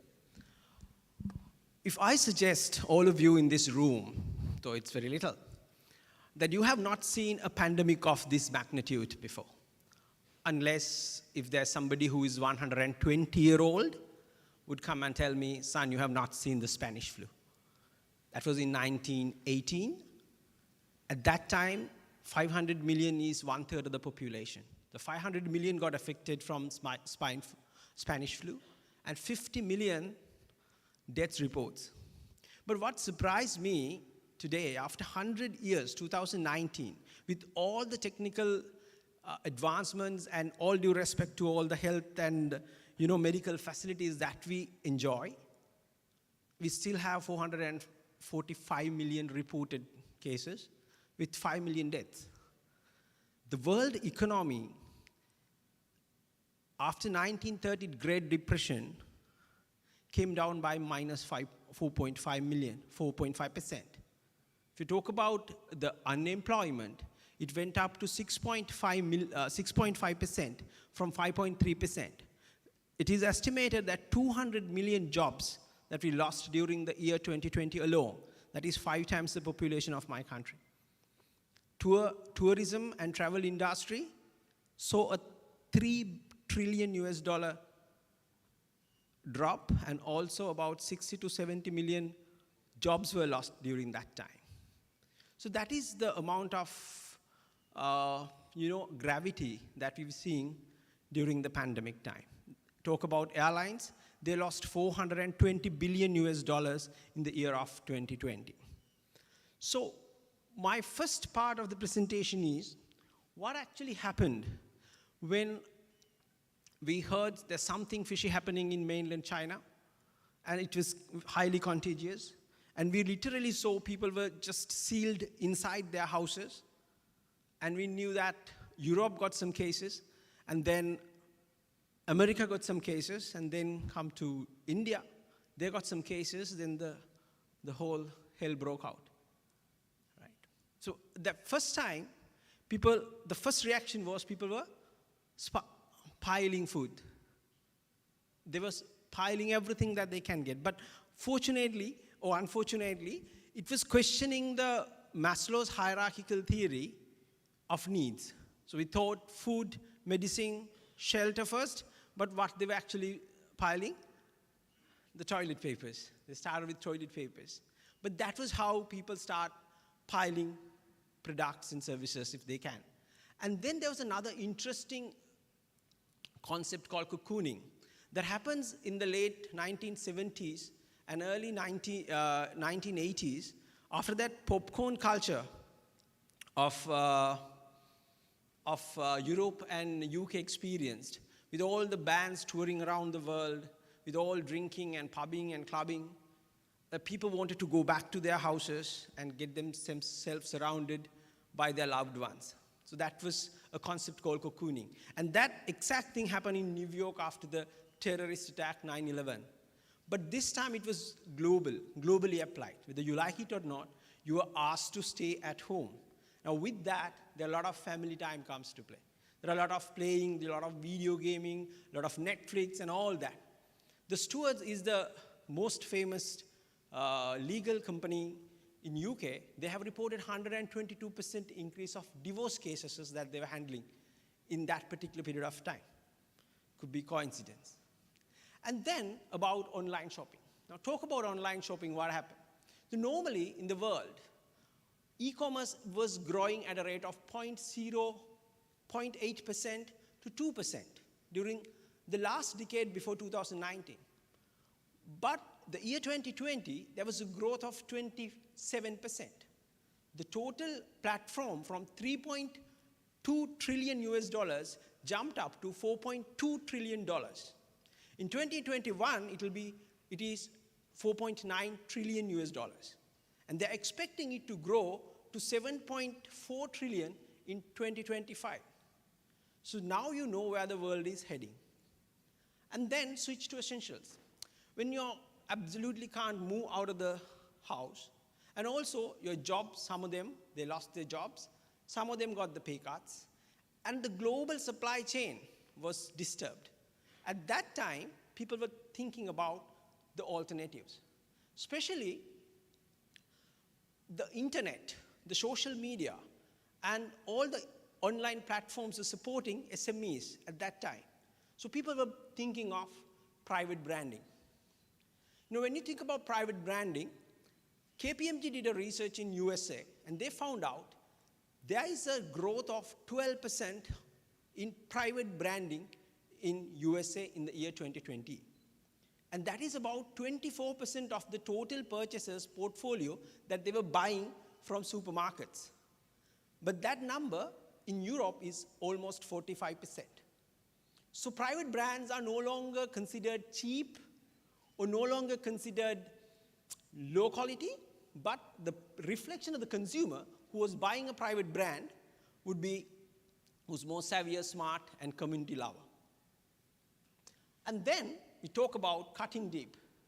You know, we all had to do that. Our traveling, our entertainment, our clubbing, our pubbing, everything, and even coughing was affected.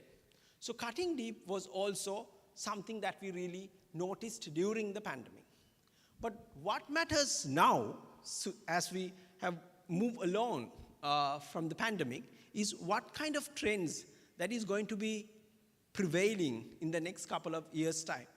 Maybe that will be more helpful for us to understand and navigate our businesses.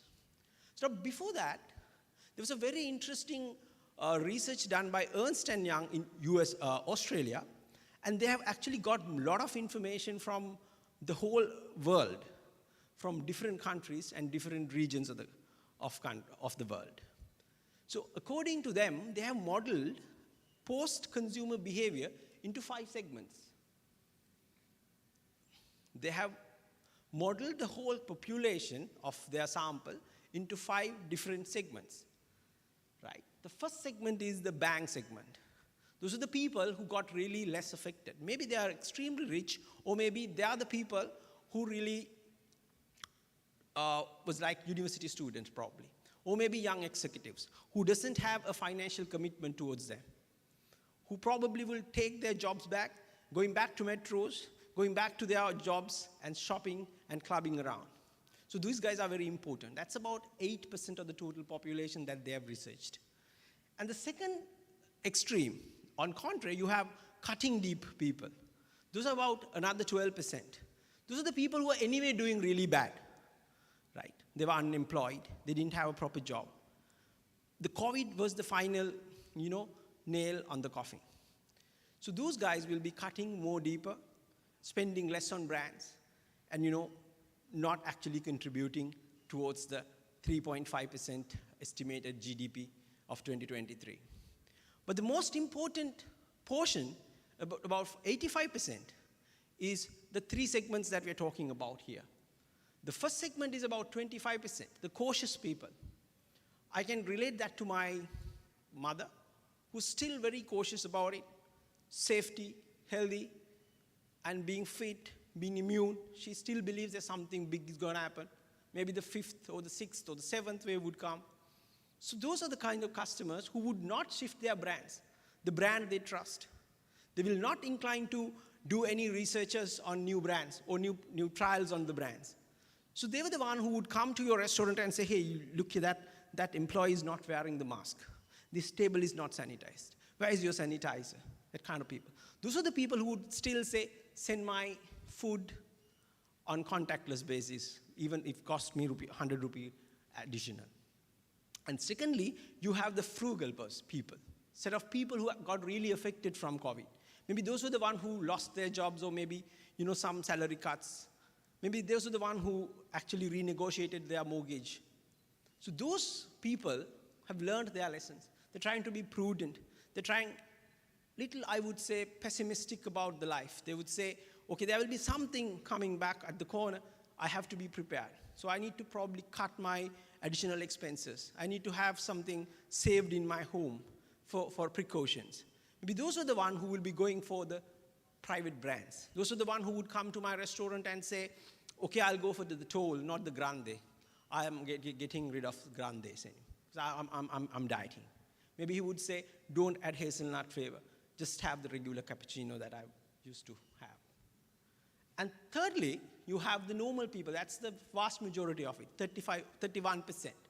Those are like guys like you and me probably, who would like the vaccines to roll out very fast, who would like to get the 3rd booster, who would like the borders to open, who would like to come to conferences and listen to boring lectures like this. And they would also contribute to good progression of the global GDP. So those are the guys, the 5 different segments that we will be dealing in the next couple of years' time. That is very interesting research. That is why I really wanted to share that with you. And then, what would be the prevailing trends after COVID? So I think and I hope that I'm right, that we've gone through that phase. So we are now almost, in our country, it's about almost 1 year. And now only we see the consequences of, real consequences of COVID. It's not the health factor, it's the economic factor that I just spoke to this gentleman. But I'm saying, what kind of trends that will going to prevail with us for the next 1 year? The first thing we see is the declining CBD footfalls, central business district footfalls, right? Still, after 1 year, we are now know a concept called working from home. We now know a concept called Zoom. Now, a travel, initially, before 2019, business travel is about 3 Zoom calls, right? So, as a result, most of the central business district in the world is getting less footfalls. And that is why, even if you get into Dubai today, you see about 20 to 25% less tension in the public transport. Right? I have an experience down in my country where I have a cafe in the WTC, World Trade Center. Even though my next door competition is closed after the COVID, I have seen 18% to 20% footfall drop in that particular outlet, and it never recovered thereafter. And that is the problem we all marketers need to think about, why you should pay that amount of rent to CBD locations. Why you need to pay that digital board that was hanging in the metro? Why you really want to pay that mobile vehicle for parking in the CBD, crossover? So that's kind of implications and implementations that we need to think about when you think about this trend. The second trend is back to the basics. Once again, KPMG did a research. They found out 62% of the consumers are now concerned about the value that they get for the money that they pay, which has been the case, but actually COVID amplifies that. Now, when you think about the value for money, it is not necessarily that your product is low priced. That is wrong. That concept is wrong. You can create value in different ways. Like your value has a formula. You have benefits up and the cost down. So the benefits in 2 types. One type is functional benefits. The other type is emotional benefits. Your cost is your energy and your risk and your convenience. And if you can increase those functional benefits and emotional benefits through your brand building, then you create more value. Maybe think about a new delivery system. Maybe think about passing the information more, innovatively. That will increase convenience. Maybe you still, follow your precautions very well, COVID precautions very well. That will give security. That will reduce the risk. That will also increase the value. So there are many ways to skin a cat, as I said earlier. The brand people, the brand managers, maybe the business people need to find out what is their real value proposition is and what are they going to go with their customers. So because they are very, very sensitive to value now. And then consumers supporting local businesses. This happened because of many reasons. Number one is probably you have less money in your hand. You have little more time in your hand. And also there was a concept that the countries, they need to preserve their reserves. So they were thinking when they were really isolated from country to country, they felt the pressure of reserves. So they were thinking we need to buy locals. We need to support our business. We need to, preserve our dollars. So as a result, there was a concept of buying local, be local, support localism. So a brand should really embrace this concept and then have the strategies aligned to do that. I'll share my experience. For the last 20 years, we've been brewing Lavazza. It's a very commercial, very nice coffee, and everybody likes that. But we had a lot of issues with the logistics as well as the price escalations. So what we did during the pandemic time, we introduced our local coffee, alternative coffee, that's called Tosca. That was grown in Sri Lanka. And we brewed it, and our company, branded it, and then introduced it to our customers. And there was a good reception. Not everybody accepted it, but there was a good reception, that's all right. And then what we did was, we have to have a very nice storytelling that the marketing lady who spoke to me before that, she was also talking about the storytelling, importance of storytelling. You need to have a very good storytelling about your local credentials. Like how you really, connect your brand to localism. And we being Barista as an Indian, franchise, and also we've been brewing Lavazza for a long time, it was a little awkward, but finally we found it. And then we tied up our CSR campaign also to support these community growers' children for their education. So that was very well accepted from the consumers. Now today, we brew 40% of our coffee from the local brew. I mean, it's time to come. It's a matter of time that we will slowly increase it to 60% to 70%. But however, this localism, local business supporting, has to be embraced very, very tightly.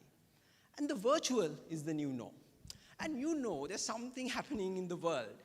When in 2019, only 10,000 subscribers went up to 228 million subscribers. Right. What would that application be in 1 year? That's Zoom. That's Zoom for you. Right. Now, Zoom has now conducted 45 billion minutes of webinars during the last 2 years. That's the type of business that we're looking at. They are now a $4.5 billion business, and they're earning 1.2 billion profit last year. Zoom was doing really good. And think about Jeff Bezos. His net worth of 116 billion went up to 176 billion in 1 year. That was almost the GDP of Sri Lanka, his increase only. That's the amount of virtualism that we're talking about. Now, everything is virtual, right? We work virtually. We educate ourselves virtually. We lecture virtually.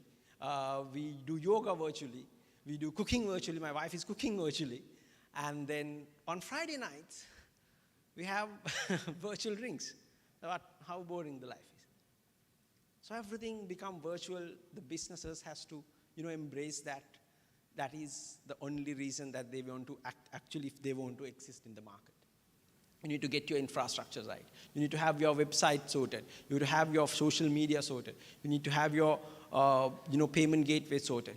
And be ready for that. Otherwise, the bus is gone. All this time, we were complaining customers were not ready for this. They don't like applications. They want real physical things. But customers are ready now.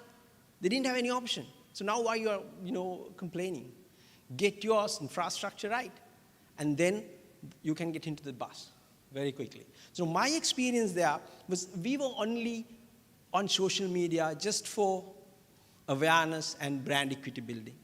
But when everything was closed, there's only one way that we could sell was through WhatsApp, was through Instagram, was through Facebook. So all my social media communication platform converted to a business channels, selling channels. But I have to be very grateful to Mark Zuckerberg, who got all his social media platforms converted into business channels by giving, integrating everything and then giving supports to integrate the payment gateways, and everybody was having their e-shop and everybody was running their business. So at one point in 2020, February, my only sales was 4.2 million for that month. And out of that, 3.6 million came from WhatsApp, Instagram, and Facebook. That's about 90%. It has never happened before. It has never happened before. But then, with that knowledge, I launched the application also. That was the first ever coffee application down in Sri Lanka. Because of the pressure that we got from our conventional delivery partners like Uber, PickMe, they are like putting a lot of pressure because that was the only available channel for them. So their commissions are increasing. So at that point, we decided to have our own application. Luckily, people were used to it. Everybody was using some kind of application for something. So that infusion was very easy for us. So virtual is the new norm. And finally, fear and anxiety. Well, that's not over. I've got my third jab, like we call it the booster. It's a Pfizer. And so did my wife, so did my sister. But my mom, she refuses to take it because she has heard some indigenous doctor who doesn't even have an MBA on the social media saying he has found a correlation between the third vaccine and fertility. And my 65-year-old mom is very concerned about it, you know. And she's not alone, to be very frank with you. We have about 10 million people supporting. Sri Lanka is I would say it's an underdeveloped country. But we got down 18 million boosters, Pfizer boosters, in the month of January. Today, it's only 50% executed. The rest will be expiring in another 2 years, 2 months' time. But that's a kind of pressure and anxiety and fear. And she always believes there's something coming. Be ready. These vaccines are not going to work. And she still uses double mask. She still doesn't go to crowded places. She still prefers to get the contactless thing, even it is 150 rupee expensive. So there are 25% of the total population like that, ladies and gentlemen. So businesses still need to get your precautions right. Get to, be on the safe mode for some time. So those are the trends that we see. But finally, I've discussed what people did in the pandemic, what kind of segments that we would see in the next 2 years, and what kind of trends that we would see in the next couple of years. But more importantly, I need to discuss something. It's not about COVID. It can be anything. With 95% confident level, I can say, there are a few of us in this room, in another 2 years' time, will be successful in their businesses and their private life. But I can say with 100% confident that all of us is going to fail in the next, at least once, in the next 2 years. It could be your business, it could be your personal life, it could be your health, it could be your relationship, it could be your marriage.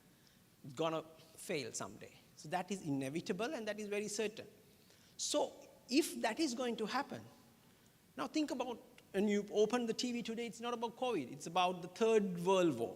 It's about Russia and Ukraine. They're not stopping. Almost 30 days. It's not stopping. So that could be something, adversity coming our way. So that's business. So when I think about it, I got a book in my hand that Simon Sinek, you must have heard, he's a very interesting and very famous business consultant. He has written a book called Infinite Games and Finite Games. Very interesting. Now he says in the world there are two types of games. There are finite games and there are infinite games. The finite games has a timeline, has a set rules and regulation, you know the partners that you are playing with and you know the other opponent that you are playing against. And there's a set of conditions that you play. At the end of the game, you declare a winner. You declare a winner. So if you think about cricket in my country, football in your country, baseball, that matter, those are finite games. On the other hand, you have infinite games where you really don't know how long you're going to play that. You don't have really set standards or conditions. And you don't know who are you playing with and who you are playing against. Sometimes the one who are playing with will be the one that you are playing against the next day. Maybe sometimes the one that you are playing against will be your partner the other day. So those kind of games are infinite games. Now for an example, your education is infinite. You never say, I won my education. Would you say? Your career is an infinite game. You wouldn't say, I won my career. Your marriage, you don't say that I'm the number one in my marriage. You never say that, please. Right? So it's infinite. Just like that, business is infinite. The business is a game that you need to play on and progress every day. So that's kind of a mindset that probably we need for the next 2 years. We don't know what is coming up. We don't know the 9th wave. We know the next variant. So that kind of thing is resilience, right? We need a lot of resilience to work for it. You need a company who would be lean, mean, and hungry and to get all kind of challenges but still work for it. Number two is just cause. What is just cause? If I ask a hospital director, what is your just cause? He would come and say, I want my patients to be healthy. I mean, that is not your just cause. That is your industry's just cause. Right? If I ask a restaurant guy, my guy, outlet manager, he would say, I want to make my customers happy. I mean, they can go downtown and get into a spa. They'll be more happier than coming into a cafe. So that is not your just cause. Just cause is why you exist. What is your consumer is going to miss when you don't exist? And you have to be very clear as a leader, and also your players, your employees has to be very clear about it, and then they will tell that very clearly to your consumers. That is just cost. And then courageous leadership. Right now we need, running out? How long? Oh, I'm sorry. So, fine, I'll do it. Courageous leadership is you need to have courageous leader to take anything that comes your way, and then trusting team, which is important. Give me 1 minute. Yeah, sure. Trusting team is important. You have to have a team that is comfortable raising your hands up and say, I did a mistake. I need help. I'm under enormous stress. I have a personal issue. Without any fear of punishment or humiliation. So that kind of a team would absolutely push your business to the just cause. And that kind of a company would survive in the next pandemic. Thank you so much. Thank you. Thank you, Mr. Dilupa, for sharing your insight with us. Change is only constant in food industry indeed. I would request all the speakers who come forward that please stay in the time limit, as we have a program to end at this particular time as per the conference hall rules.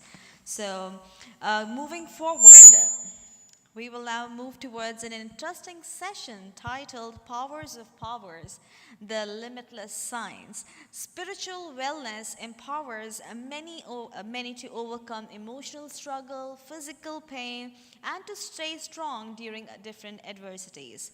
By means of this session, the speaker will share their take on the subject and elaborate us about the spiritual healing as science itself.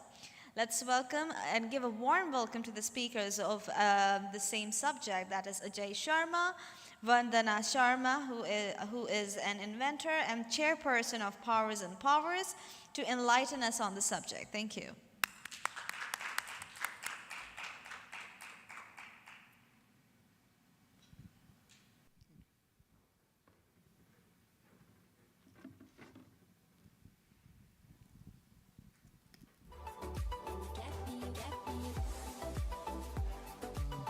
Hello everyone. I am Ajay Sharma, and we are from India, Jaipur, and she is my wife Vandana Sharma, and I will be talking on her behalf in this presentation. So let me first introduce myself a bit more. So basically I am an engineer, but I worked for about 22 years in industries as a director or general manager, plant head, like these positions.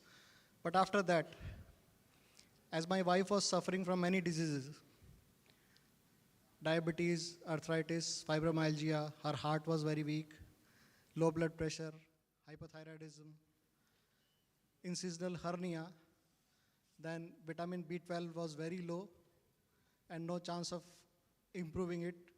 She had severe allergy with this B12 tablets and supplements. So when she first took it, she fainted in just a couple of minutes.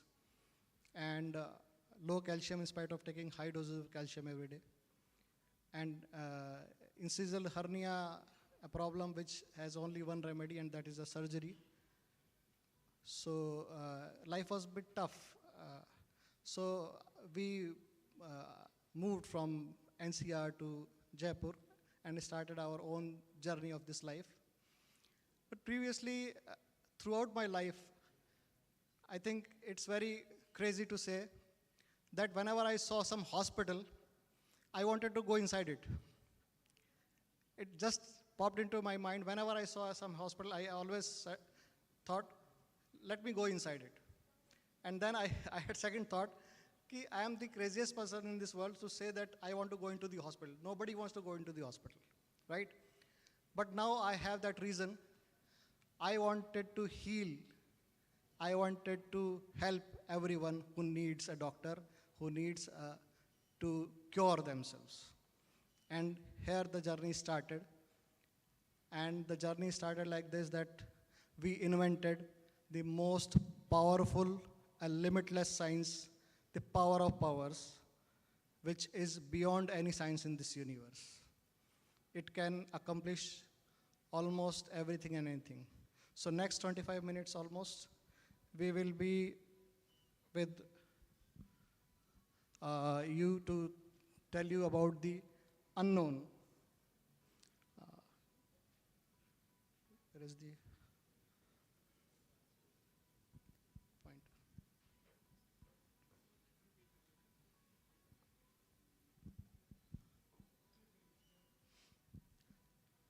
During that journey of life, I invented a unique art of self-motivation also, which actually makes you internally driven so that you don't have to get external motivation and your efficiency can multiply limitlessly.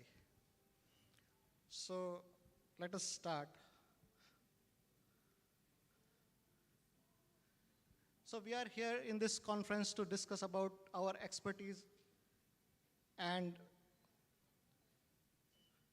contribution in health, healing and wellness sector, and to give this world whatever we all have. It can be something extraordinary and also which can bring revolution into this field. And that is what is our purpose, to come over here and discuss our whatever we do, whatever we have, our new inventions or new kind of things which we want to share with others. So our job is to help people heal and transform themselves by any of the ways, whatever we want to. Everyone is doing it in his or her own way. We have found our own way to help people, help this world change or transform.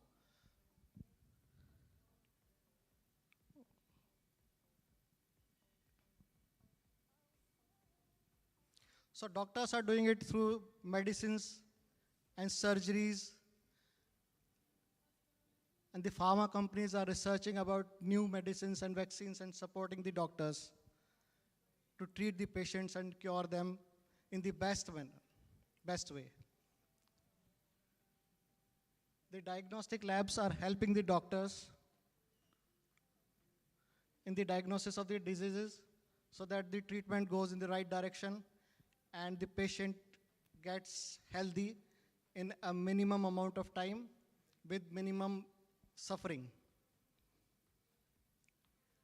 And the engineers are helping to invent new diagnostic tools because that makes the things more easier for the doctors and the diagnostic labs and the pathological labs to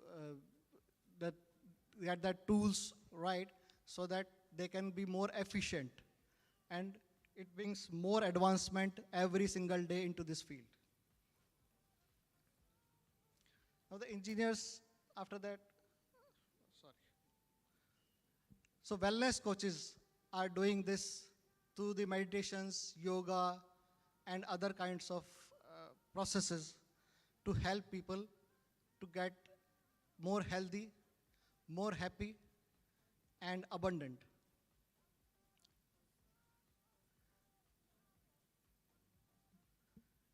Nutritionists are trying their best to actually provide the right combination of foods so that people gain a good health, and health actually gives you peace of mind and happiness also, so it contributes overall to everything.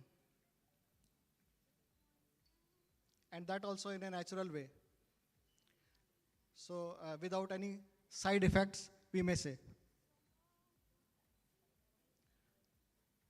And energy healers are doing it energetically, and many of them are using some kind of biomedical devices also to combine with this energy system so that they can give more support to their clients and heal them in a more better way. And many other people are doing it by using different types of practices. They call it by other names, whatever they suit to their own process, but they are doing it like that only. The main purpose is to help people heal, become healthy, happy, and prosperous in every manner.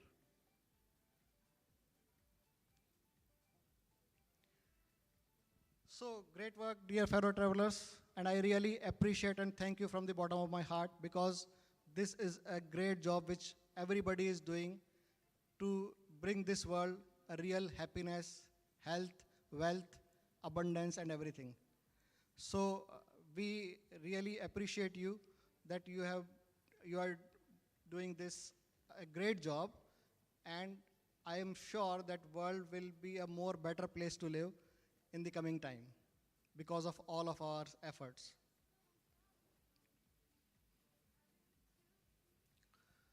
Now, as we are talking about health, then what is this health all about? Well, health is a state that allows any individual to adequately cope with all demands of his daily life. Now, these can be emotional, spiritual, intellectual, physical, environmental, financial, occupational, and social.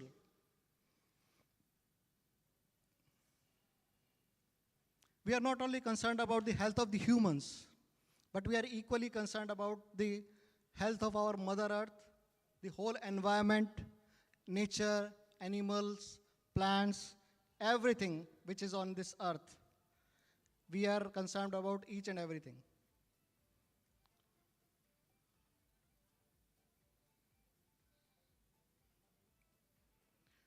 So I would like to add the words agricultural and educational health also. So health of this whole universe in every aspect, and every aspect is equally important. So this agricultural and educational health is very important, and people don't actually combine it into the word health, but it should be combined into it so that we can take care of in this same sector. And here is what we also are contributing towards this thing.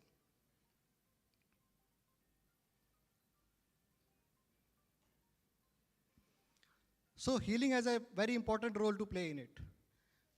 Healing, here I would like to mention that energy healing is more specifically which I want to mention right now. When we talk about healing, most of the people think about physical, emotional, and mental aspects most of the time. And we don't go beyond that most of the times. But we have added social, cognitive, psychological, neurological, financial, relationship aspect, and much more in it. Many, many things. So whatever aspect of your life, we include all the aspects of your life. It can be anything. So we at Sikkim Healing Center have taken all this healing, health and wellness to another dimension, and I am here to share with you about it. We have gone few steps ahead. We are here to help you all, every single human on this planet. We are going to help you to become more better, more advanced through our unique science. So I, Ajay Sharma from Sikkim Healing Center, take this opportunity to share my wife Vandana Sharma's expertise in this field on her behalf. So we are here to give this planet the most advanced science in this universe. It is beyond any science, a unique invention by my wife Vandana, the superwoman of the 21st century. And why I am calling her superwoman? She has special powers to do whatever she wants to. She can do whatever she wants to She has changed weather. She has changed flight timings. She has rescued people from hurricane, floods. She has done wonders and wonders. So she has the special powers, God-gifted powers, and that's why this science is beyond any science. And it's all technical, to be very honest. It's all technical, all scientific. So ladies and gentlemen, I take on this opportunity to share with you the one and only, the power of powers, which is a limitless science, and it makes almost everything and anything possible. It's our some value addition to this world.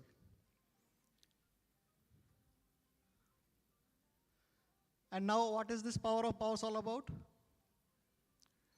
Well, power of powers is the most powerful divine energy in this universe. And it is the purest form of divine energy in this universe. It is above everything and anything in this universe, and it controls everything in this universe, and we have tapped into that energy bundle. And that makes us, or rather I would say, Vandana, very special woman.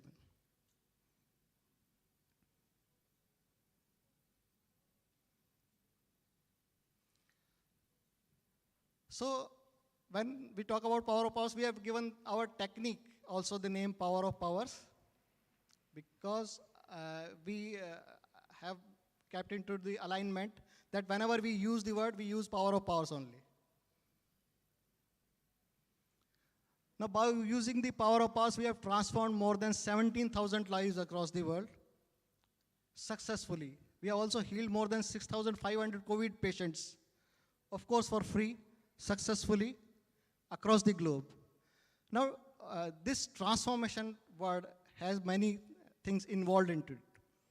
Health, wealth, love, peace, joy, happiness, beautiful relationships, whatever the person desires, whatever the person deserves. So that total transformation takes place, and then there is no looking back in life. Absolutely no looking back. We have done it successfully with 17,000 plus people, and all of them have moved ahead without looking back into their life, and that is permanent, irrespective of their initial current status. We have upgraded them, transformed them completely, and they have achieved their desires and deservedness also. That is very important. Desire can be anything. Deservedness can be anything. And the most amazingly, we have 100% success rate so far, irrespective of the type of issue and irrespective of the complication of the issue. Whatever may be the complication, whatever may be the issue, it can be physical, emotional, mental, financial, relation, or anything else. We have done it every single time with every single human who has come to us. Though this science works equally good on humans, plants, animals, and of course on machines also. So we have been successfully healing machines also. And that makes the science more than amazing and limitless. We have healed cancer, autism, Parkinson's, multiple sclerosis, OCD, Alzheimer's, thalassemia, Lyme's disease, diabetes, autoimmune disorders, genetic issues, and many more diseases successfully. I think Vandana ji is the only person on this earth to heal her incisional hernia without any surgery. Only the person.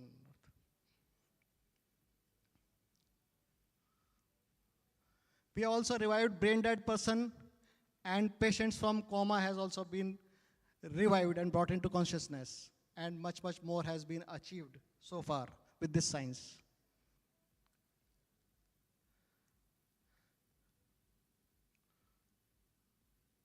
We have changed the weather, changed the flight timings, rescued people from flood, hurricanes, rescued people from crashing in the stock market, and not only rescued them from crashing in the stock market, but in the same deal, we have made them profits while they were about to crash, and healed machines and much more, and we have made people superhumans or extraordinary persons. So that is a very special technique which we use to make a person extraordinary in every aspect of his life.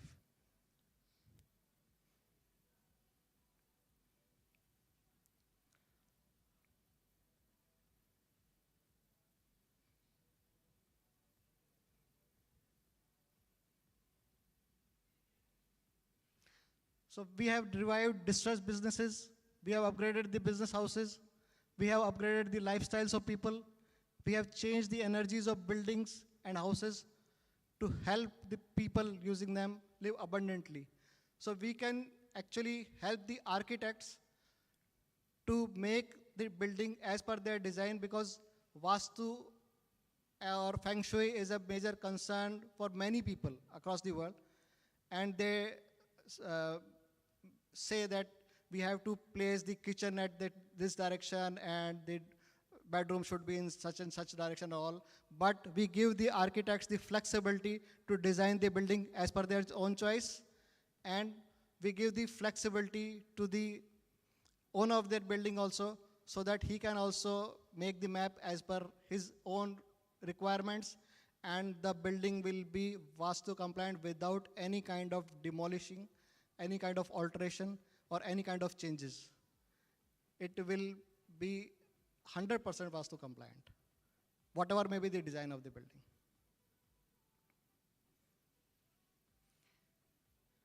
In fact, it's very difficult to mention everything, because there are a lot of things which anybody can desire to make them happen. So in a nutshell, I can say that you can ask it and we will be able to do that work. It should be just a legal thing. Of course, because it's a divine energy which we use, so we can't do anything illegal, but legal things can happen every single time, every time.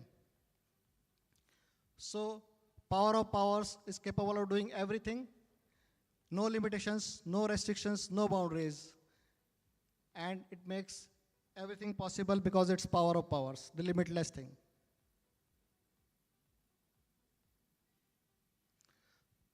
Power of powers is independent of time, space, physical presence, and distance. So if somebody is sitting in space, we can heal the person. If somebody is sitting below the seabed, then also it can be healed instantly.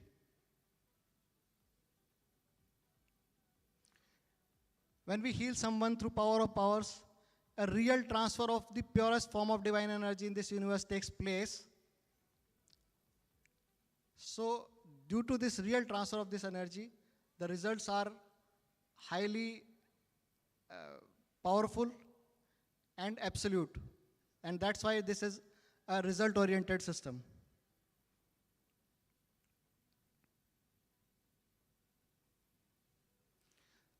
When we teach someone this science, only the basic level, of course, we teach it, and we give you this connection with the supreme divine power just in 5 hours, and that also online, which people seek for years and years, and sometimes lives and lives.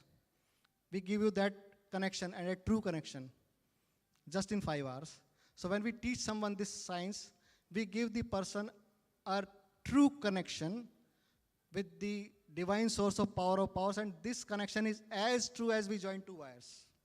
See, when we join 2 wires, it's a true connection. Same kind of true connection we give to the person when we teach someone this science. And that is permanent, lifelong.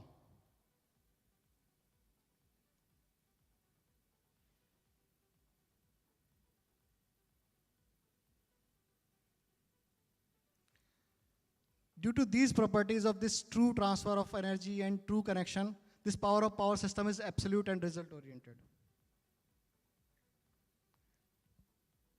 Now, what one can achieve through power of powers? So everything can be achieved through power of powers.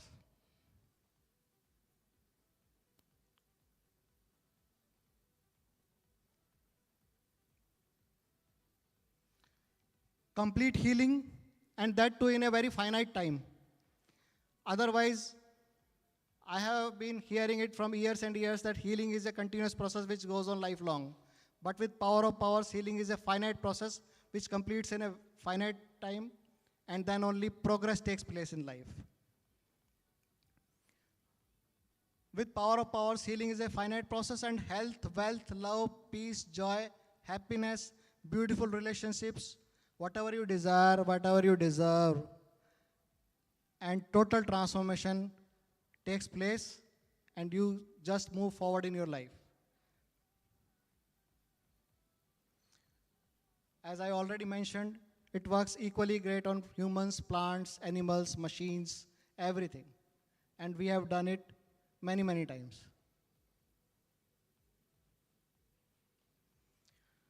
So power of powers is the most amazing science in this universe. It is a special blessing to my family, and especially Mrs. Vandana Sharma.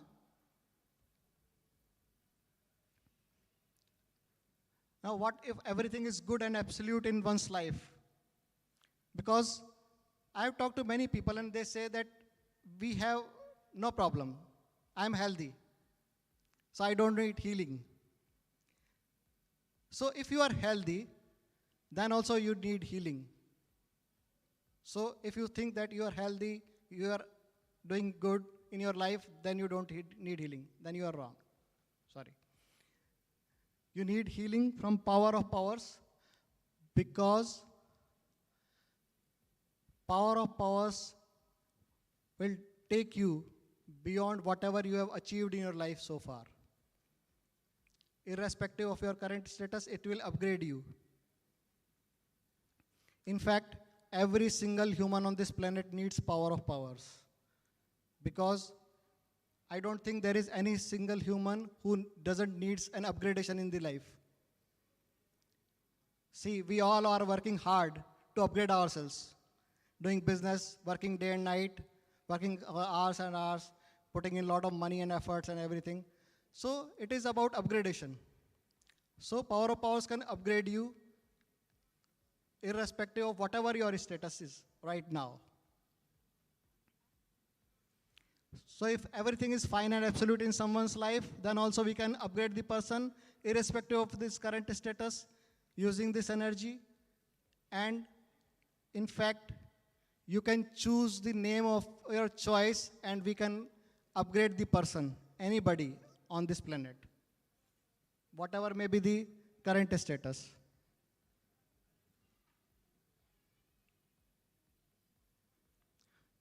So we are capable of taking you beyond whatever you have achieved so far in your life, and we have done it every single time with everyone who has approached us for this work.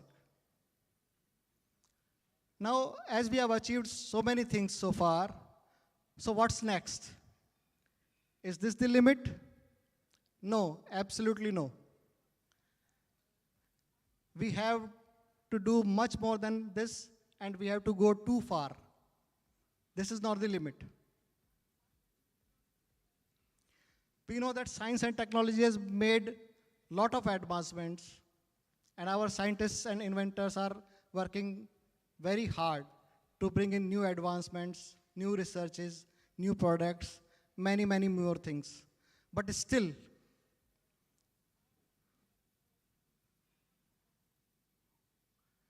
they don't have the answers to many questions. And many mysteries in this universe are unsolved. In fact, a major part of this universe is still unexplored, and we all know this. This is a big fact. We are still finding solutions to many deadly diseases, and we still are finding the solutions to reduce the carbon footprint, and many more things are still unanswered. And here is where our science can help you. So how we will transform this world? So what is the next step? Well, we have supreme power of powers technique.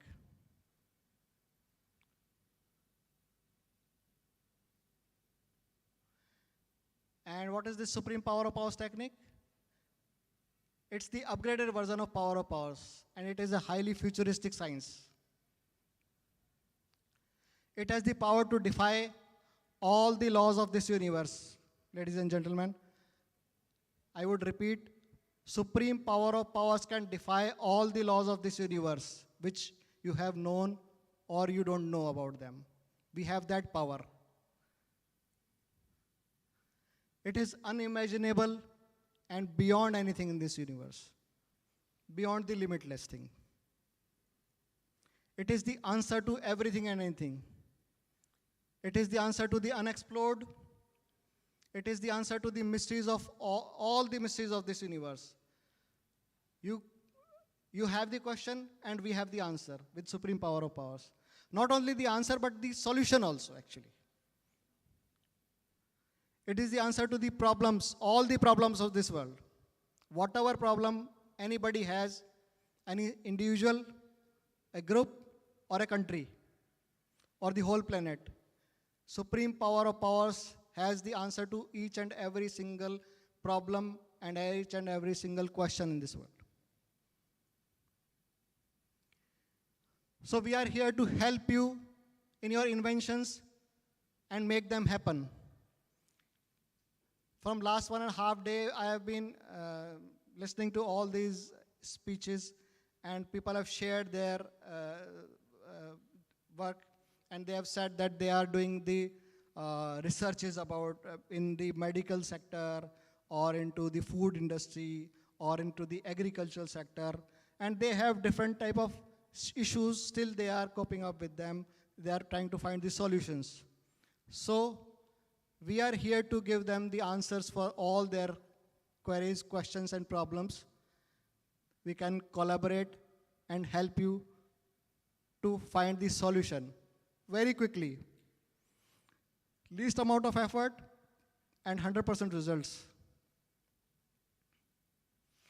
We are here to help the doctors find cure of diseases they are still trying to find.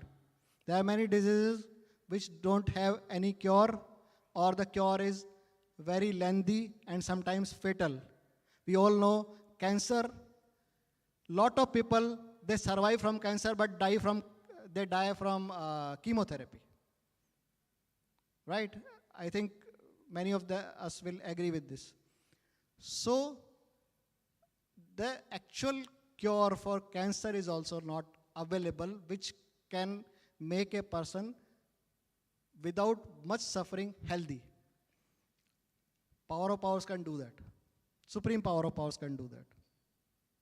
We are here to help the pharma companies to find the right medicines for all the diseases which has been difficult for them to find. And another thing, see, the pharma companies will be having lots and lots of formulas already. We are all using medicines. So we can refine their formulas so that they become more efficient and the results are very quick and efficient. We can help you in the researches on space and other things. In fact, we can help you in everything and anything. We are here to transform the whole world with supreme power of powers technique.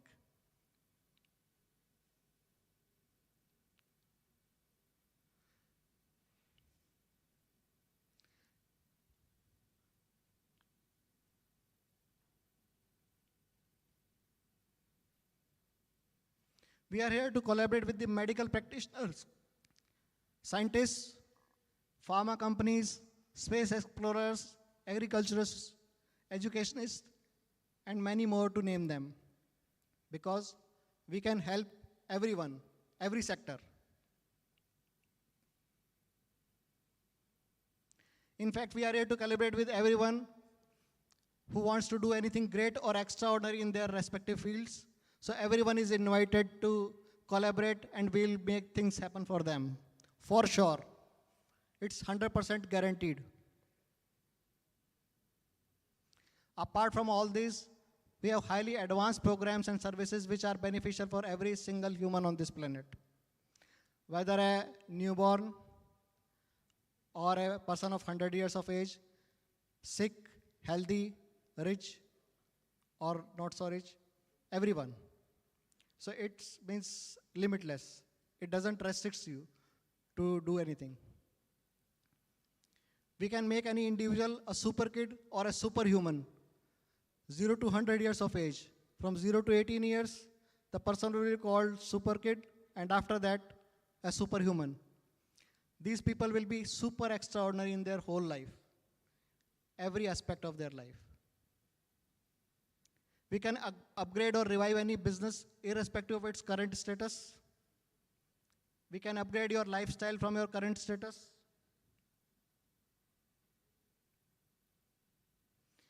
We can make you an owner of a superpower business. Everybody has that dream. You all are here and we all are here as a businessman, and we can make you owner of a superpower business. We can change the complete scenario of any business and much more. So we are here to give this planet the most advanced science in this universe, another unique invention of my beautiful wife and the superwoman of the 21st century, Mrs. Vandana Sharma. She is the inventor of this technique, and she can do whatever she wants to.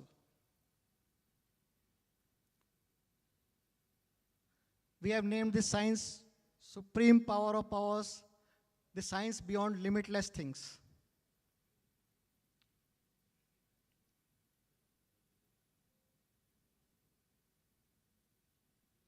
So come and join hands with us to achieve the unachievable. Come and join hands with us to fulfill your big dreams. Come and join hands with us to become limitless. Come and join hands with us to explore the unexplored. And for impossible and difficult things, please come to us, because we are masters to accomplish those tasks. Come and join hands with us to accomplish these impossible tasks. Come and join hands with us to change this whole world. And come, let's join hands together to make this world a real beautiful place to live in.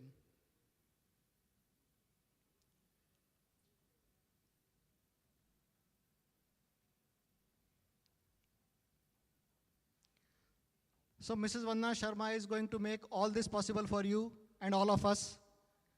She and Supreme Power of Powers both are a boon to the whole mankind. And it's true. She is the encyclopedia and Google for the unknowns. Every question has an answer which she can give you. This is a time for this world to know we have the supreme tool to transform the world. We are the most advanced energy scientists in this world. And let us all together make this planet beautiful, a real, abundant, happy, healthy place to live in.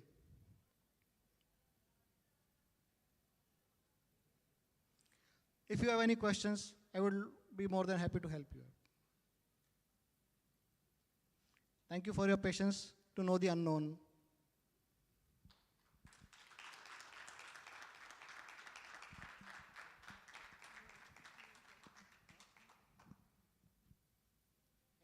Any questions, please?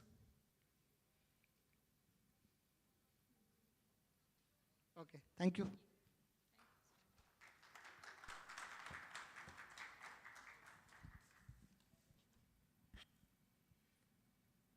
Thank you so much.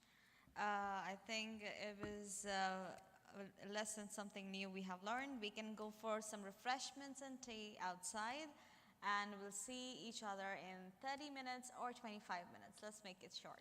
Thank you.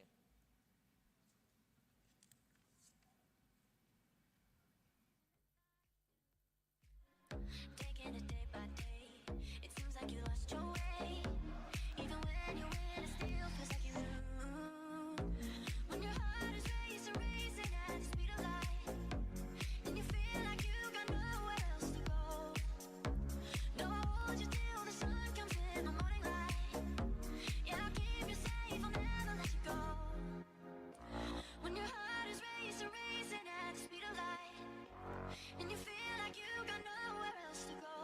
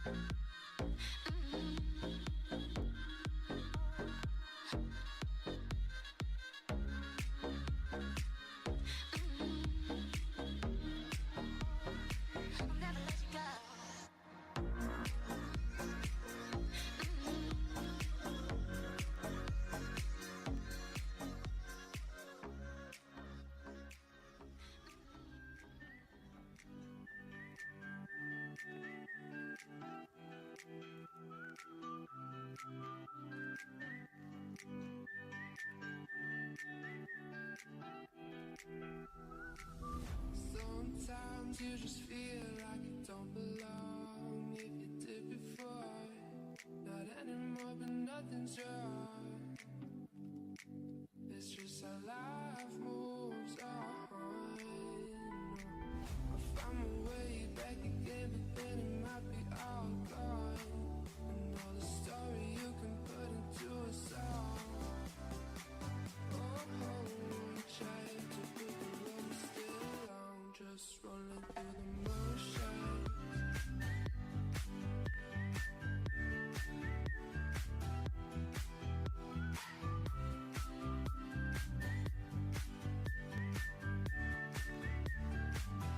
Just rolling through the motion.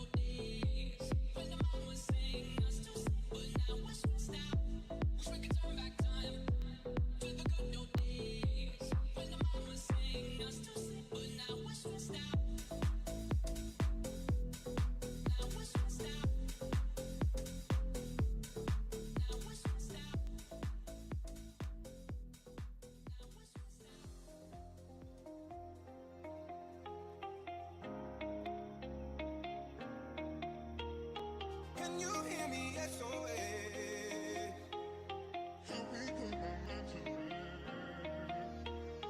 Two times click and I'm acting low.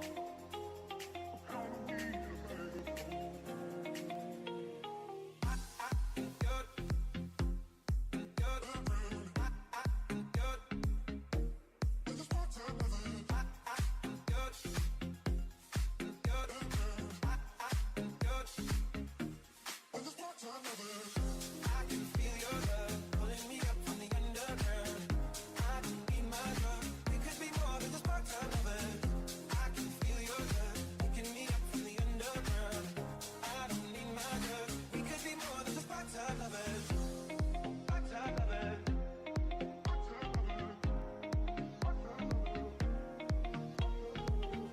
I can feel your love. We could be more than just part-time lovers. I can feel your love. We could be more than just part-time lovers. I can feel your love. We could be more than just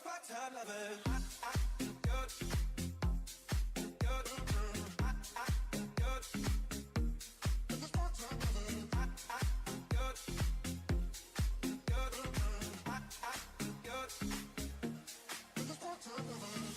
I can feel your love pulling me up from the underground.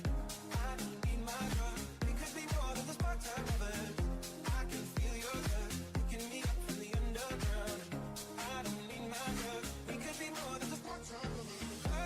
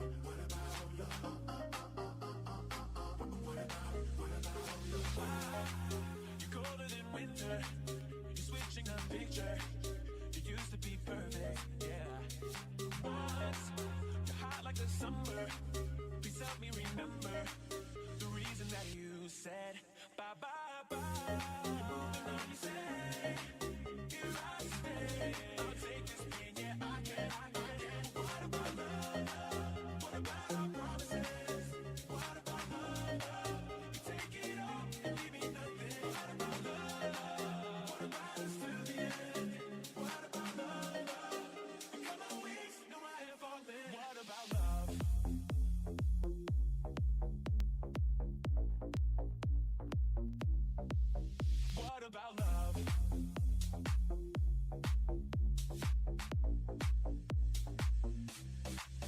What about love?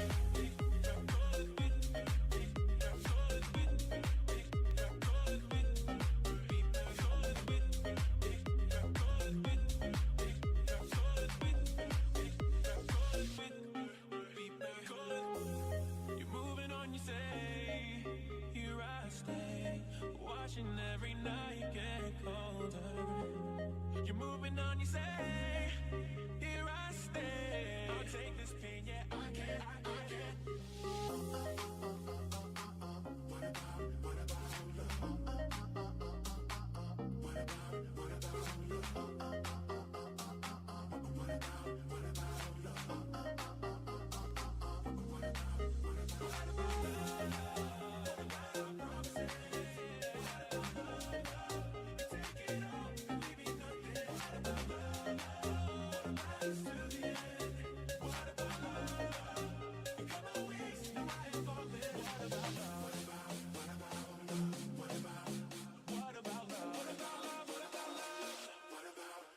What about love? What about love?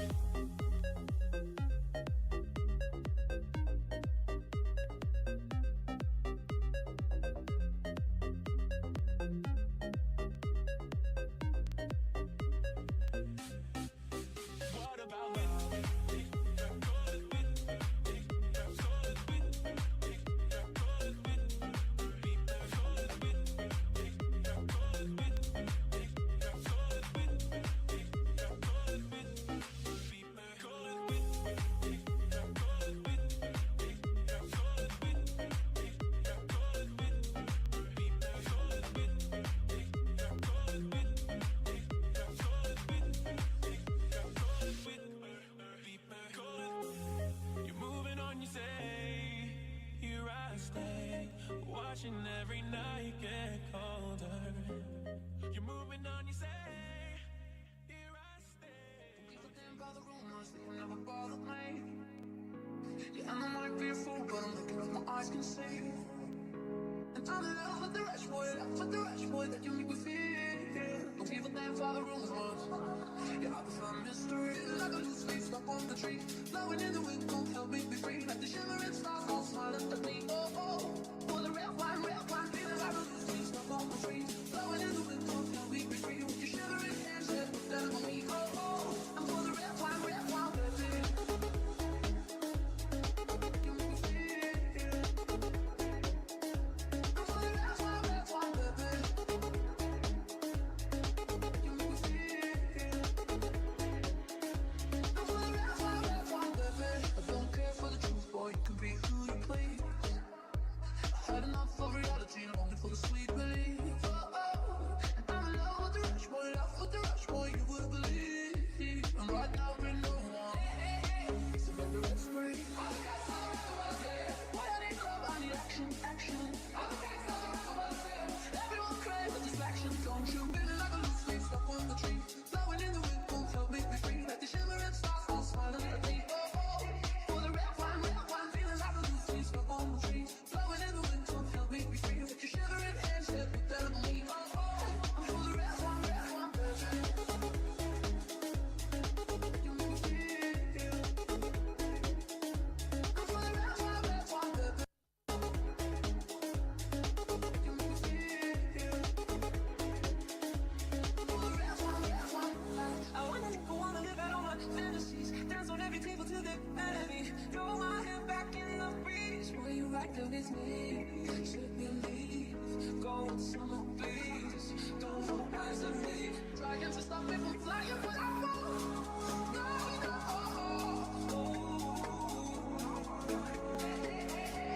For the red wine, feeling like a loose leaf stuck on the tree, blowing in the wind, don't help me be free. Like the shimmering stars all smiling at me. Oh, oh, for the red wine, feeling like a loose leaf stuck on the tree, blowing in the wind, don't help me be free. With your shivering hands, yeah, put that on me. Oh, oh, I'm for the red wine, baby. You make me feel. I'm for the red wine, baby. You make me feel. For the red wine, baby.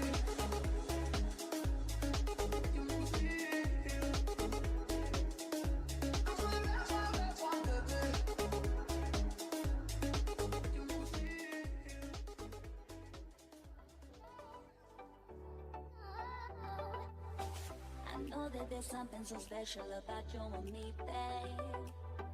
You got me, you got me, you got me feeling fine.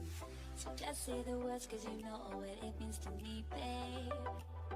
When you got me, you got me, you got me feeling right. Feeling right.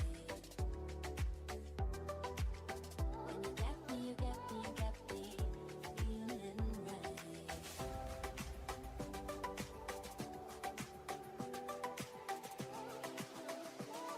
When you got me, you got me, you got me, you got me.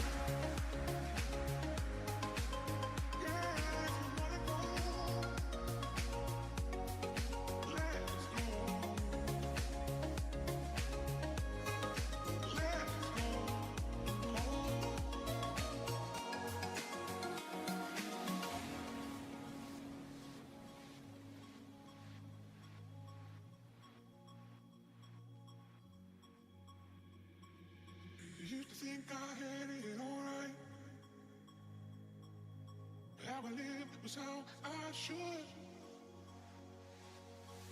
I never took the time to lay my heart on the line.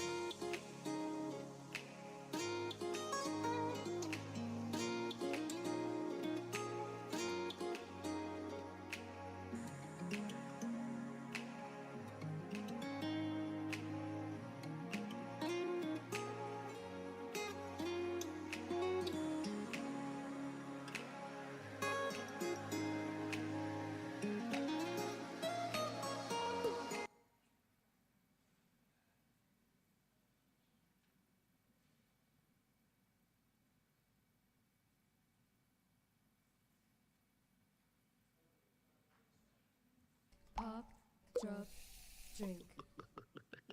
Start you.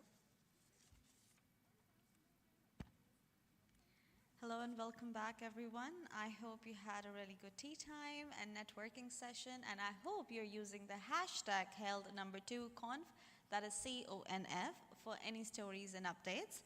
Moving on to the last panel discussion of the day, which is on a topic: personalized nutrition and biohacking, improving personal health.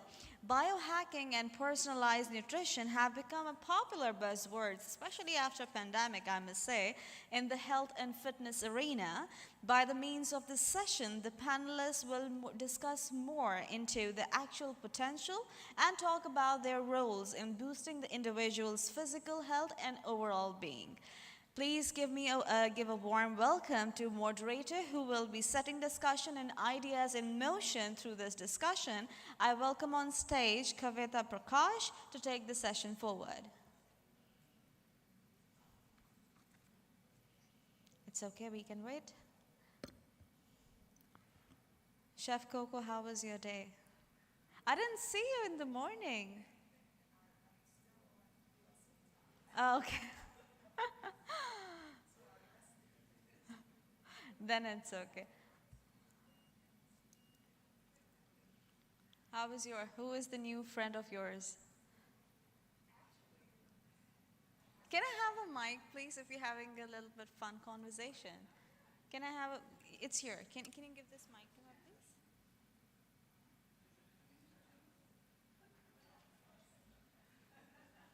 So yes, Chef Coco, you were saying, who is that person? Let the mic come. Ms. Kavita Prakash is on the stage, but I would like to know the story first. Hello, can you hear me? Yeah, I can. Hello, everyone. So, this is one of your speakers also. Oh, okay. Tomorrow, and then she's also receiving her. Is she the one who was giving us the really good seafood recipe? Yes. I And guess remember what? you. I'm still waiting for it. You want to know how we met? No. She was she's one gonna of make my her- online students at Escoffier School of Culinary Arts. So we physically don't see each other.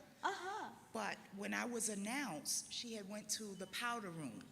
When she walked in, this is what she said to me: I recognized the voice. And that's how she knew it was me. Oh my gosh, Chef Coco doing her magic. Oh, I'm still waiting for the book. by Thank the way. you. Thank you so much. So finally, we have our panel discussion started. Can you grab the mic from her? Oh wow, we have everyone here. Gorgeous Miss Kavita Prakash will be taking forward. Thank you. Good evening, everybody. Yes, today evening's panel of discussion, personalized nutrition and biohacking, and how that supports in improving personal health. We have a group of experts who are going to talk about personalized nutrition and biohacking. Now, to start with, one size does not fit all is very apt here. Personalized nutrition is no longer a fad. People have realized that each one of us are metabolically distinct, and each of us have different requirements and goals depending on our lifestyle and habits. Studies have also proven that personalized nutrition has better success rates and sustainability rates. Now, personalized nutrition is based on genetic profiling, metabolism, environmental exposure, and also personal wellness goals. Now, coming to biohacking, which is also known as human augmentation, do-it-yourself biology, improving health, performance, and well-being through strategic interventions. I'd like to start off by introducing our panel members this evening. First to go, Mr. Faisal Al-Shava. Good evening. A performance nutritionist and founder of Believe Nutrition, a habit and behavior change app to help people lose weight and keep it off without dieting. Next, good evening, Dr. Akhtem. He's a physiologist and cancer researcher, founder and CEO of Esperer Nutrition. Then we have Dr. Ahmed Sharman, MD, EuroAssist Egypt, who are leaders of travel insurance and international medical sciences. And lastly, Dr. Arvind Kapoor, who's the MD of Axon HiVeg. Now, to start off, my first question to Mr. Faisal Al-Shava, can you please elaborate on why personalized nutrition is becoming an important topic for discussion today, and where do you think it's leading to? Yeah, hi everyone. Pleasure to be here. So the way I look at personalized nutrition really is kind of in twofold. You have, first of all, the whole personalization in terms of, what's relevant to your genes and DNA, or otherwise known as nutrigenomics, so how food can affect your genes and how genes can affect the way your body responds to food. And then you have the other personalization thing, which is kind of where I come in my area of expertise, which is really taking into consideration a holistic view when it comes to actually dealing with someone's health and nutrition goals. It still baffles me when this whole, as we talked about, this whole one-size-fits-all approach, and how you have all these generic programs and interventions being put in place. But for me, there's so many things to take into consideration when it comes to personalization. Of course, you have to take into the account a person's body type, their food preferences, lifestyle factors like their sleep, their hydration, their exercise. But looking deeper into that as well, I think psychology and emotional health plays such a big role in terms of personalized nutrition as well. So that's kind of where I really come in, and you have to take into consideration every little aspect of someone's life, right? From their professional life and their daily routines to their health and body goals as well. At the end of the day, we all have a different genetic makeup, we all have different body types, so you have to cater to everyone's specific needs and goals, and essentially that's kind of the best way to achieve results. Okay, great, thank you. Dr. Kapoor, would you like to pick on the second part of the question? Where do you think personalized nutrition could be leading on to? Yes, I think we talk about the genetics of person. That when Craig Venter first sequenced the human genome, we find there are differences in every individual based on their parentage. So people are coming with a different kind of genetic makeup, and that comes also with the environment which they grew, or coming from, like the parentage which they have different kind of style of food or different kind of environment they live in. All these contribute towards the personalized what we talks about. So I think when we talk about genetics versus the food, like we know the deficiencies of gluten, or we know people are reactive to gluten or other things. That means there is something genetics is involved with the food. So once, and sometimes people don't know about it because they keep on suffering, and we find that gluten deficiency people are normally come to know very late. And some of the protein reactive also we find people are, when they come to the doctors, they find that they have something, which is food is not absorbed properly, or they have a lot of issues regularly. So I think when we talk about personalized nutrition, first you have to have your baseline detection that what kind of food suits you, or what kind of nutrition which is absorbed in your body. Then you can define that, yes, now you can define the nutrition part of it, the health part of it, and that total health can be then programmed accordingly. So that is how we go about these days, because science has made so much advancement in these things.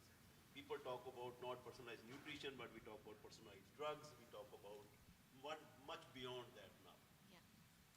No, great. I think that's very, very insightful. I mean, would you have to say something about, saliva testing, which is apparently getting very popular now when it comes to personalized nutrition? Blood works and saliva testing? Saliva testing, I don't know much about it, but see, saliva means you have a digestive enzymes, and whether they work very well in your, see, people these days gulp the food, not chew the food. So maybe absorption is an issue in the gut. And then you have another problems that your gut bacteria or gut things are, people talk about probiotics. So the whole, our gastric pipe, people consider it as a drain pipe. Whatever they want to put in their body, they keep on eating without knowing that what impact it has. Because if anything is visible or tasteful, when they go to parties, they try to gulp everything. Because what we say always that, can you put a diesel in your petrol car? You will not do that. But for your own body, you can do everything. So I think one has to be very careful that so it's based on, so I think it is what we talk about a cohesive things. If we know these things, then I think our life is much better and we enjoy better health. Absolutely. Dr. Raktim, my next question to you. Like all of these new innovations from a health perspective that have come into being, tell us something about the cons or the disadvantages of personalized nutrition, and do you think there are regulatory bodies that can actually govern this today? Well, pleasure to be here. Thank you for the question. I think I would like to say first that do not get bogged down too much of thinking personalized nutrition. Nutrition is personalized from day one it has been come up. So today what we are talking about personalized nutrition is because the awareness has grown up much worldwide. The world is so diverse in our culture, in our food habits, in everything. So nutrition has to be personalized. Now, how nutrition can be personalized, that's a question. Since we are living in an age of nutraceuticals and nutrition, so this makes it relevant. Now, I'll come to your questions, because we are all talking about the pros of personalized nutrition. Now, awareness has got a different intensity geography-wise. So how we perceive the informations, how the regulations of nutraceuticals are shaping up country to country, region to region, and the food habits that we have our own likings and disliking. With this context, when you are talking about personalized nutrition, I think the awareness plays a big role. And here the catch is, so there is no standard care globally which can define the personalized nutrition.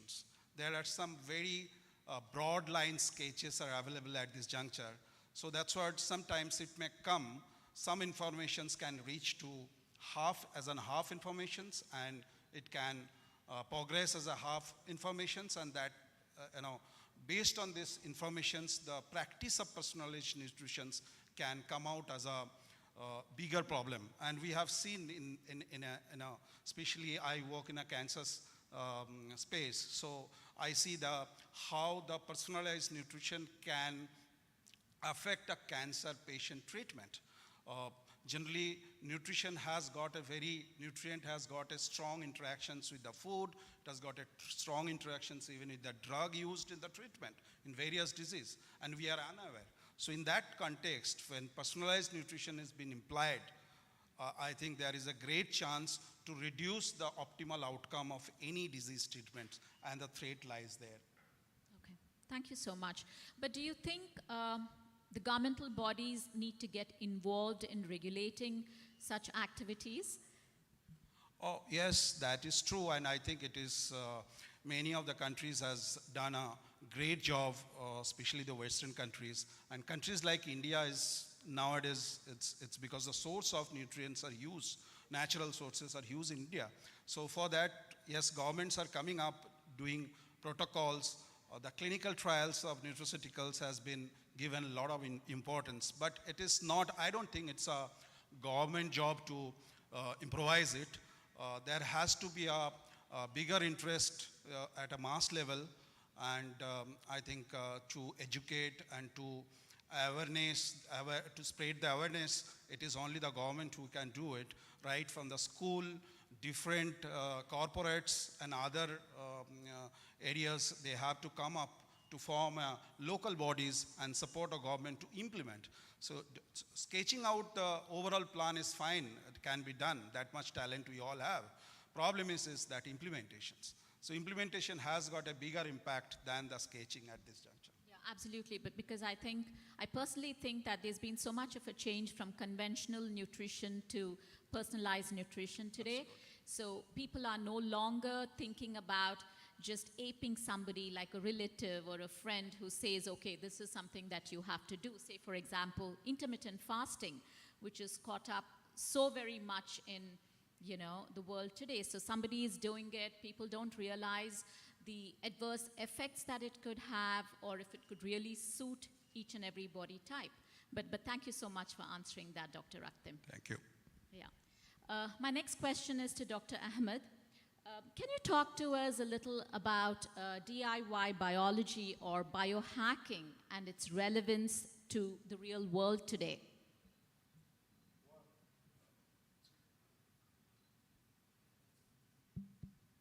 Well, when we talk about biohacking, many of us think that biohacking is just based on some people are putting some chips inside their bodies or magnetic part or something like that.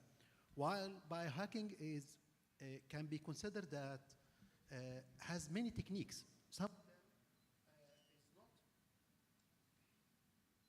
Could we please have a change in the microphone? Doesn't seem to be working. Thank you. Some of these techniques could be too much old, maybe ancient. But we can say that the biohacking is something like human enhancement. It's a technique or hundreds of techniques of how we deal with our bodies, how we think about improvement of, let's say, productivity. Let's say how I deal with my body.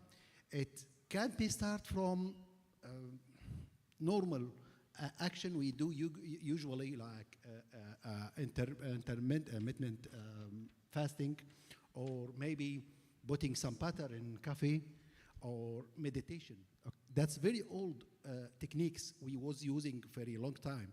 So all of that has one aim, is to help the body to protect itself, to fight illness or however it is, however bad effects could happen, even to fight aging. Many of biohackers are going more deeply or more extremely far of that. Some of them went, as we start, or as many of us think, to use the technology of programming and having shapes and rings, something like that inside bodies. And some of them went to generic changes to help the body to improve or to enhance its capabilities. Okay, but if we back to do-it-yourself technique, that what I myself I believe it's the solution. It's to keep far about these extreme ideas and to find what's much better for me and can be doable and can be monitored by myself. So that's technique could be, we can use it daily. Even I'm sure that all of us have some healthy practice or some healthy activities he do. Maybe diet, the normal diet could be considered as biohacking. So we can consider that biohacking is all the activities or the acts we do to enhance our lifestyle, our body, to help our body to solve the conflicts he met every day, to help ourselves or our bodies is to fight aging and fight illness, fight maybe lose weight, all kind of these protocols, all kind of these techniques can be considered that biohacking. So biohacking is, what I would like to say, is too much wide and have been used for a very long time, but not with the concept we are talking in this time as technology biohacking or hacking the body using devices or using genetic changes. Great. Thank you so much, Dr. Ahmed. My next question is to Faisal. Would you like to talk to us about personalized nutrition being more effective than conventional nutritional approaches? What is your take on that? Yeah, I mean, you know, at the end of the day, we all respond to foods differently. First of all, when you look at these conventional nutrition approaches, there are certain ways that you can detect whether these approaches or diets are fads, right? And a lot of them, first of all, remove a specific food group, right? And first of all, any approach or diet that removes a food group, then you know that that's a fad diet, because essentially you want to be consuming, you know, a well-rounded, well-balanced approach. But what might work for someone might not work for someone else, right? And unfortunately, we live in this day and age today that people listen to people. So if I'm talking to a friend or a family and I say, yo, I lost 10 kilos on this approach, that person will get really excited and go do the same, and then find out that they're struggling and they're not, you know, losing as much as their friend or family is. And again, you know, it's not a one-size-fits-all approach. There's so many different factors and elements that comes into play, and that's where the personalization, you know, actually comes into effect. Yeah, it's crazy to just, again, all these generic plans out there and all these statements that sound so good and too good to be true. Then you also know that these conventional programs that just simply don't work. So yeah, there are just so many things to think about when you're working with someone's health, and you really want to tailor your solution according to their needs, their goals and lifestyle, and that's the best way to achieve results. Thank you so much, Faisal. Dr. Kapoor, our next question is to you. Is it worth on focusing on personalized nutrition as a global business? And if yes, how? Well, if you see that, you might have heard the keto diets and Atkins diets. Absolutely, yeah. These are diets which people say that's personalized diets. You can put yourself into a particular regime of diets, you know, you eat. Very strange results came. Few people got positive, many got negative results. Because there is one person told me that he's taking a very high fatty food and his cholesterol level is coming down. The other person having the same thing, but his cholesterol levels are going up. So it is all because many people who take a lot of fats, but they are still thin, skinny, and their cholesterol, LDL, HDL ratios are very good. And few people just see that container only, then they get the cholesterol high. So I think it really give us that it's not important that what kind of food. It is the food which you standardize yourself, what you want to eat, and then you see your health. Because now these days everybody's going for medical checkups, and they find different kind of observation. Then they say, okay, shift to the salads, shift to the soups, don't eat it, red meat, or stop eating the particular food. It all depends on that, how you put yourself in that and feel okay. So I think, like we say, biohacking, or we have to see your own body. But I think diets are what we call balanced diets for everybody. We say that you have a fiber, you have a carbohydrate, you have proteins, you have nutrients, you have, because body is a morning I told in my lecture that we have the whole body is a biochemistry, our industry. There are a lot of biochemistry is happening in our body. Whatever we eat, it goes to certain kind of degradation, and then we have byproducts, end products, which goes to the building blocks. We have amino acids, we go to the proteins. So we got everything that our different body functions are doing the same thing. What important is that your mindset when it triggers the endocrine system, because it needs a certain kind of very small quantity of certain compounds which trigger certain reactions. And then those reactions need some kind of micronutrients to dissolve whatever you eat and go to the right perspective in your body. If these functions are disruptive, if these functions are creating some issues, then you get a health issue, because either you get flatulence, your food is not fully digested, absorption is not proper because you have anti-nutrient factors in your body you eat with your food. So everything is aligned only when you go into your assessment of your own thing. So I think many factors, we say human is a very complex itself, because everything is linked to the body, and body has all kind of systems. That there's nothing like we have external buttons we can push to start a reaction. No, brain has a thinking that there is a pituitary gland which is very small, which releases a lot of system. It triggers a lot of your other secretions. So I think what you said is that whether you go to keto, Atkins, or any normal diet, or any kind of salads or vegetables or non-meat or meat, it all depends on that your body can digest those and give you the right kind of health and happiness. Can I just add one thing? Yeah, I think just to touch up on that, I think the best diet is the one that you can stick to. And unfortunately, all these conventional approaches are so, they're not sustainable. They limit people, they restrict people, they remove, again, certain foods from food groups, and that's what doesn't allow people to be consistent. So DIY, do it yourself, understand your body, trial and error, and whatever works for you, stick to it, and that's the best way you'll be consistent. Yeah, so rightly said, Faisal, because I think your body is extremely smart. It tells you when things are not okay.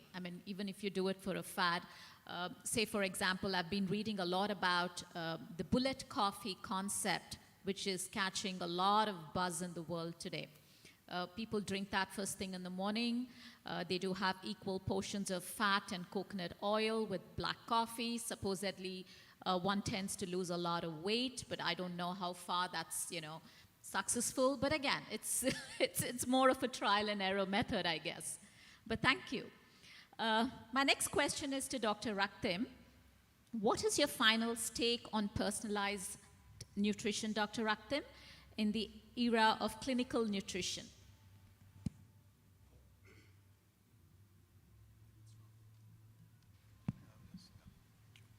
Thank you.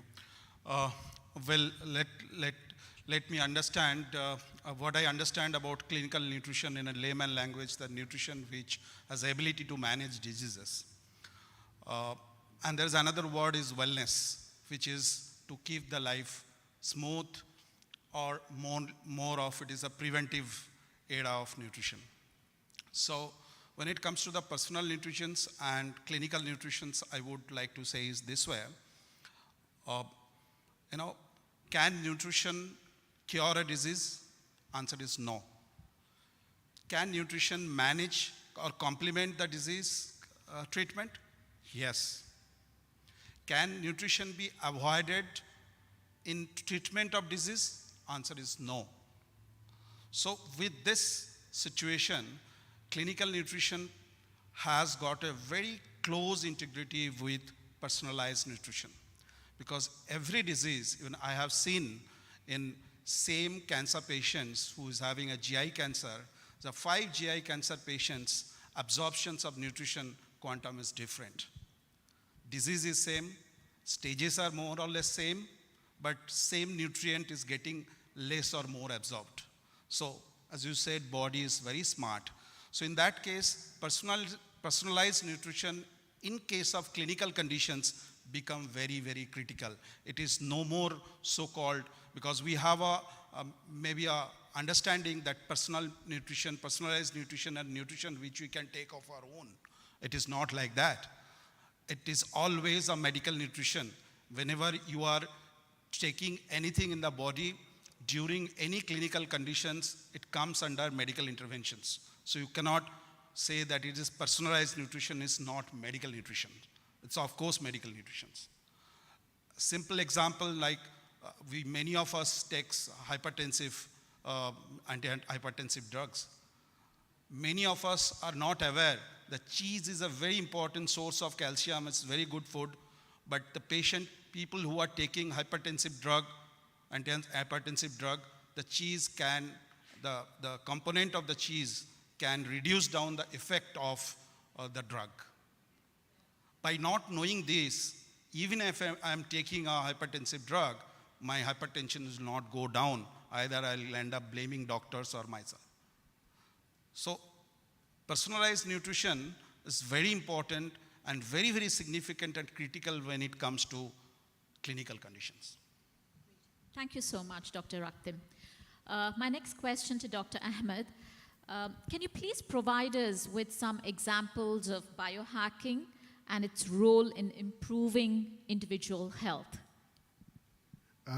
As I said, the biohacking could be, maybe we are doing it ourselves every day.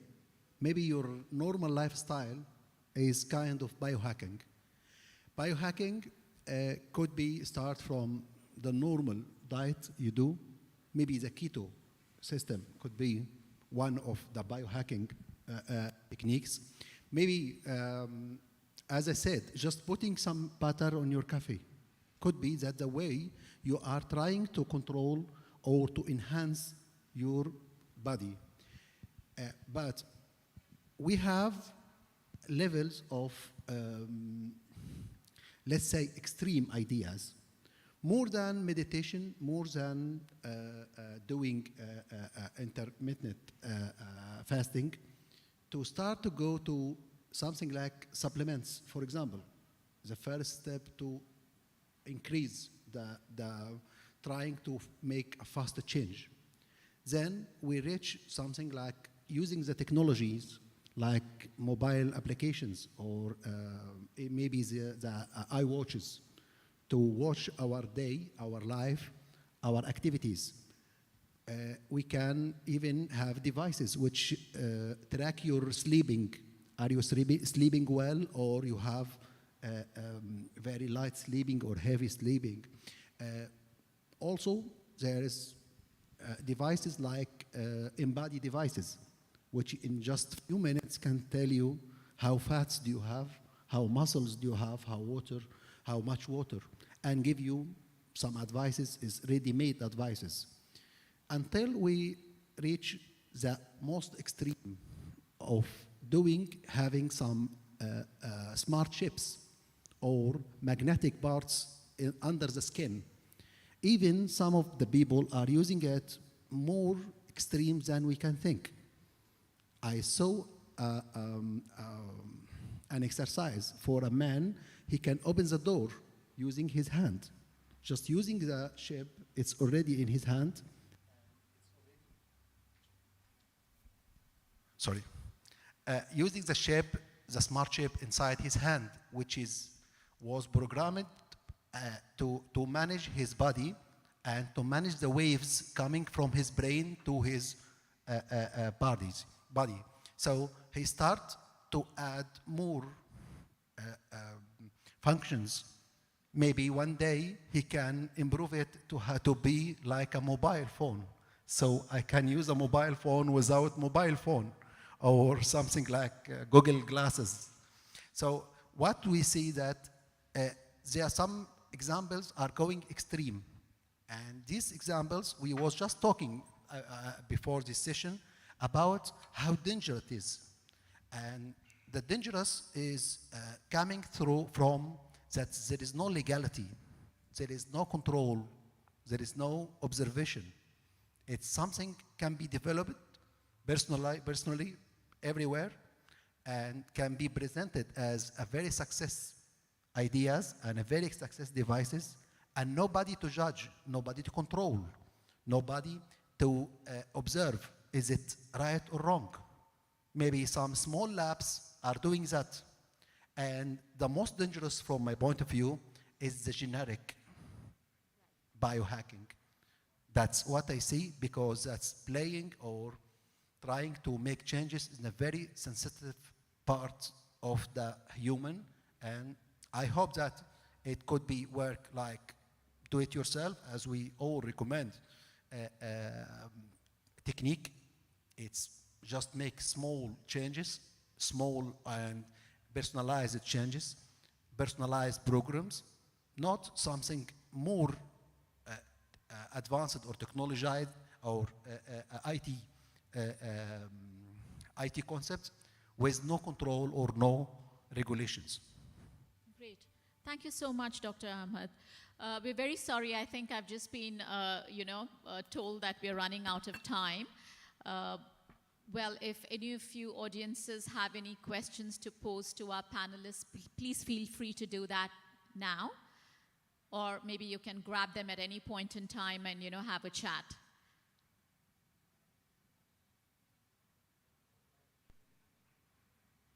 Actually, we have a award ceremony, and after that, they can ask anybody if there is any questions, if that's okay. Because we are planning to do again the merge of both the conferences and do the award ceremony together. So there are a lot of people, and everybody can have a great ceremony. Is that okay with everybody? Yeah? Cool. So thank you so much. Thank you so much to all our panelists. Thank you. I think it was very, very insightful and knowledgeable. I mean, thanks. Thanks again. And yeah. Thank you, Ms. Kavita. The Health 2.0 conference takes place to give an opportunity to honor the iconic individual and organizations as well, so that their contribution in F&B, pharma, healthcare, nutrition, all the sectors is being praised. I would like to ask everybody to go to the other conference. My name is Talia MK, and I'll be joining you tomorrow for more fun and great conversations. Thank you.